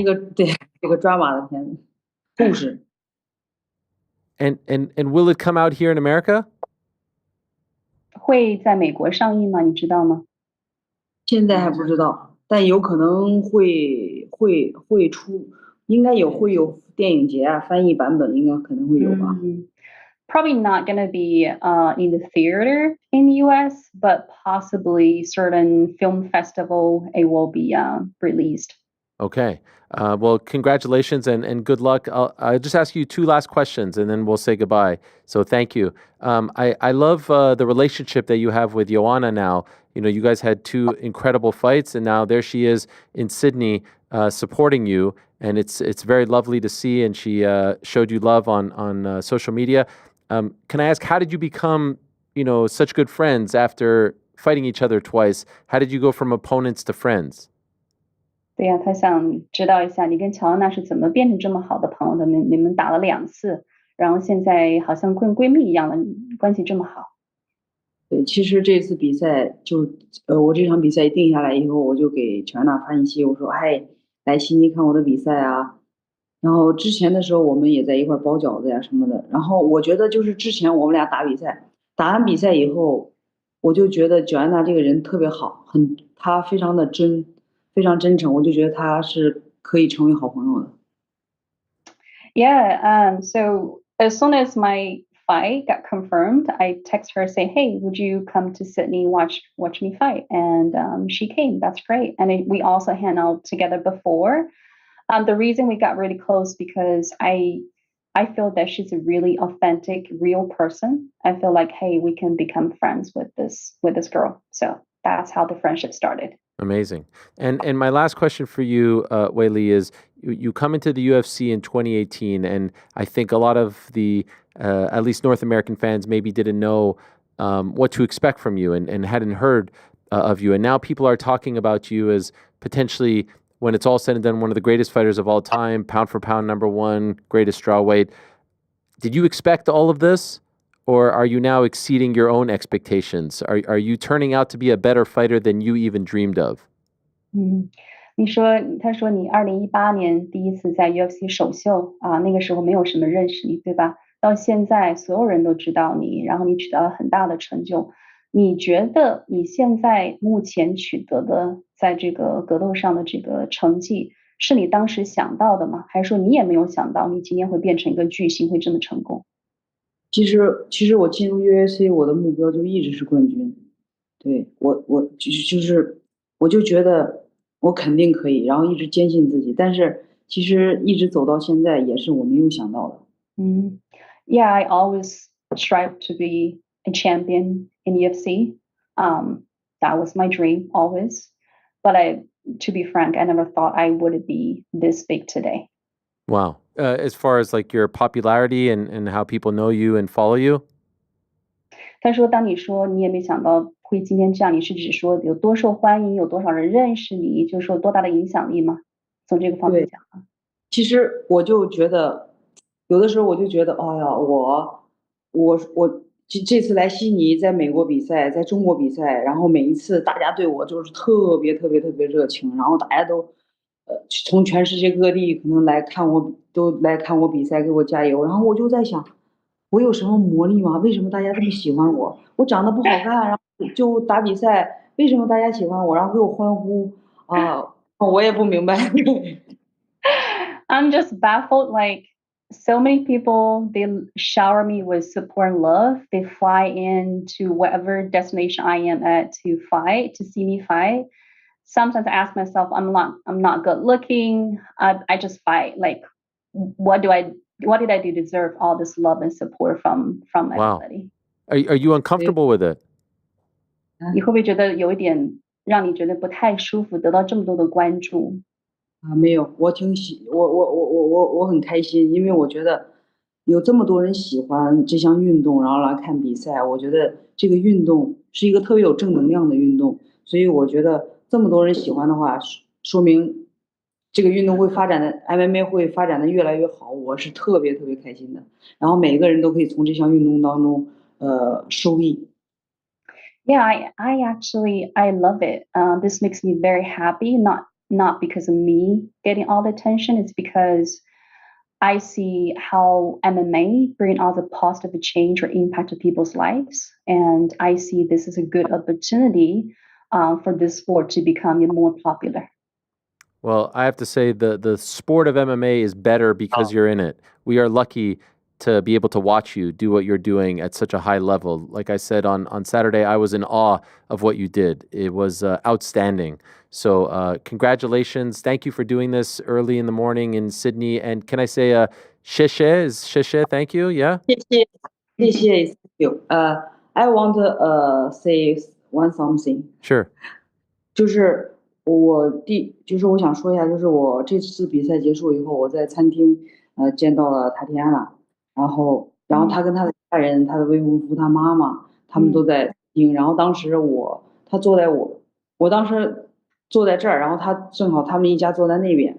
其实我刚开始特别就是我的内心很复杂，就是我不知道应该怎么样去，我看到了，但是我不知道怎么去安慰他，还是怎么去说。然后我心里当时有点复杂。然后我过了一会儿，我心里想，我还是要去给他一个拥抱。然后我就走过去跟他家人打招呼，然后去拥抱了塔蒂亚娜。然后我觉得他也是一个非常好的人，他的家人也非常好，也恭喜我。对，我觉得这个运动就是这样的，就是在场上我们就是体现去赢得比赛，然后去展示这种女性的这种力量，然后在台下，我觉得我们也是可以成为朋友的。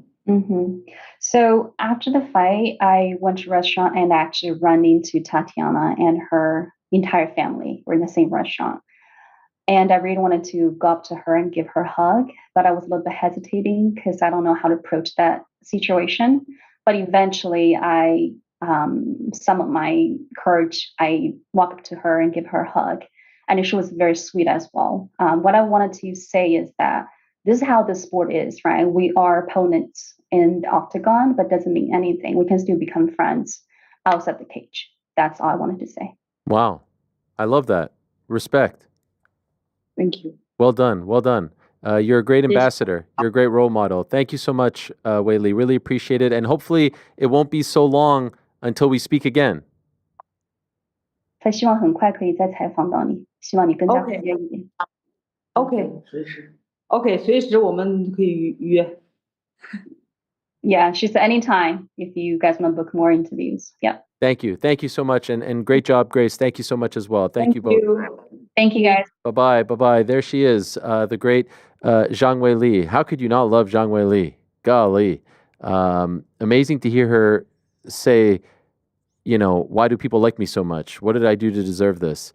Humility, incredible fighter, and that fight against Valentina. But I could tell by her body language, and I understand she just fought, but that's the fight that everyone's thinking about. You go through these fights, and some of them are just kind of there, and they're title defenses, and they're important. But to get to the point where this actually makes sense, where this actually matters, where it's actually something that people want, is a testament. Yeah, trying to read the tea leaves, I get the sense that her discomfort with it is that it's not up to her. Ultimately, like, she's not the type to be like, I want Valentina, line her up, I'm going to beat her. I get the sense that she's like, she doesn't want to say it's the UFC's call or say something against what the UFC wants her to do. And ultimately, like, it is their call, right? Like, are they going to do it? Because she'll fight anybody, as is clear by the fact that she was like, okay, if it's not Alexa Grasso, give me Tatiana Suarez, which most would say, like, yeah, that's an insanely hard fight. She'll fight anybody anytime. She's game, as they come, but I also feel like she's like the traditional martial artist. She is very much in the spirit of like traditional martial arts. I agree with what you just said there. I'll push back on one thing. What's that? I do think it's up to her, and I do think they want to do it. And you've seen enough Dana White press conferences where he's like, we're not talking about this now, or we'll talk about it on Tuesday. Did you see the press conference on Saturday night? Seemed intrigued. He was giving the sly smile. We might see, like, okay, but he was saying it without saying it. That's the most he's ever going to say. For a fight like that has a few, like, things that need to be worked out, he doesn't usually say, if it's not, like, if someone asked him after the Islam fight, oh, is it going to be Islam versus Bilal next? He would have been like, nah. Or, in the past where other people, Dricus, perfect example. If someone would have said Dricus versus Alex next, he would have said no. He was saying it without saying it. I think it is up to her. I think if she asked, but the UFC is very smart. Zhang Weili fighting for a second title, given her fame and her growing popularity, would be gigantic for that region and worldwide fans. I think they're going to make it happen. 1,000%. You don't get these opportunities often to make like mega fights in the women's division, so you have to capitalize on it. Yeah. I think they'll do it. I think it'll ultimately happen. But the part that makes me think, again, it's in their court, is her saying they wanted her to stay at 25 if she does it. And I think she has business to do at 115. And I don't think it's like, I don't think it's necessarily an easy decision for her to go, yeah, I'll just go up to 25 when she's so dominant at 15 and could do this for a lot longer. I think the reason why they say that historically is because it's very important to have championship fights on pay-per-views, right? And so if someone has two belts, you're now essentially eliminating one of those slots. But I also think there's value in a double champion who is active. And I know she last fought in April. I don't know if that was necessarily her fault, right? I think it's because there isn't a queue. And so if that is the sentiment, just wait until after the fight to make that decision. Because you want it to be champion versus champion. And then for a moment, if she wins, you want her to be a double champion. And DC got to do it. And look, there's just not a lot of options right now. It's just Virna. At 115. Also, Virna and Mackenzie, but Mackenzie needs to win a couple more to be in that conversation. The other part of it is they're just not booking a lot of women's fights in general. I'm fairly confident if Zhang wanted to, she could defend both belts. The same way Amanda Nunes did. I'm fairly confident she wouldn't have much trouble bouncing. That's my point. 100%. And I don't think she should have to. Basically, what I'm saying is I don't think she should have to choose. I think she can compete for the 125-pound title, keep the 115, and defend each as challengers arise. I don't think it'd be any problem. What do you do with Manon Fiorot? Like I think Dean was wrong. I don't think Manon is the reason why this fight doesn't happen. Remember, we can't forget, she won in March. Valentina had to fight Alexa to win the belt. Alexa was the champion this time last year. You forget. Not you guys, but in general. Yeah. And so she's not the holdup. She had to wait. She waited. The fight happened in September. Valentina wins the belt. Valentina versus Manon is actually a great fight. Fantastic fight. It's a great fight, a great style matchup. Two great strikers. Valentina showed tremendous grappling in her last fight. but I mean, champion versus champion is champion versus champion. I want to make very clear, I'm not advocating for her to get skipped. If anything, I would love for that fight to happen relatively soon, even if it's Montreal, by the way. That's still in 3 months. And then are we just risking losing? Yeah, you're risking potential. That's Zhang right. versus Val. Oh, this is a tough one, man. This is a tough one. Zhang versus Fierro does not carry the same weight as Zhang versus Do you think if Val. they gave Manon step aside money, she takes it? No, I don't. But Yeah, also, probably not. I'll be honest. While I'm not as compelled in a fight perspective with Zhang versus Manon as I am as Zhang versus Valentina, because I think those are the two top pound for pound. I was out of the room. I don't know if we discussed the pound for pound. I think those are the two top pound for pound Didn't even women think about that part. in the world right now. I am compelled by the idea of Zhang getting a title shot regardless. I am compelled by the idea, even if it is For sure, Manon. go I'm for double I'm still champ compelled. status. But what you just said, an all-time great, pound for pound 1 versus pound for pound 2, going for double champ status. You don't get these opportunities that often. She's defended against pretty much everyone in the division. That is a title contender. There's Virna, but like, is it like that warranted? I know she's won 4 in a row, but it's not like this. Like it's almost like it's not like Manon. Like Manon has this clear stake at the title. So the only thing I'll push back against is like we just saw Yan Xiaonan in a very close fight against Zhang Weili. Like Zhang Weili, not all of her performances are blowing people's doors off. Like I know. Look, I have her. We had the uncrowned rankings. I have her number 1 pound for pound, but I don't think it's like she can't have competitive fights at strawweight. I think there's plenty, and Yan Xiaonan showed that. But I do believe that this is the toughest challenge for her and would be the best fight. I'm compelled by her chasing a second title, no matter who it is.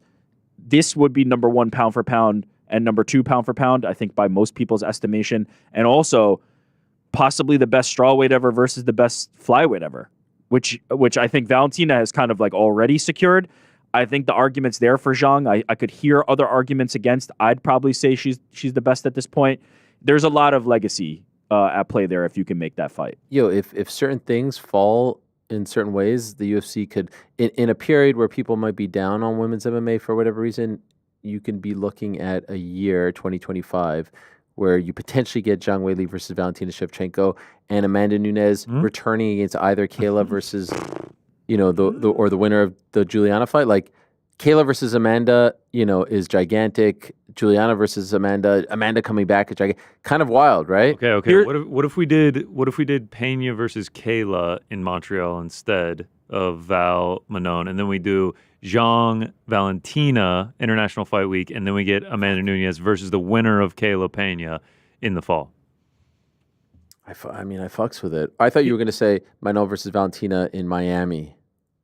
Oh, I just go back to how good Manon Fierro is. You are just risking that monster. Okay, so so when they clip this off, it's not me saying this, okay? Because they got mad at me when I brought up something to Valentina about Manon, the coach, her husband, her boyfriend, whoever he is. They were in studio. They were lovely people. I was like, yo, man, I was just asking questions. I'm not advocating. So I want to make this very clear.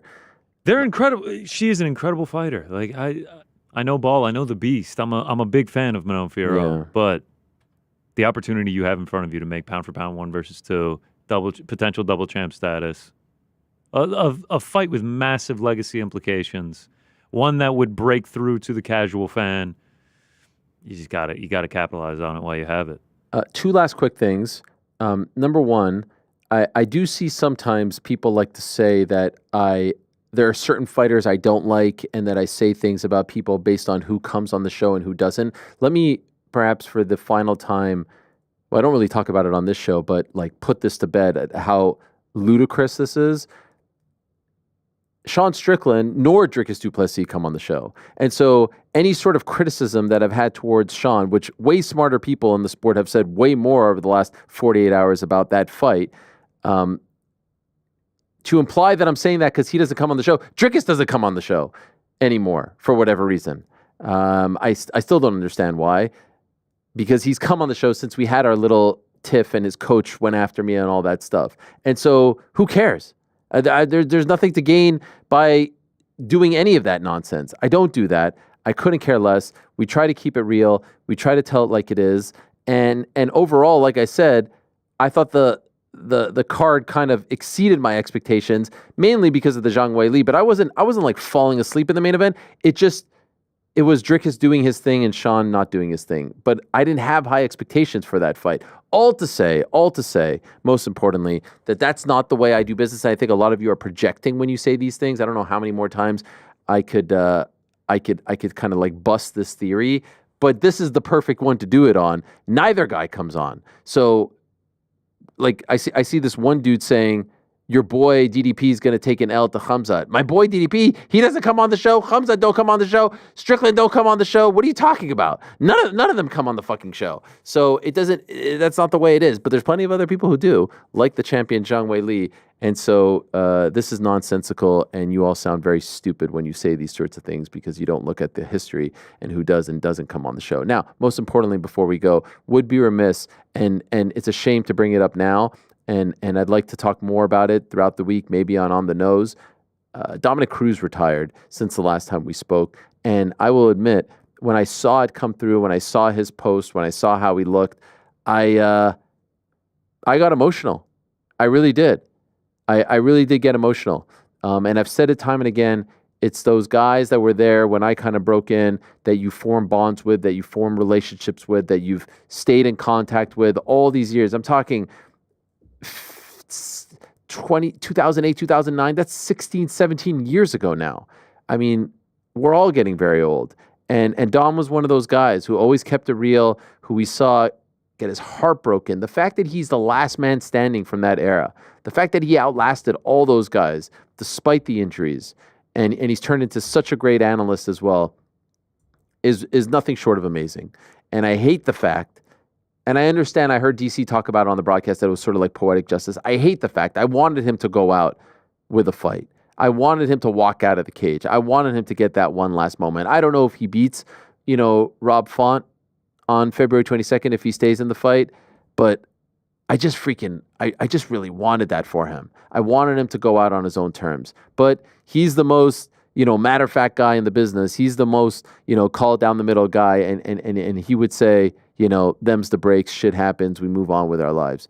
But Dominic Cruz, forever one of the greats, forever one of the best bantamweights, one of the best champions, a trailblazer, a pioneer.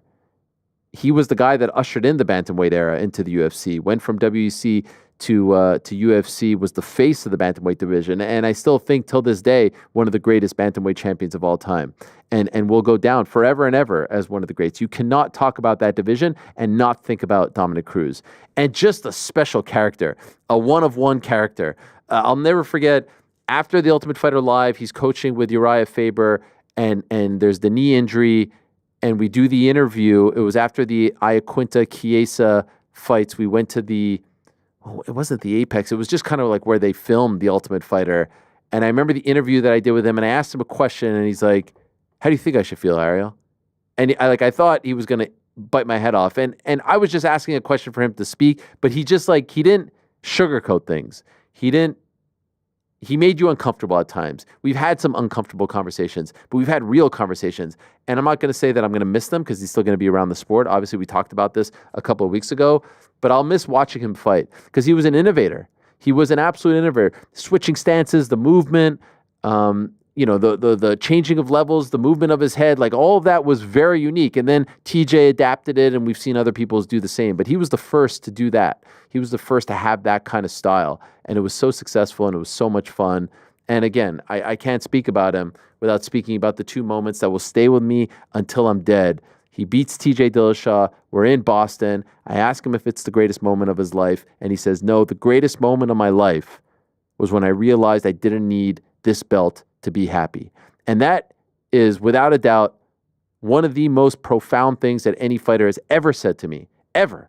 Because they all chase the belt because the belt to them means happiness. The belt means that they did it. And here's a guy who got the belt and in that moment says, I didn't need this to be happy. I just wanted to do it. Fucking incredible. Love it. And I will never forget that. I'll never forget the chills that washed over my body when he said it, because we all thought he's going to say, Of course, this is the happiest moment. I made it. I had to work 3 years to get back here, and I just beat the champion. Of course. No, the greatest moment was when he realized he didn't need the belt. And then, of course, not that long after, he fights Cody Garbrandt in an incredible performance from Cody, one of the all-time great performances by a challenger in a title fight. And he stands up in the press conference, and I was lucky enough to ask him, why are you standing? He said, I'm always going to be standing. I'm always going to be on my feet. And that was profound as a guy who had multiple ACL surgeries, standing up there, taking it like a man, and just dropping wisdom on us after a devastating title fight. A title fight that he was never really in. It was fairly one-sided. And at times, Cody's clowning on him. He's like doing the robot on him in the cage. And it got bitter beforehand. There was a rivalry, alpha male, all this stuff. And he stands up there in his suit and shades and answers all the questions like a G. So I will miss Dom. I got emotional thinking about him and his career and hated to see him go out that way. But know that we'll be hearing from him and seeing much more of him for many, many, many years to come. So just wanted to congratulate him on an incredible career. Would love to talk to him at some point when the time is right about closing this chapter and moving on. Super chats before we go? Can I just add one thing about Dominic Cruz? What I find so incredible about him, and it's pretty unique to him, maybe it applies also to BJ Penn, who you mentioned earlier with Dean, but like, he could have been the biggest what if, right? Like, because of how many injuries there were, because of the layoffs, because of these things. But he achieved so much, even in spite of that, right? He's such a distinct and kind of unique character in the sense that, like, he is pretty much considered the bantamweight GOAT. There are many kind of making, claims for it and pushing toward it, and that the conversation can be had. But he's up there in that pantheon. Imagine what he could have done, if his body had held up and all those things. But you don't need the fantasy scenario. You don't need the kind of like what if scenario, because he had achieved so much to that point already and was such a unique fighter, such an innovator, as you've said, and an incredible interview, and somebody who always gave his perspective unfiltered in a way that many don't. It's an incredible achievement to what he was able to do, even in spite of kind of that what if nature of his career. He became the GOAT or one of the GOATs. Completely unique. Your words nailed it. And the resume is unique. It's in itself. Like he makes his WC debut against Uriah Faber for the belt, and that's where the feud starts. Where Faber draws his does a signature on his face when they're signing the posters. Loses that fight. Comes back, fights 2008, 2009, 2009, 2009. He goes on an incredible run. His win over Brian Bowles to win the belt, unbelievable, in Columbus. Beats Joseph Benavidez, beats Scott Jorgensen, that's the last WEC fight, and then fights Faber in the first bantamweight title fight in the UFC. Wins that fight. 3 months later, fights DJ in Washington on Versus. Remember it very well, the suplex, all that stuff. And then doesn't fight again for 3 years. October 1st, 2011, September 27th, 2014. By the way, UFC 178, the card we were talking about, starches Takeo Mizugaki in just 61 seconds. Gets the title shot against TJ, beats him, gets the fight against Uriah, beats him, and then, of course, the Cody. Fought 3 times in 2016 after being out for 3 years. After the Cody loss, didn't fight for almost 4 years. Had a stretch of 3 years and 4 years where he didn't fight. And since 2020, of course, he came back and fought Henry Cejudo. That was the return fight. He's fought consistently, 2020, 2021, 2021. And then the last fight was Marlon Vera, Cheeto, in 2022. So it's been a year and a half or so since he last fought, but nothing left to prove. One of one, unoriginal, a pioneer, a trailblazer, a legend. Hall of Famer, if you ask me. What do we got, Frank?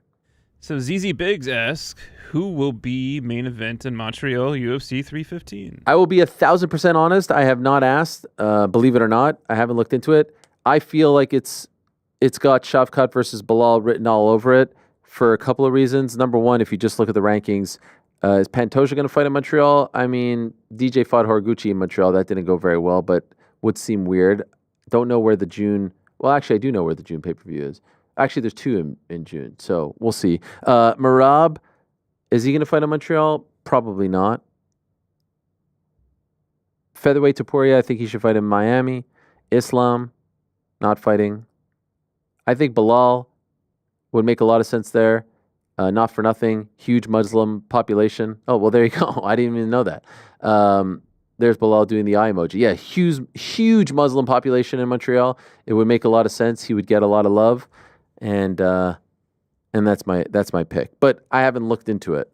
We going up? We going up to the old hometown, to the stomping ground, getting some orange juleps? Oh, yeah. Javkov fight? Julep. You just had that ready. Damn right. I keep it hanging right here. Is it orange julep? It's julep, yeah. Yeah.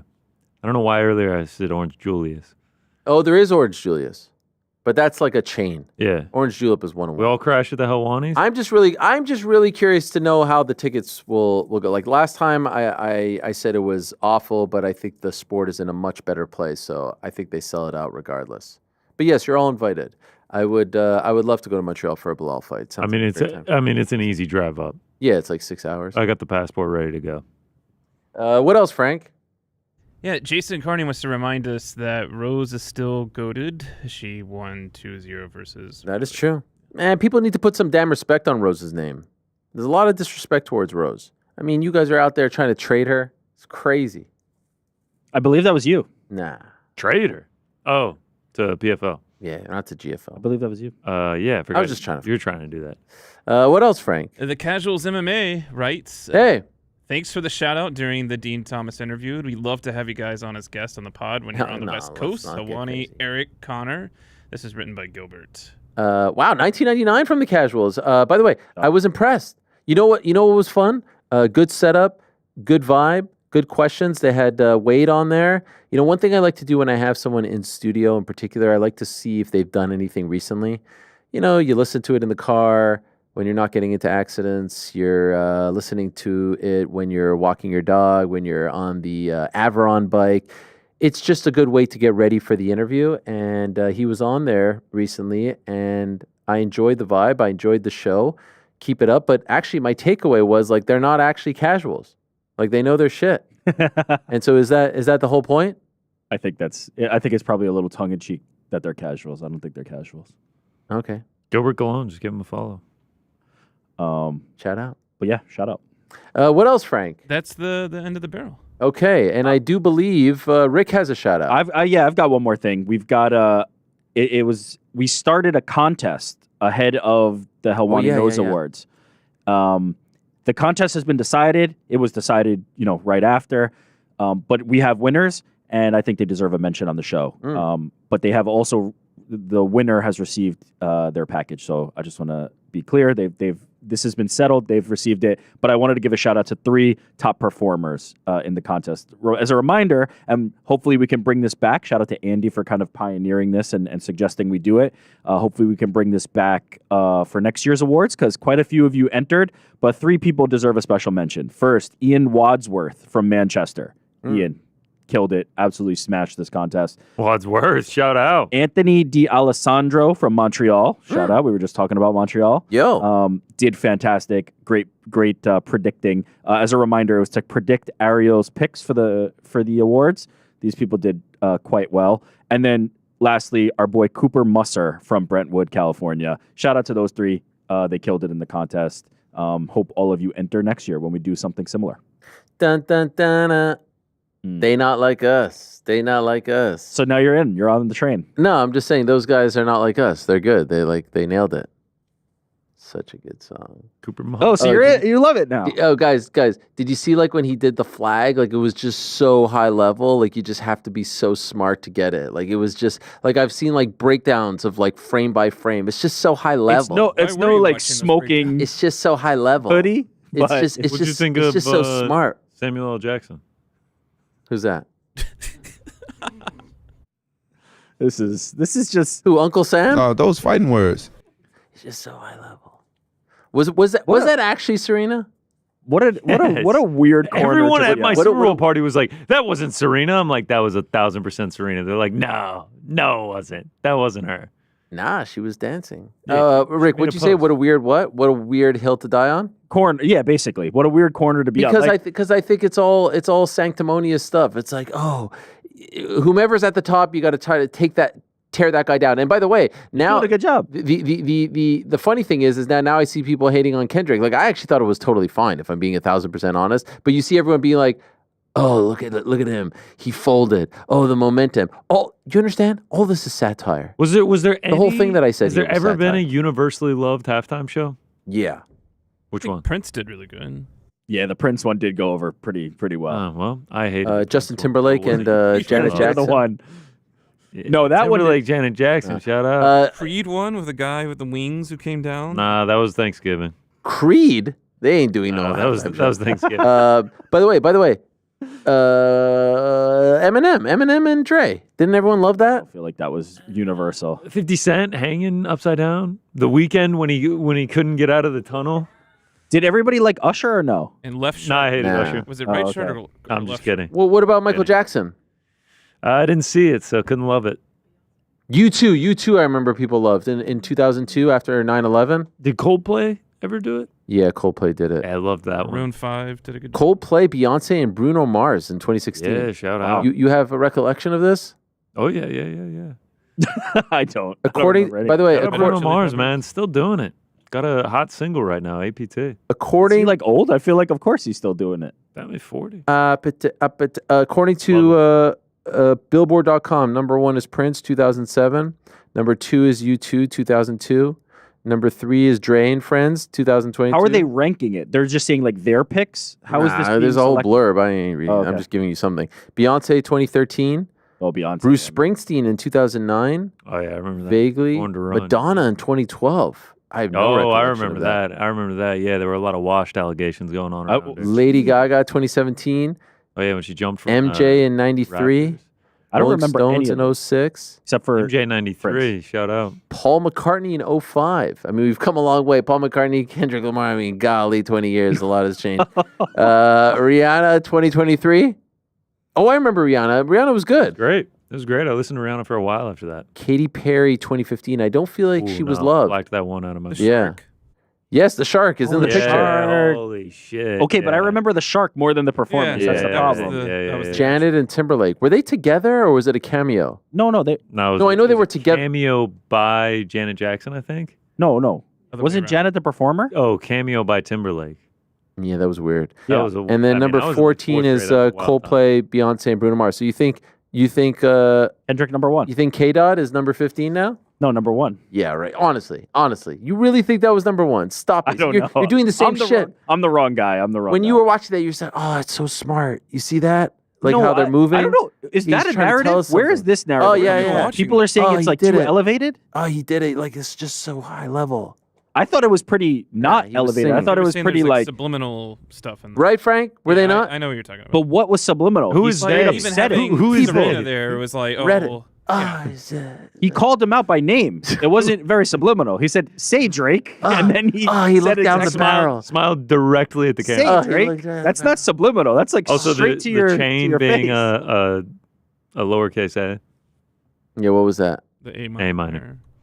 Minor A. Be like, See the subliminals. You didn't get it. I didn't get it. Yes, you it's a didn't fucking get high it. level for you, You bro. didn't No get wonder you didn't it. get By the the way, American. my I kids didn't actually get said it. to me, "Why is there a lowercase a?" And I was like, "I don't know. I'm not hip You get to it. all this." It's too high level high for you, man. You wouldn't Too high get it. No level. wonder You you wouldn't. hated it. You know what? You know You why? don't even know Samuel L. Jackson? Of course, I know Samuel L. Jackson. You know why it's not the greatest diss track of all time? Because "Hit 'Em Up" was so intense and vulgar that no one can even fathom having it at the Super Bowl. And so that tells you if it's good enough to be at the Super Bowl, if it's PG enough, then it's not good enough. So your level as far is as, You always it go has hit to be him the up, most but your guy vulgar. Drake has like a really solid diss good track and point. back to back and everything. no. Drake. The Meek Mill War of 2016 was. Hit 'Em Up is number 1. Didn't get him to the Super Bowl. Undisputed, undefeated. Yeah, you think Tupac showing up doing? No, Hit I'm 'Em saying Up? Drake. Drake had some diss tracks. Didn't get him. Yeah, to that's the Super Bowl. crazy. It's That's just Kendrick. that is crazy, but Just you know, Kendrick. that's all good. Listen, Grammys. Won some Grammys. yeah, listen. I mean, you know what pretty else good. won a Grammy? Pandering. Yeah, what's up? Yeah. Jordan did a deep dive on the lyrics earlier. He actually has the song memorized now. Oh, okay, hit us. Acapella? feel like it's Hawk, no? Yeah, protect your neck, Yeah, well done. Oh, wow. I could tell you that tomorrow's show is pretty stacked, guys. Yeah, what? I'm waiting for the stacked lineup. Oh, okay. Sorry. I thought there was another trade or something. Blew the doors off with this one. Let's see what we got. Tomorrow on the program, we're going to be joined by Eric McGracken, the great lawyer. I screwed this up. It's either lawyer or attorney. No, lawyer is Canadian. He lives in Canada, but he's a dual citizen. Anyway, he has been one of the leading voices as far as the antitrust lawsuit is concerned. They settled it. The payments are coming, but there's a lot of intel. A lot of fighters hit me up about things, and quite frankly, I'm not smart enough. I don't understand what Kendrick is putting out there, and I ain't knowing how you're getting your money. But this guy does know, and so we'll talk about that. I'm looking forward to that conversation. In addition to that, we are going to be joined by Eric Nixick, who is in the corner of one Sean Strickland. So we'll get a lowdown as to what happens and. In the corner when you're just not vibing with your guy and where he goes from here. We'll also be joined by WWE Hall of Famer Bubba Ray, a.k.a. Bully Ray. Never had him on the program. Looking forward to that conversation. And if that wasn't enough for you, the great KSI is going to join us as well. Oh, boom. Have you heard March 29th, he's fighting Dylan Dennis in Manchester. So we've got a lot coming your way tomorrow. On a Tuesday, we hope to see you there. That's the poster. It's time to go. Let's go. Frank, did you see at the 3 minute and 49 second mark of his performance when he looked to the left, what he was trying to say? You were supposed to look at the right camera. Yeah. It does a weird. Did you guys see how many people got out of that tiny car? Yeah, that was weird too. That was suspect. I don't get what's happening. It was an homage to the. No, and speaking of homages, like he was wearing bell bottoms because he was trying to say that in the 70s, that's when we were at our best. You see, and because he's born in the 70s, it was an homage to the time in which he was born. See, a lot of people didn't. Nate Diaz got it and clowned him for his bell bottoms. All the women at the Super Bowl party I was at loved the pants. Diaz, by the way, you can't spell Nate Diaz without Loyalty. And Drake has been on the record multiple times saying Nate Diaz is his favorite fighter. You know this, right? Even though Kendrick is from Cali. That's what. See, unlike that turncoat, DeMar DeRozan. Is that a song by Kendrick, Jordan? Is that a song? Oh, okay. I think he actually played it last night. DeMar DeRozan turned on Canada. Literally played a song. How about LeBron? LeBron turned on Drake. See, I can't do it. I know it's hip, but you know what? That's who I am. That's the kind of guy that I am. I'm a foxhole guy, all right? You don't have to turn on him to just acknowledge the beef. No. I still like Drake. Appreciate all the guests today. What a show. What a day. Luke Rockhold, Rory, Dean, Zhang Weili. Back tomorrow. Same time. Peace. I'm out of here.